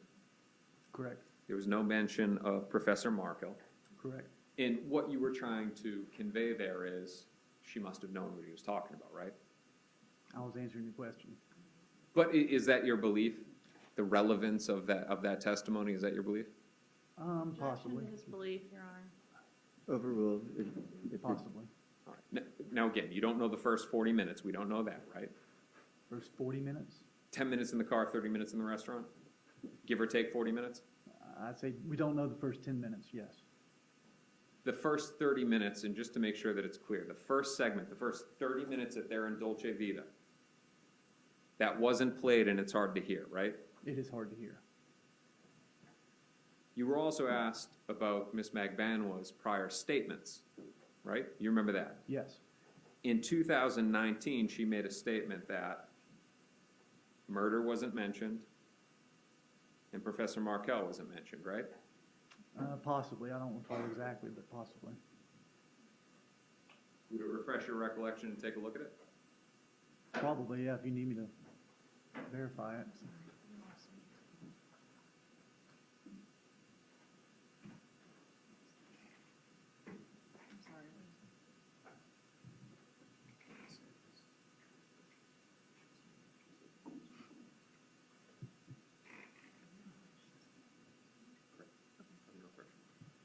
So again, agent, because we got a minute there. There was no paper that was shown on it, right? No paper shown that you saw in the video, right? No paper shown on the video, Correct. on the Dolce Vita video? Yeah. There was a piece of paper pulled out by Mr. Adelson. And he held it in his lap, right? He held it about table high. Okay. No mention of murder and no mention of Professor Markel, right? No, not that we could hear. Okay. So I'm going to approach to refresh. Take a look at this. Your Honor, may I approach? Yes. Let me know if that helps.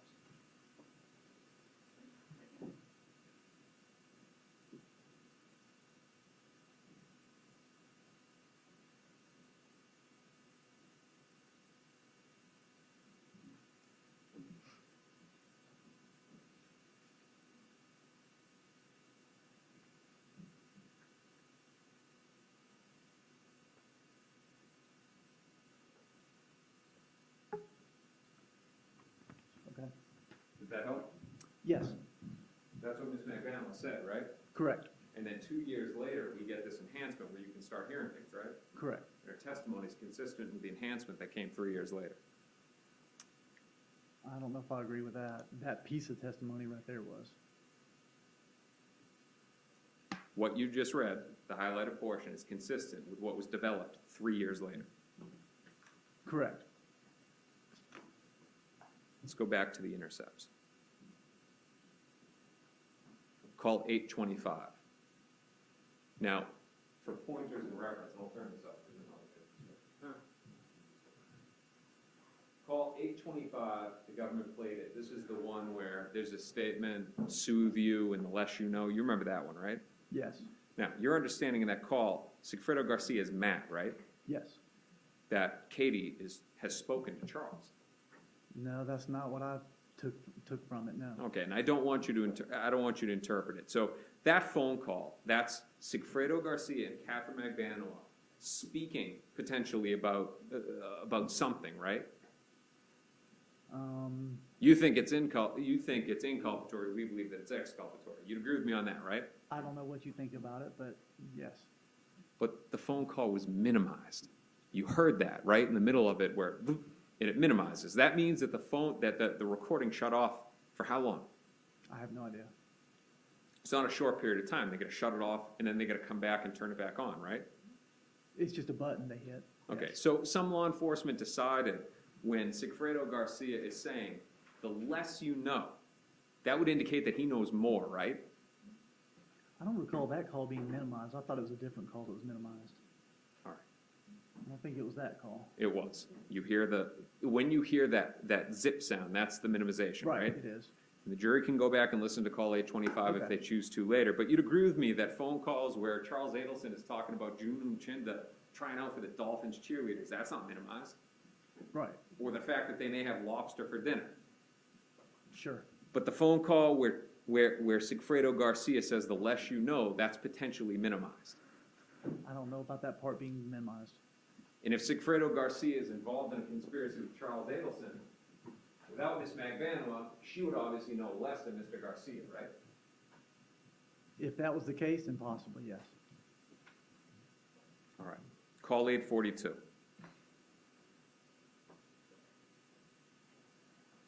Now, we talked before about Charles Adelson potentially using Katherine Magbanua. I know you disagree, using her as a pawn.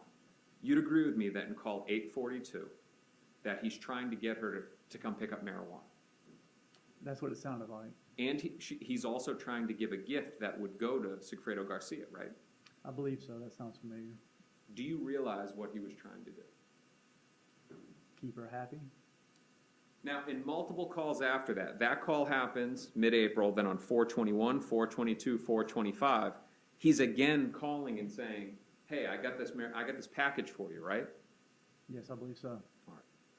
You'd agree with me that if Katherine Magbanua were to go to his house and pick up marijuana, and then drive away and get stopped by the police, that he would be able to confirm that his phone is getting tapped.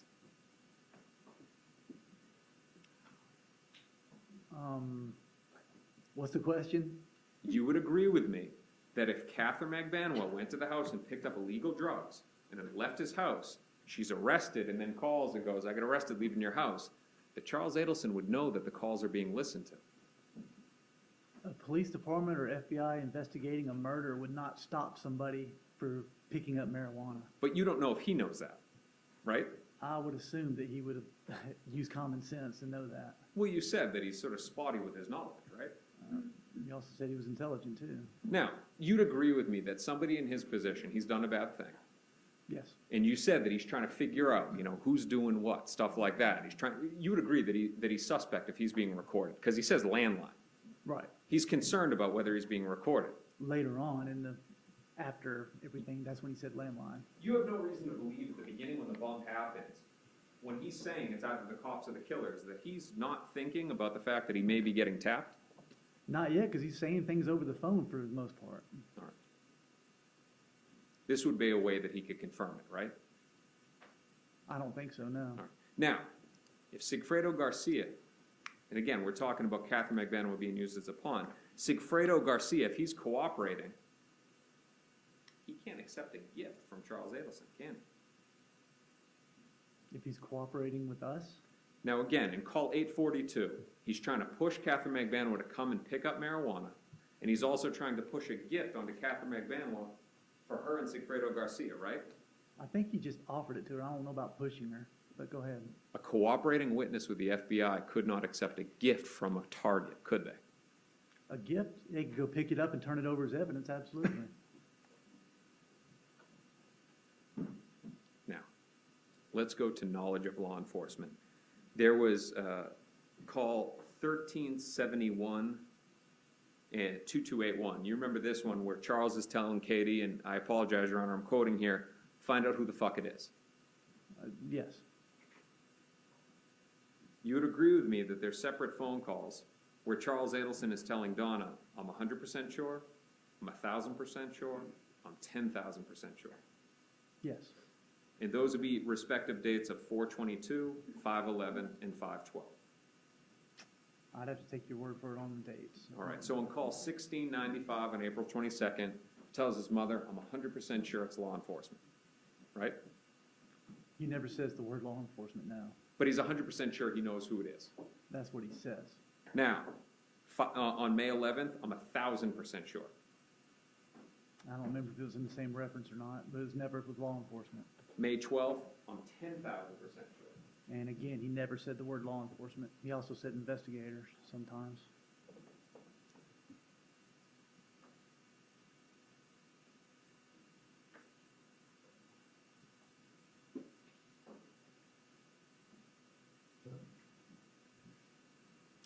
Have you, in your investigation, taken a look, it's called a ZRT report for Sigfredo Garcia's phone? I don't believe so. Are you aware of the communications between Garcia and Rivera on May 11th? Not off the top of my head, I'm not. A day before, he's 10,000% sure. No. Now, you would agree with me that later on May 13th, days after he's told his mother, that Charles tells Katie that it's law enforcement, that he tells her last that it's law enforcement. No, he never says anybody's law enforcement, no. You're telling me that on May 13th, he does not tell Katie that it's law enforcement, that he's sure that it's law enforcement? He used those words, law enforcement? Yes. I don't remember him saying those words, law enforcement. Now, I give you all this to ask the question, right? If Charles is saying, find out who it is, right? Yes. But he's telling his mother, I know it's law enforcement. Is that not him using Katherine Magbanua as that pawn that we talked about? Mom, I know it's law enforcement. Katie, get in there and figure it out. So that she can go in there and get him information so that he can deal with the situation. No, I disagree. I believe he was just pandering to his mother to calm her down because he knows how upset she gets. He even said that she had diarrhea all night and everything else. So I think he was trying to calm her down just by telling her whatever would do that. If Katherine Magbanua is the alleged middle of all of this, why is Charles Adelson telling her it's law enforcement and not Katherine Magbanua giving him the information of who it is, if she's in the middle? Repeat the question, just say it again. Yeah. If Katherine, I went hard on that one. If Katherine Magbanua is in the middle, as you believe that she is, Yes. then why is Charles Adelson the one giving her the information about it being law enforcement instead of her giving the information to him? Because she's in the middle and he doesn't know the other end of it and she's walled him off. Now, during this time, in understanding you're not aware of the May 11th and subsequent conversations between Luis Rivera while he's in custody and Sigfredo Garcia. Sigfredo Garcia's phone does not have a tap on it at that time, right? Sigfredo Garcia's phone? No. Now, the capabilities were already set up for an intercept on his phone, correct? What do you mean the capabilities? We did not have a court order for his phone, no.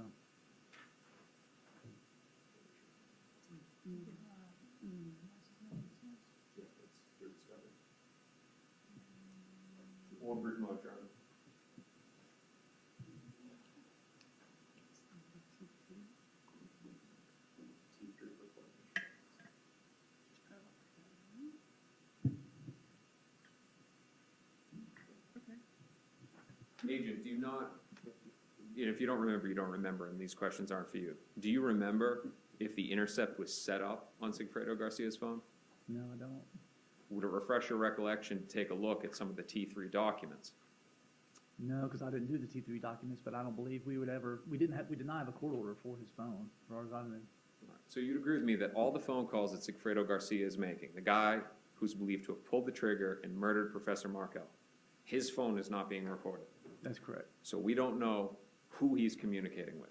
We know who he's communicating with because we have his CDR toll records. I think we had a PIN register on his phone to see who he's talking to and who's calling him. Agent- We just didn't have the actual voice recordings. Agent, is your testimony that you have call detail records for Sigfredo Garcia? I 'Cause believe you we don't. did. We Okay. don't. Would that be a question to ask Sergeant Corbett? It would be, yes, sir. All right. You'd agree with me, though, that we have no recordings of any of the calls? That's correct, yes. All right. So you can't say that it's not a matter of, and again, the dates between Donna and Charles, 100% sure, 1,000% sure, 10,000% sure. 10,000% sure on 5/12, and the day before, Garcia and Rivera are talking while Rivera is in custody. Can you say that it wasn't a situation of Garcia informing Charles Adelson, it's not the Kings, it's the cops? I have no evidence of that whatsoever. Because again, these intercepts and these call detail records, they're limited because there's so many other different ways that people can communicate, right? It's possible. First, the intercepts were only on 2 phones, Katherine Magbanua and Charles Adelson, not anybody else involved, especially Sigfredo Garcia. There's no recording, so we don't know what he's saying to anybody, right? Correct. And then call detail records are only limited to the cell phones that they're on, but it doesn't cover WhatsApp and FaceTime, and That's obviously not landlines. That's correct. So you can't rule out that that's not what happened, right? Can't rule it out, but Mr. Rivera was in prison at the time, and his phones were monitored at the prison. You've obviously, in understanding that you don't know about the ZRT report, so I want to ask you about that. You are aware that federal inmates can get cell phones, right? They can, yes. And you are aware that sometimes these cell phones are illegally held by inmates. Correct. Now, you would agree with me that, so communication for the jury, if somebody's in federal custody, they use core links to email, right? Yes. They don't have the capability to send a text message from a cell phone, right? Correct. So if there's text messages from Luis Rivera to Sigfredo Garcia, that would most likely be an unmonitored illegal device. Correct. Do you know about Coleman Prison? I know somewhat about Coleman Prison, yes. Coleman's a little bit different than some of the other locations, right? It's a large prison, yes. Yeah, and some things make it in there, like drugs and cell phones, right? Sometimes, yes. All right.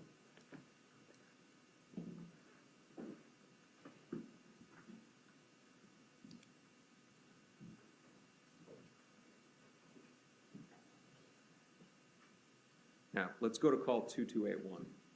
And again, the jury heard it. I'm not going to replay these, but you agree with me that Katherine makes a statement to Charles Adelson, I'm trying to get whoever is threatening your family and helping you guys out. Yes. Threatening your family. Yes. Not that's what us. she said. Not us. Not us, the killers. Threatening your family, and I'm helping you guys out, right? That's what she said. Now, along those same lines, you believe that Miss Magbanua somehow, if she were innocent, would have called law enforcement, right? Possibly, instead of getting involved in it, yes. But it's not her family getting threatened. But she's in the middle of it, yes. Well, I understand you believe that. I very much disagree with you. Donna Adelson is approached. That's Charles Adelson's mother, right? She's approached on the street. But her name is being put in it. Hear me out. Donna Adelson is approached on the street, right? Yes. The guy walks up to her, right? Correct. She should be calling the cops if she's innocent, right? Correct. Charles Adelson, that's his mother that was approached. His father is then approached at his dental office. If he were innocent, he should be calling the police, right? His father wasn't approached, but yes. Well, wasn't Charles Adelson's statement that somebody came by in that same phone call that dropped off paperwork last week to my father? Didn't he say that to Katie in that same phone I call? don't recall that. That didn't happen. Okay. Let's stay on Charles here and we won't fall down that rabbit hole. Thank you. You'd agree with me. Okay, the people that should be going to the police are the Adelsons, not Miss Magbanua. True. Someone in her statement in that call is someone is harassing you, and they said my name. True.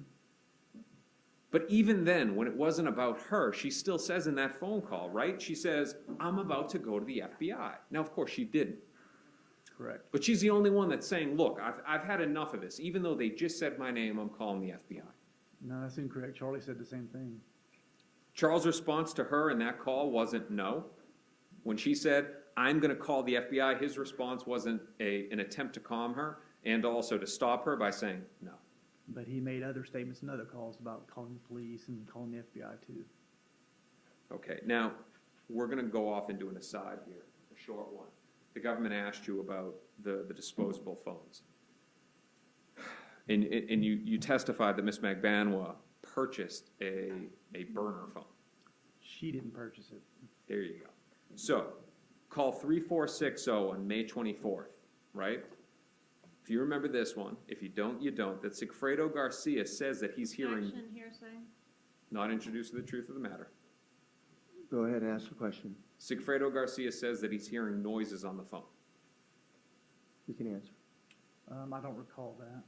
And that he believes that the conversations are being monitored on May 24th.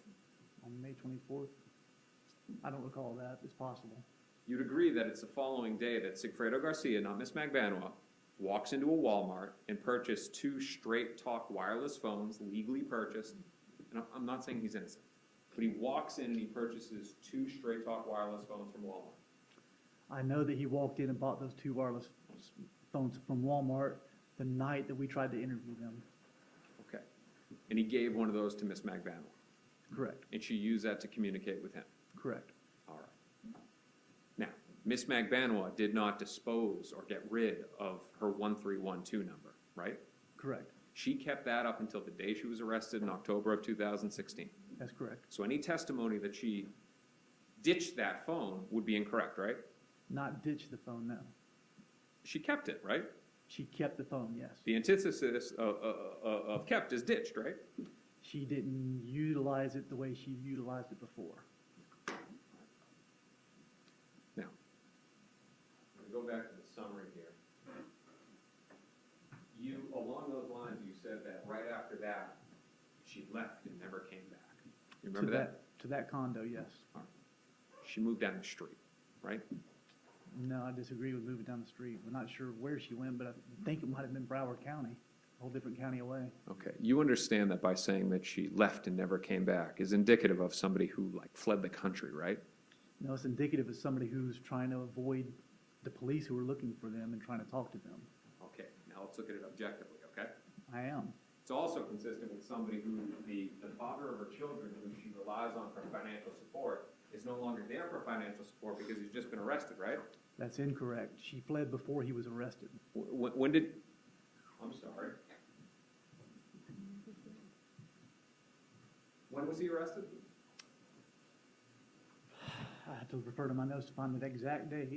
Do you want me to refer to it? Please, yes.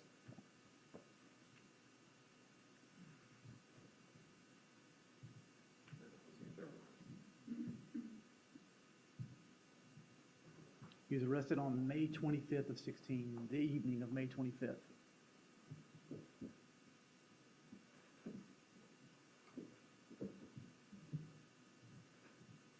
So, Agent, you seen the summary here, June 4th, that Ms. McMahon was calling U-Haul, right? I see it there now, yes. All right, U-Haul, they rent moving trucks, right? Sure. What evidence do you have as to when she moved? She left the house after we tried to interview her, and when she refused to answer the door, she never came back to that residence. We're going to get to that right after this. Okay. But with respect to moving, what evidence do you have that she moved before Sigfredo Garcia was arrested? She never came back. She didn't move. She never moved herself. Somebody else came and took her belongings out of the apartment. Okay, the father of her children has just been arrested and being held no bond, right? That's the next day. Okay. So, let's unpack this because it's getting a little bit confused. Let's go in chronological order. A few days before Sigfredo Garcia is arrested, you go to Ms. Magbanua's house to talk to her, right? Incorrect. It was the very night before, Then, okay, so the night before. on the 24th. You go to the house and you go to talk to her, right? Correct. Now, prior to that, there were attempts to speak to Sigfredo Garcia, right? Incorrect. Well, give me the timeline of how this happens. They happened at the exact same time. I went to Mr. Garcia's work and talked to him, so my partner could go talk to Ms. Magbanua, so he couldn't intercept her from cooperating and talking to us. I wanted to distract him while my partner was talking to her, so he could not call her up and say, "Don't talk to the police." Okay, so We for did the it jury, simultaneously, exact same time. I know, but let's explain it for the jury. Who is at Rapid Capital Funding trying to speak to Sigfredo Garcia? Myself. And who else? I had a female agent with me from Miami. Kelly, right? Sorry? Kelly? Agent Kelly? No, Blonde hair? not Kelly. No. Okay. So you're there with a female agent, and you're at Rapid Capital Funding. Correct. Investigator Isom, right, and a Miami Beach Police Department detective are out at the house, right? That's correct. You know from the intercepts that Ms. Magbanua knows that the FBI has just tried to speak to Sigfredo Garcia, right? No, that was all simultaneously. She didn't know until she tried to call Sigfredo as they're knocking on the door. She tries to call Sigfredo. Sigfredo's friend picks up the phone and tells her he's outside talking to the FBI. You would agree with me that Ms. Magbanua inside of the house has no idea who is at the door. I disagree. She said on the phone it was police at her door. Okay. For who? Did she say the police are here for me? No, she said there's police knocking on my door. Or are the police here? She has a right to remain silent, right? She does. Are the police here to bother me about something that Sigfredo has done? Because he's always doing something, right? Why would she assume that? Why would you assume that she's not talking to you, and that's somehow an indication of guilt? Because she already said on one of the phone calls, I'm tired of the fucking FBI messing with us. Okay. So at that point, when you're at the door, it's a matter of a knock on the door, law enforcement. That's it. Right? I'm sorry, repeat the question? What did you say when you were at the door? No, you weren't at the door. What did Isom say at the door? If you I don't know. I wasn't there. Okay, so we should ask Investigator Isom. Correct. Fair enough.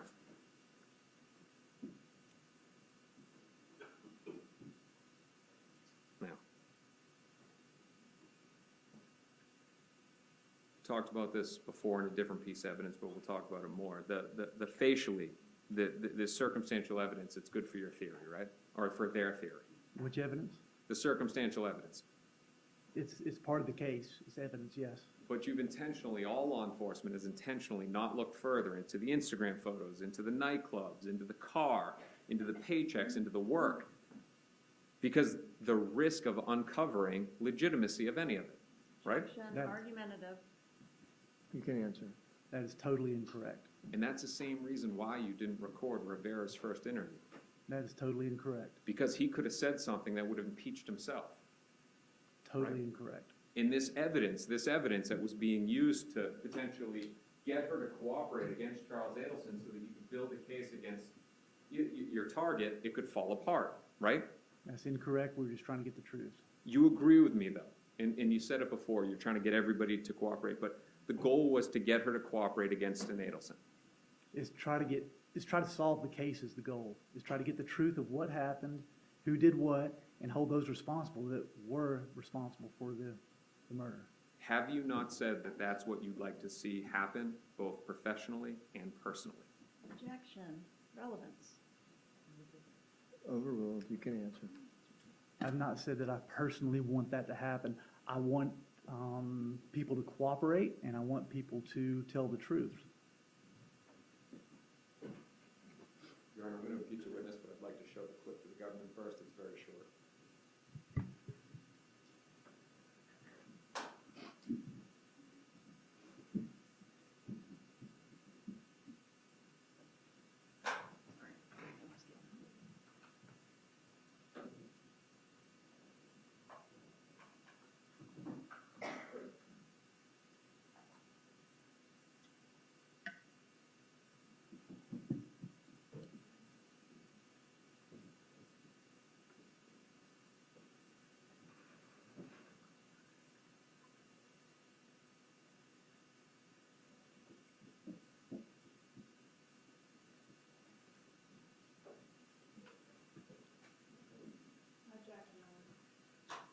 Your Honor wants to see it. I'm gonna have to.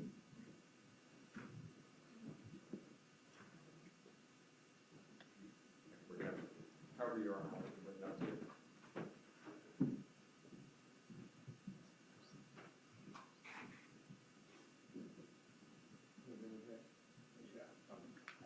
Trying to not trip over this.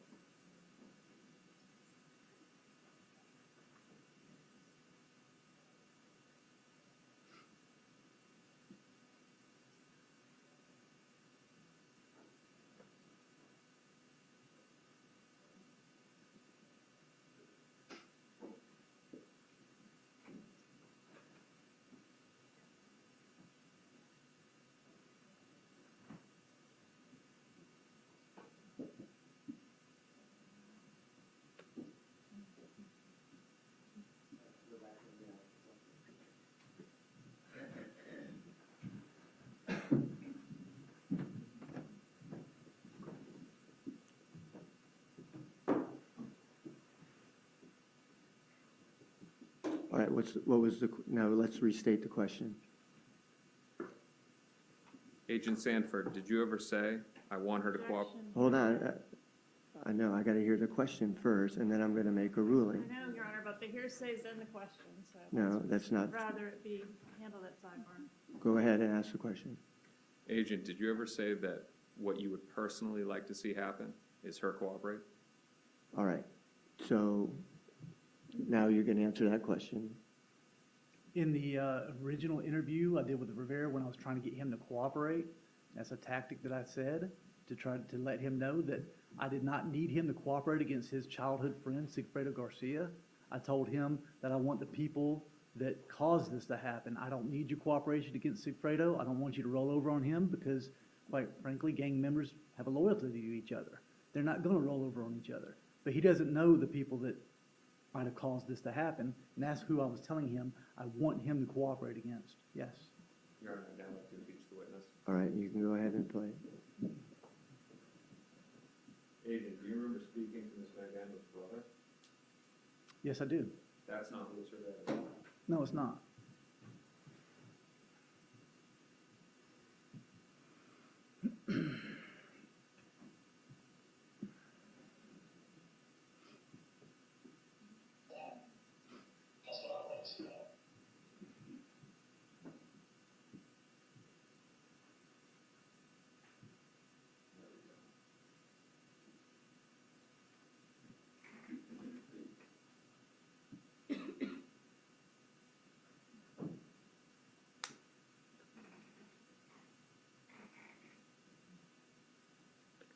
I want her to cooperate. I want her to give us the people that caused this to happen. That's what I like to see happen personally.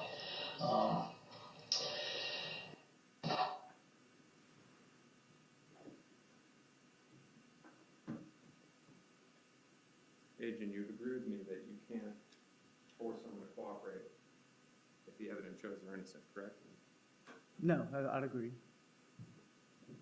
You'd agree? I'd agree that you can't force somebody to cooperate, yes. No. My question to you was, if the evidence shows that somebody's innocent, you can't force them to agree with evidence of innocence, can you? No, You need to build a case against them to force them to cooperate. I don't try to build a case against somebody to force them to do anything. To let Your Honor know, I'm close. All right. It shouldn't be too much longer. I'm down to the final pages here. Okay. So let's go back to Luis Rivera Okay? and your knowledge of him. You know he's a dangerous guy, right? Yes, He's a Latin king. yes, You have professional experience with the Latin kings. some, You know that they're a criminal organization. yes, They're well organized. yes, They make money through crime, yes, including murder. yes, It's a Latin-based gang, correct, strong presence in Miami. yes. He was the boss. And he was the boss of just the North Miami tribe, yes. Should we rely on his testimony as to what he was the boss of? Whether it was Miami or just North Miami? I'm sorry, say that again? Who would know better of what he was the boss over, you or him? Oh, he would. Okay. You would agree with me that somebody in his position, he's already serving sentence, he's charged with first-degree murder, there's strong evidence against him that he was potentially in a desperate situation. Would I agree with you on that? Yeah. Sure, Charged with first-degree murder, yes, and Sigfredo Garcia could flip against him. he could. You've read the discovery in this case, some of it, right? Some of it, yes. The arrest warrants. Now, for the jury, an arrest warrant, you get a document that's signed by a judge, but then there's also a long story that explains the case to get that warrant signed, right? Yes, And you would agree with me that the theory, the government's theory that this was through Ms. Magbanua was in that narrative for those arrest warrants, for Luis Rivera and Sigfredo Garcia. I don't recall exactly what was in those arrest warrants off the top of my head. All right. Now, the FBI reports, you talked about it, it explains the cell activity, right? The cell communication activity, your reports explain that. Some of it, yes. And you're getting that data from your close communication, not close communications, but your regular communications with Sergeant Corbett. Correct, he gave me access to a database that I could look at, yes. Now, you did reports, and I have them here if you need refreshing. First, you did a report, and the investigation date, that's what I go by, is June 8th, 2016, and it talks about the June trip, right? June 8th of 2016 is the date of the report? Yeah. Okay. You I'll wanna take take a look? word for it. Okay, and it talks about the June trip. Okay. You would agree there's also a report that was dated January 28, 2016, that talks about the July trip. I don't remember the dates, but yes, there's a report about the July trip too. And each of these reports, the latter is 7 pages, the other one is 8 pages. Sounds about right. And that talks about details in the case, correct? Correct. And you would have provided those to the prosecution? Yes, And that's why I have them here today, right? correct. But Luis Rivera, he would have gotten those too, right? I don't know what he would have gotten. It's your belief based on your experience that your reports, especially on this case, would go over the defense, right? Yes, it should be provided over discovery, yes. And you know, before Luis Rivera took a plea, that's actually one of the questions they ask is, have you reviewed all your discovery with your attorney? Usually, yes.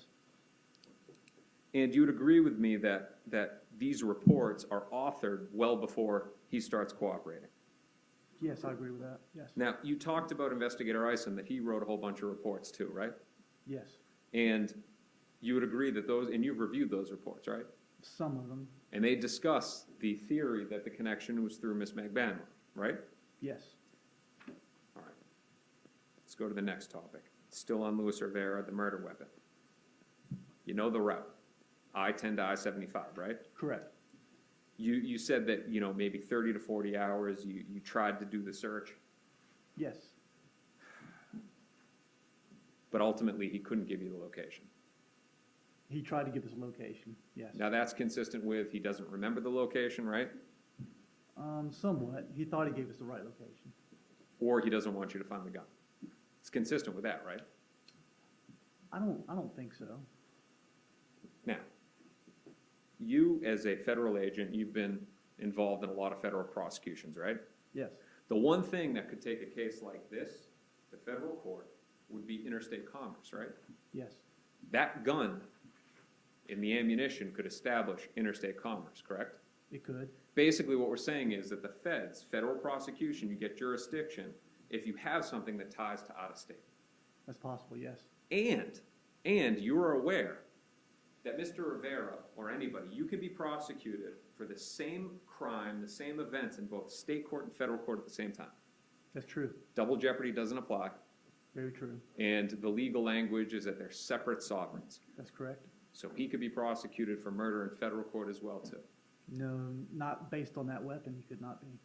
You couldn't establish interstate commerce on a .38 revolver manufactured out of state? If we found that weapon because he led us to it, it was under a proffer where he had immunity. We couldn't use that weapon against him.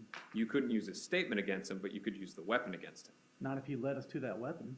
All right. But you don't know what his knowledge is about whether he could be prosecuted federally or not, right? I don't know that. And this is in the thought, and the fact is, he just came out of a federal prosecution, right, for RICO. His attorneys would tell him that, though. If there's other bodies on that gun, that could also cause a problem for him as well, too, right? Not if we found the gun per his instructions out of that proffer. There isn't a disclaimer in the proffer if you talk about any violent crimes, that's not covered by the proffer? I don't know what proffer, I don't know what was in that proffer, though. All right. So you wouldn't know then what applies to Mr. Rivera and what doesn't as to exposure to federal liability, right? I don't. It's general immunity, but I don't know the specifics of this one. Now, Agent, conclusion here, you'd agree with me that this is a dangerous criminal in a desperate situation who knows what you want to hear. I don't know if I agree with that now. You think that, and you talked about this on the direct, you think that his facts fit the story, right? Or that the facts fit his story, right? The facts fit his story for the most The part. bullet hole, stuff like that? For the most part, yes. Have you ever considered that he's fitting his story to the facts that you gave him? I considered that, and if he was able to remember all those facts that I can't even remember sitting up here, he's a much smarter man than I am. He got a bullet hole right? Right? He got a lot of things right. You got a bullet hole right? And a few other things. Now, again, you deny directly telling him what to say.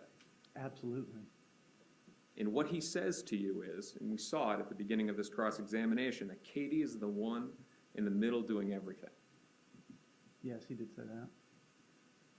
And in the first meeting that you ever had with him, on May 27, 2016, that's the exact same thing that you said to him, isn't it? I don't believe so, no. Your Honor, one moment.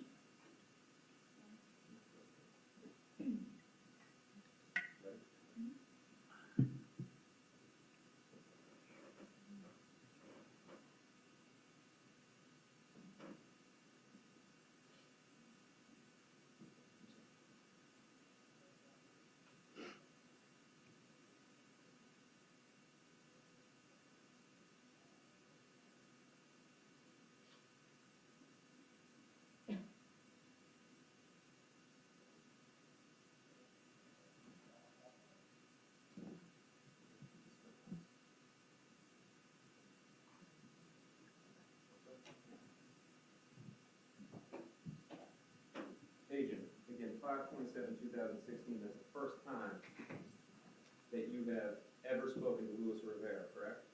That's correct.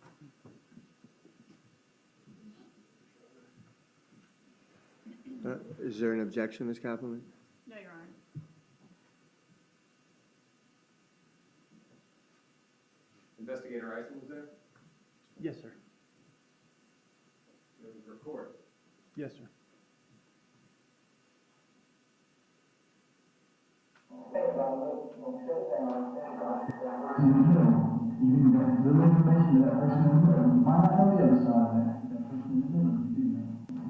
Your Honor, I'm going to restart it because of the reverberation. All right. Okay, I'm going to turn down the volume a little bit.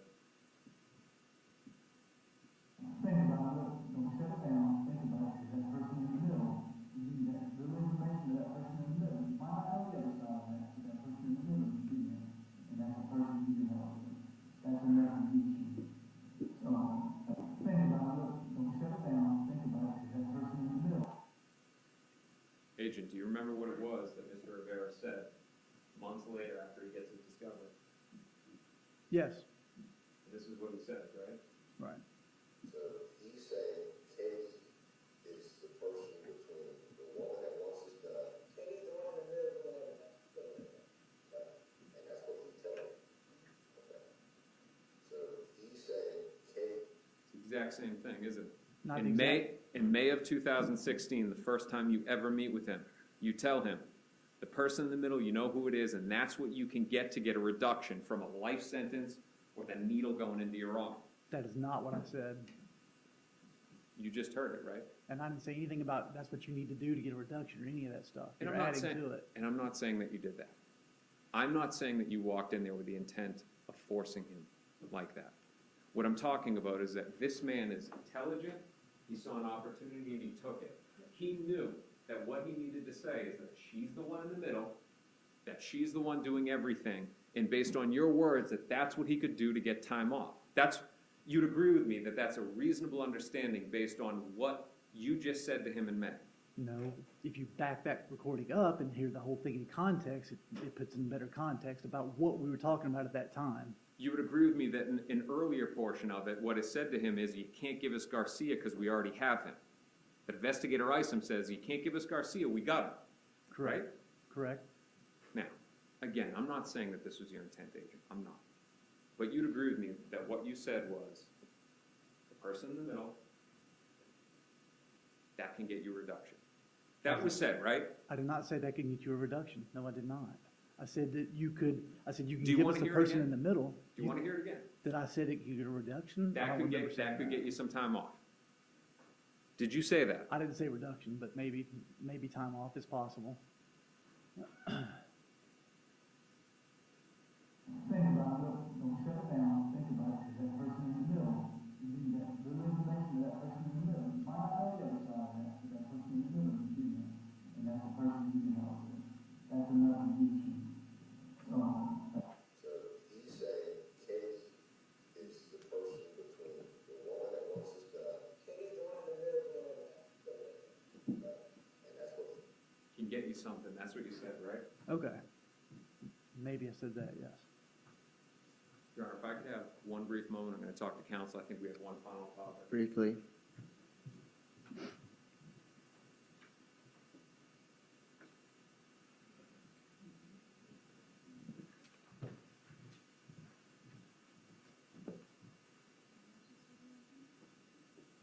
Nothing further. Thank you, Your Honor. All right, redirect, Ms. Kappelman.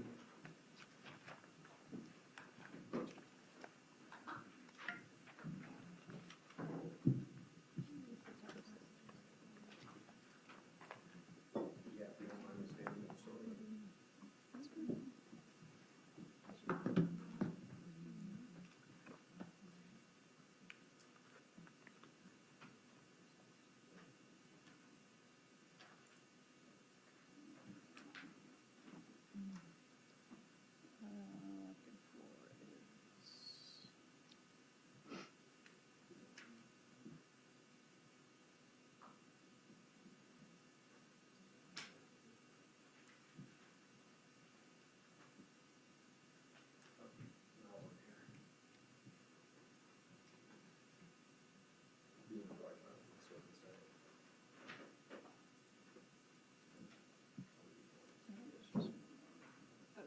So, because I published all those. Yes. There you go. And you want that one?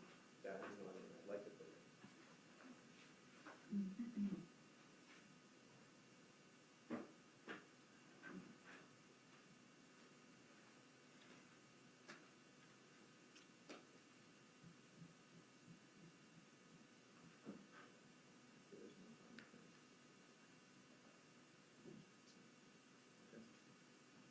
Your Honor, if we can reopen cross for one final matter? Yes, The defense moves in the recording that was just played, right, the it's 527 interview. defense 28.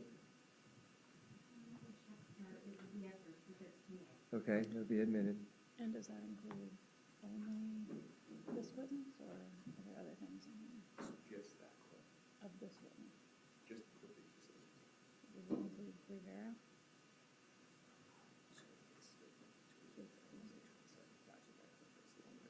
So both of those clips are clear. Sorry, Your Honor, to cross talk. But not Rivera's statement. I don't mean No, that one needs to be.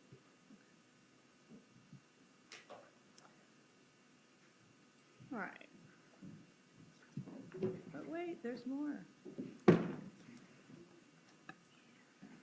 All right. You were asked about, can you force somebody to cooperate? Can you force somebody to cooperate if they're innocent of a crime? Can you force someone to cooperate if they're guilty of a crime? No, you cannot. You were asked about your personal opinion, what you want to see happen in this case. You want to see all the guilty parties held accountable, right? That's correct. And you want Garcia to cooperate, right? Correct. But he didn't cooperate, did he? No, And does that mean he's innocent of the crimes that he's charged with? no. Everyone here seems to agree that he's guilty. Correct. Charlie's guilty. Everybody's guilty. Except Ms. Magbanua, right? Can't force anybody to cooperate. That's They correct. have a constitutional right to a trial by jury. Absolutely. A right to have the state prove the case against them in a court. Absolutely. A defense. They have a right to that too, right? That's correct. All right, and is there anything nefarious about the fact that Mr. Rivera's attorneys were provided with his discovery in his case? No, they're right. I mean, that's how it works, right? That is how it In works. fact, it's required, right? Correct. The defense in this case was provided with the discovery, right? Correct. And in fact, they've had, 7 additional years from Mr. Rivera to study the discovery and conform a defense however they see fit. That's correct. Objection, denigration of counsel. Overruled. You were shown exhibit.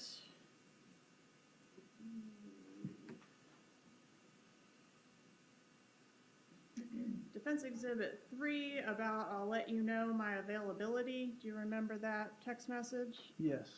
All right, I'm going to show you an additional exhibit that I've marked as States 135. Just disappeared because I did something with it. Here we go.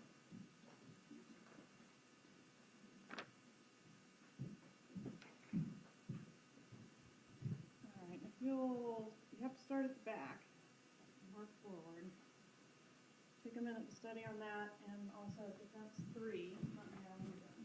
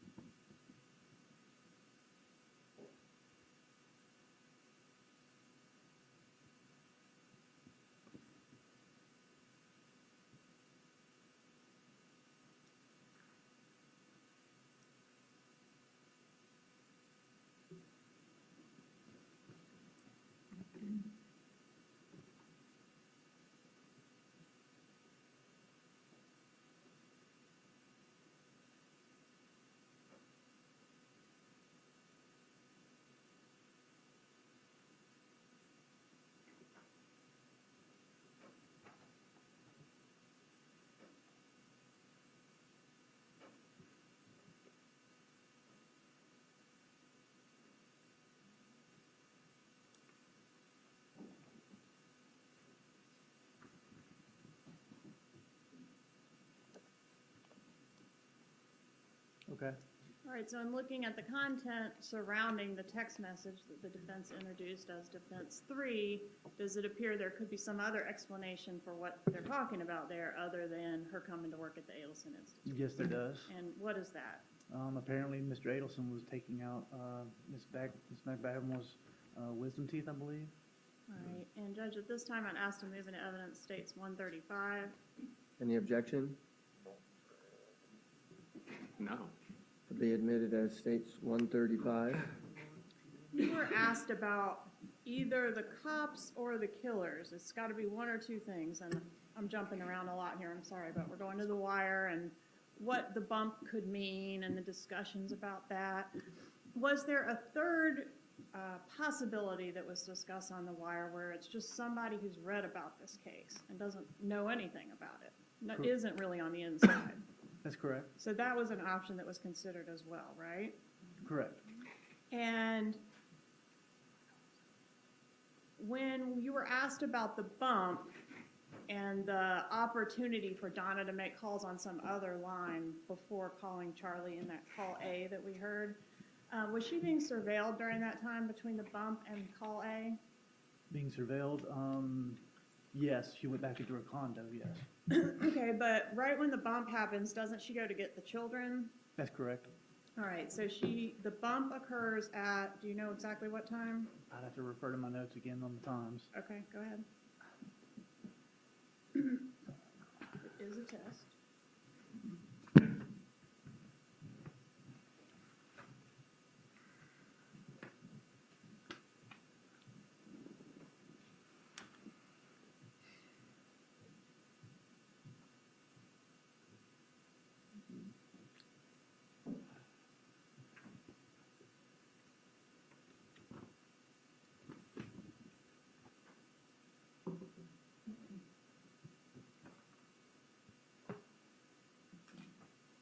I believe it was 1:47. 1:47 p.m.? Correct. All right, and then she walks and gets the children. Do we have an idea of what time she enters the icon with the children? It was a good, I'm guessing right now, but about 10 minutes, All right, so about 1:57, she's re-entering the building? somewhere around there. Okay, and what time is the call placed to Charlie that we heard, that call A? I believe it's 2:09. Okay. And during the time that she was walking to get the kids and walking back to the icon, was she on the cell phone during that time? No, she was not. All right, the list of calls that you were showed that were not played, do you know whether that list includes calls that were not answered, meaning missed calls? Yes. Okay. All right, and we had some missed calls between Katherine Magbanua and Charlie Adelson in this case during the wire, right? Correct. All right. Did we hear that call D on State's Exhibit 99, that first call that we heard between Magbanua and Charlie Adelson, was that the first time they talked on the wire after the bump? Yes, it was.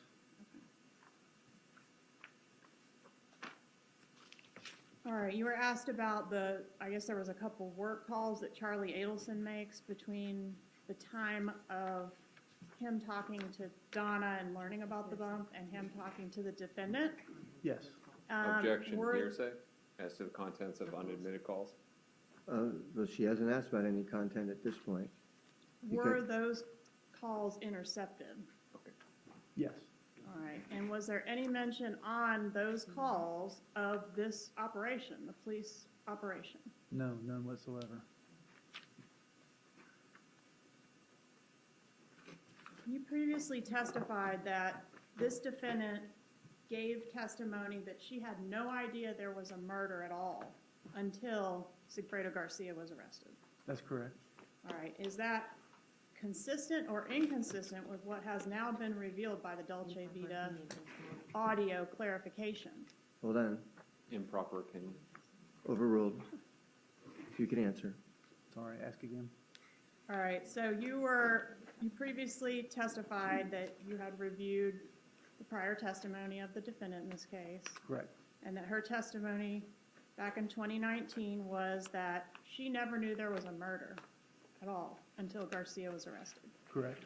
All right, and is that position consistent or inconsistent with what has now been revealed through the Dolce Vita conversation that we can now hear?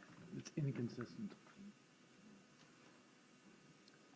You mentioned, I guess you were asked on cross-examination about Katherine Magbanua, why she did or didn't act a certain way on the wire, and you said she was walling off. You believe she was walling off Charlie Adelson. What does that mean? It's where you protect yourself by not sharing all the information that you have with other people. And that way, those people can't use things against you or whatever, but it's a term we use in law enforcement a lot, of walling someone off. So is that something we commonly see in a conspiracy, where the conspirators deliberately don't know who's down the line? Absolutely. And Katherine Magbanua does not say the name Tudo, Tado, Garcia, Rivera, any of that on the wire to Charlie, does she? No, she doesn't. Okay, but she does know that information. Yes, that's That correct. that's who the undercover was referencing. Correct. And in the opposite direction, when she's speaking to Sigfredo Garcia, is she walling off Charlie? Yes, appears to be that that's what she's doing. Right, so when he's 100% sure, 1,000, million, zillion % sure that it's law enforcement, as he's saying that, as far as we know, he doesn't know anything about the fact that that information was true. Tado and Tudo are someone that's known in the case. That's correct. I don't believe he knew who Tado was and that he was actually in jail In Broward County. in Broward County. All right, and so at the same time frame that he's saying, I'm 10,000% sure it's the cops, she's saying it's getting too detailed, it's coming from the inside. She's saying that to Garcia, That's correct. because Garcia does know who Tado is. Exactly.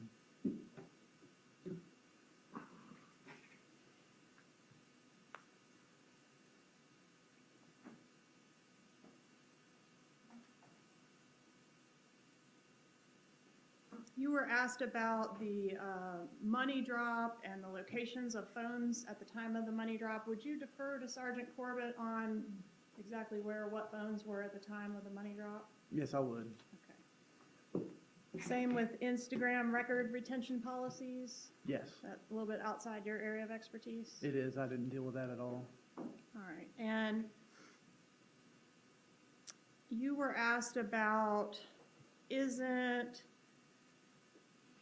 King Anthony something new that Rivera is adding? Did Rivera call King Anthony by another name in this case? I believe he called him Ortiz.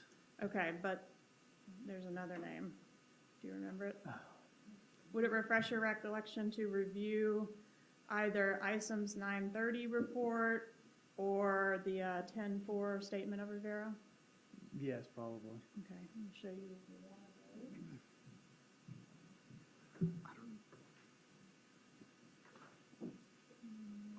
I don't object to you just saying it.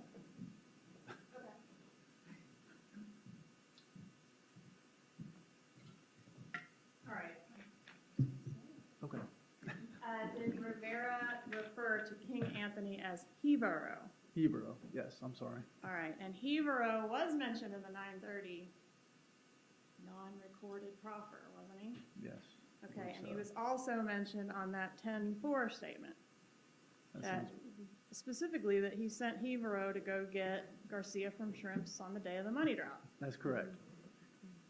All right, you were asked about the clubs and the money and how much of an investigation you did into trying to figure out how much cash she made at these clubs. One of the exhibits that you were shown by the defense, and I'm not sure, did this get a number? The club?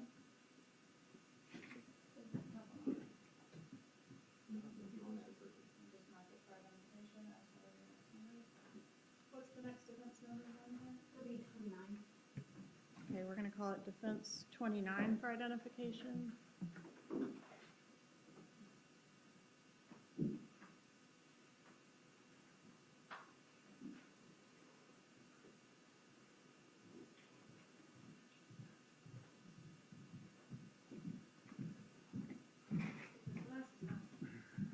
Thank you.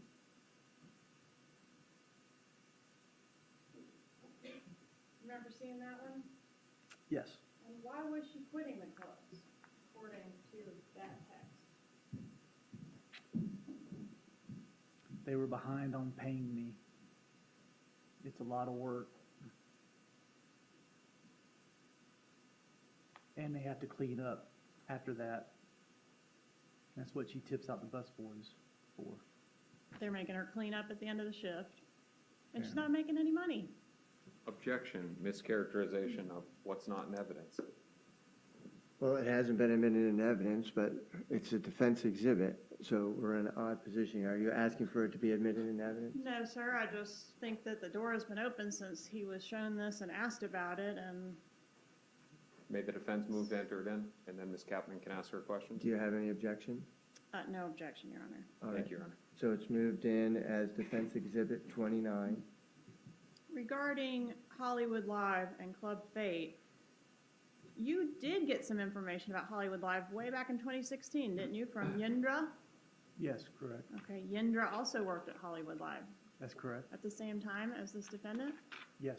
Okay, and that evidence suggested that she wasn't making a lot of money at Hollywood Live, didn't it? That's correct. All right, and Club Fate, we got a bounce check. That's it, right? Correct. Doesn't suggest it's a highly successful business, does it? No. All right, but in any event, if she was making a ton of money at the club,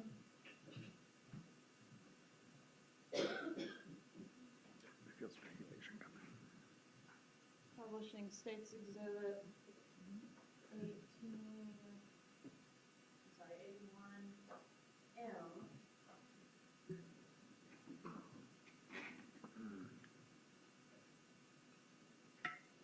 She was killing it at the club. She especially killed it around the time of this murder. Hold on. Objection, speculation, and proper Over. question as to killed it. No, it's overruled. She did real good around the murder, didn't she? She sure did. And not so good any other time, comparatively speaking. Correct. All right. All right, I want to ask you about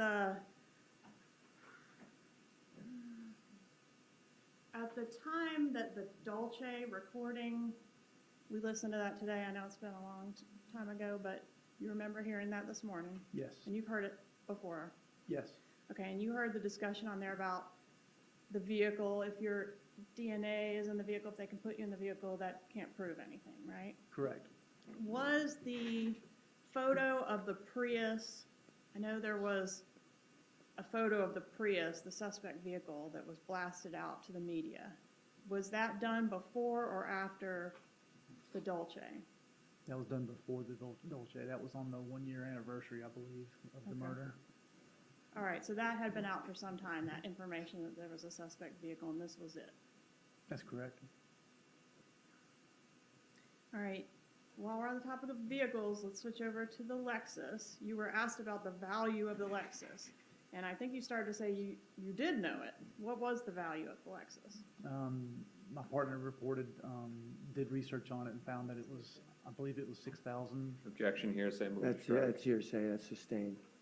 All right, so she paid $1,700. Let's assume she did pay $1,700 for a Lexus. And that evidence you have that it was in mint condition. She got a good deal, right? Yes, very good deal. It's not like she's driving a Bentley, right? Right. All right, you were asked about the pattern of the calls. And is the pattern of the calls and communication between the parties in this case consistent with guilt? Does it prove guilt? And the point that the defense was making, I believe, is that, these people had relationships outside of doing a murder together, right? That's correct. Okay. So the fact that they were communicating with each other does not in and of itself prove that they did a murder together. That's correct. All right. When you see the flurry of activity right before important events in this case, is that something that raises your suspicion about those particular calls? Yes, it does.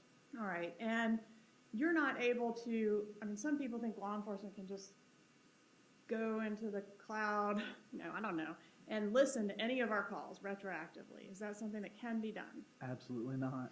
Okay, so you can't go back to before the June trip when everybody was calling everybody and listen to those calls and hear what they were saying. No. All right, same thing with the July trip. Can't do that, can you? No. All right, so we can't be sure from that activity if that pattern really does relate to the flow of information passing from one conspirator to the other, as we suspect. Correct. All right, is there a way that we could plant some information and listen to what these folks are saying to demonstrate that fact or ferret out that suspicion? Yes, that's why we did the bump. That's why we did the wire. And they do talk about it, don't they? Yes, they do. No further questions. All right, you want the witness subject to recall? Yes, sir. Okay. Yes. Okay, you're subject to recall, and so they'll let you know if you need to reappear, okay? Okay. All right, thank you. Thank you, Judge. Does the state have another witness? May I have 1 moment to confer with the clerk, Your Honor?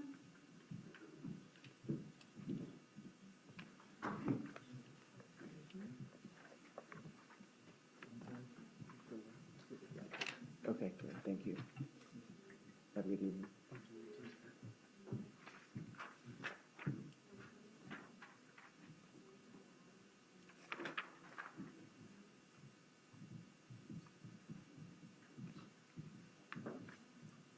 Is there an exhibit remaining up here? There's an exhibit up here. Ms. Dugan, could you get that?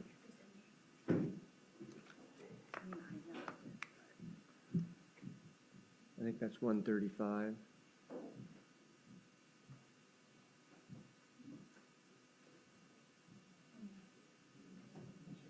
That yes was for Kurt's not for Judge, at this time, the state rests. All right, the state has rested its case. That means they've presented all their testimony at this time. We're going to break for the day. All right, I apologize. I know that we've gone over, but I wanted to finish this one witness and not break it up. I will be more mindful of that tomorrow. We won't go over tomorrow, so we won't have any issues with that. Okay, in the morning, we'll start with the defense case, and we'll move as quickly as we can, and we'll have a better estimate of how we'll be proceeding once we have some discussions here in the courtroom, okay? So please, again, no discussions amongst yourselves or with anyone else, no searches on the internet or any press reports. We'll see everybody back here tomorrow at 8:30, okay? Thank you very much.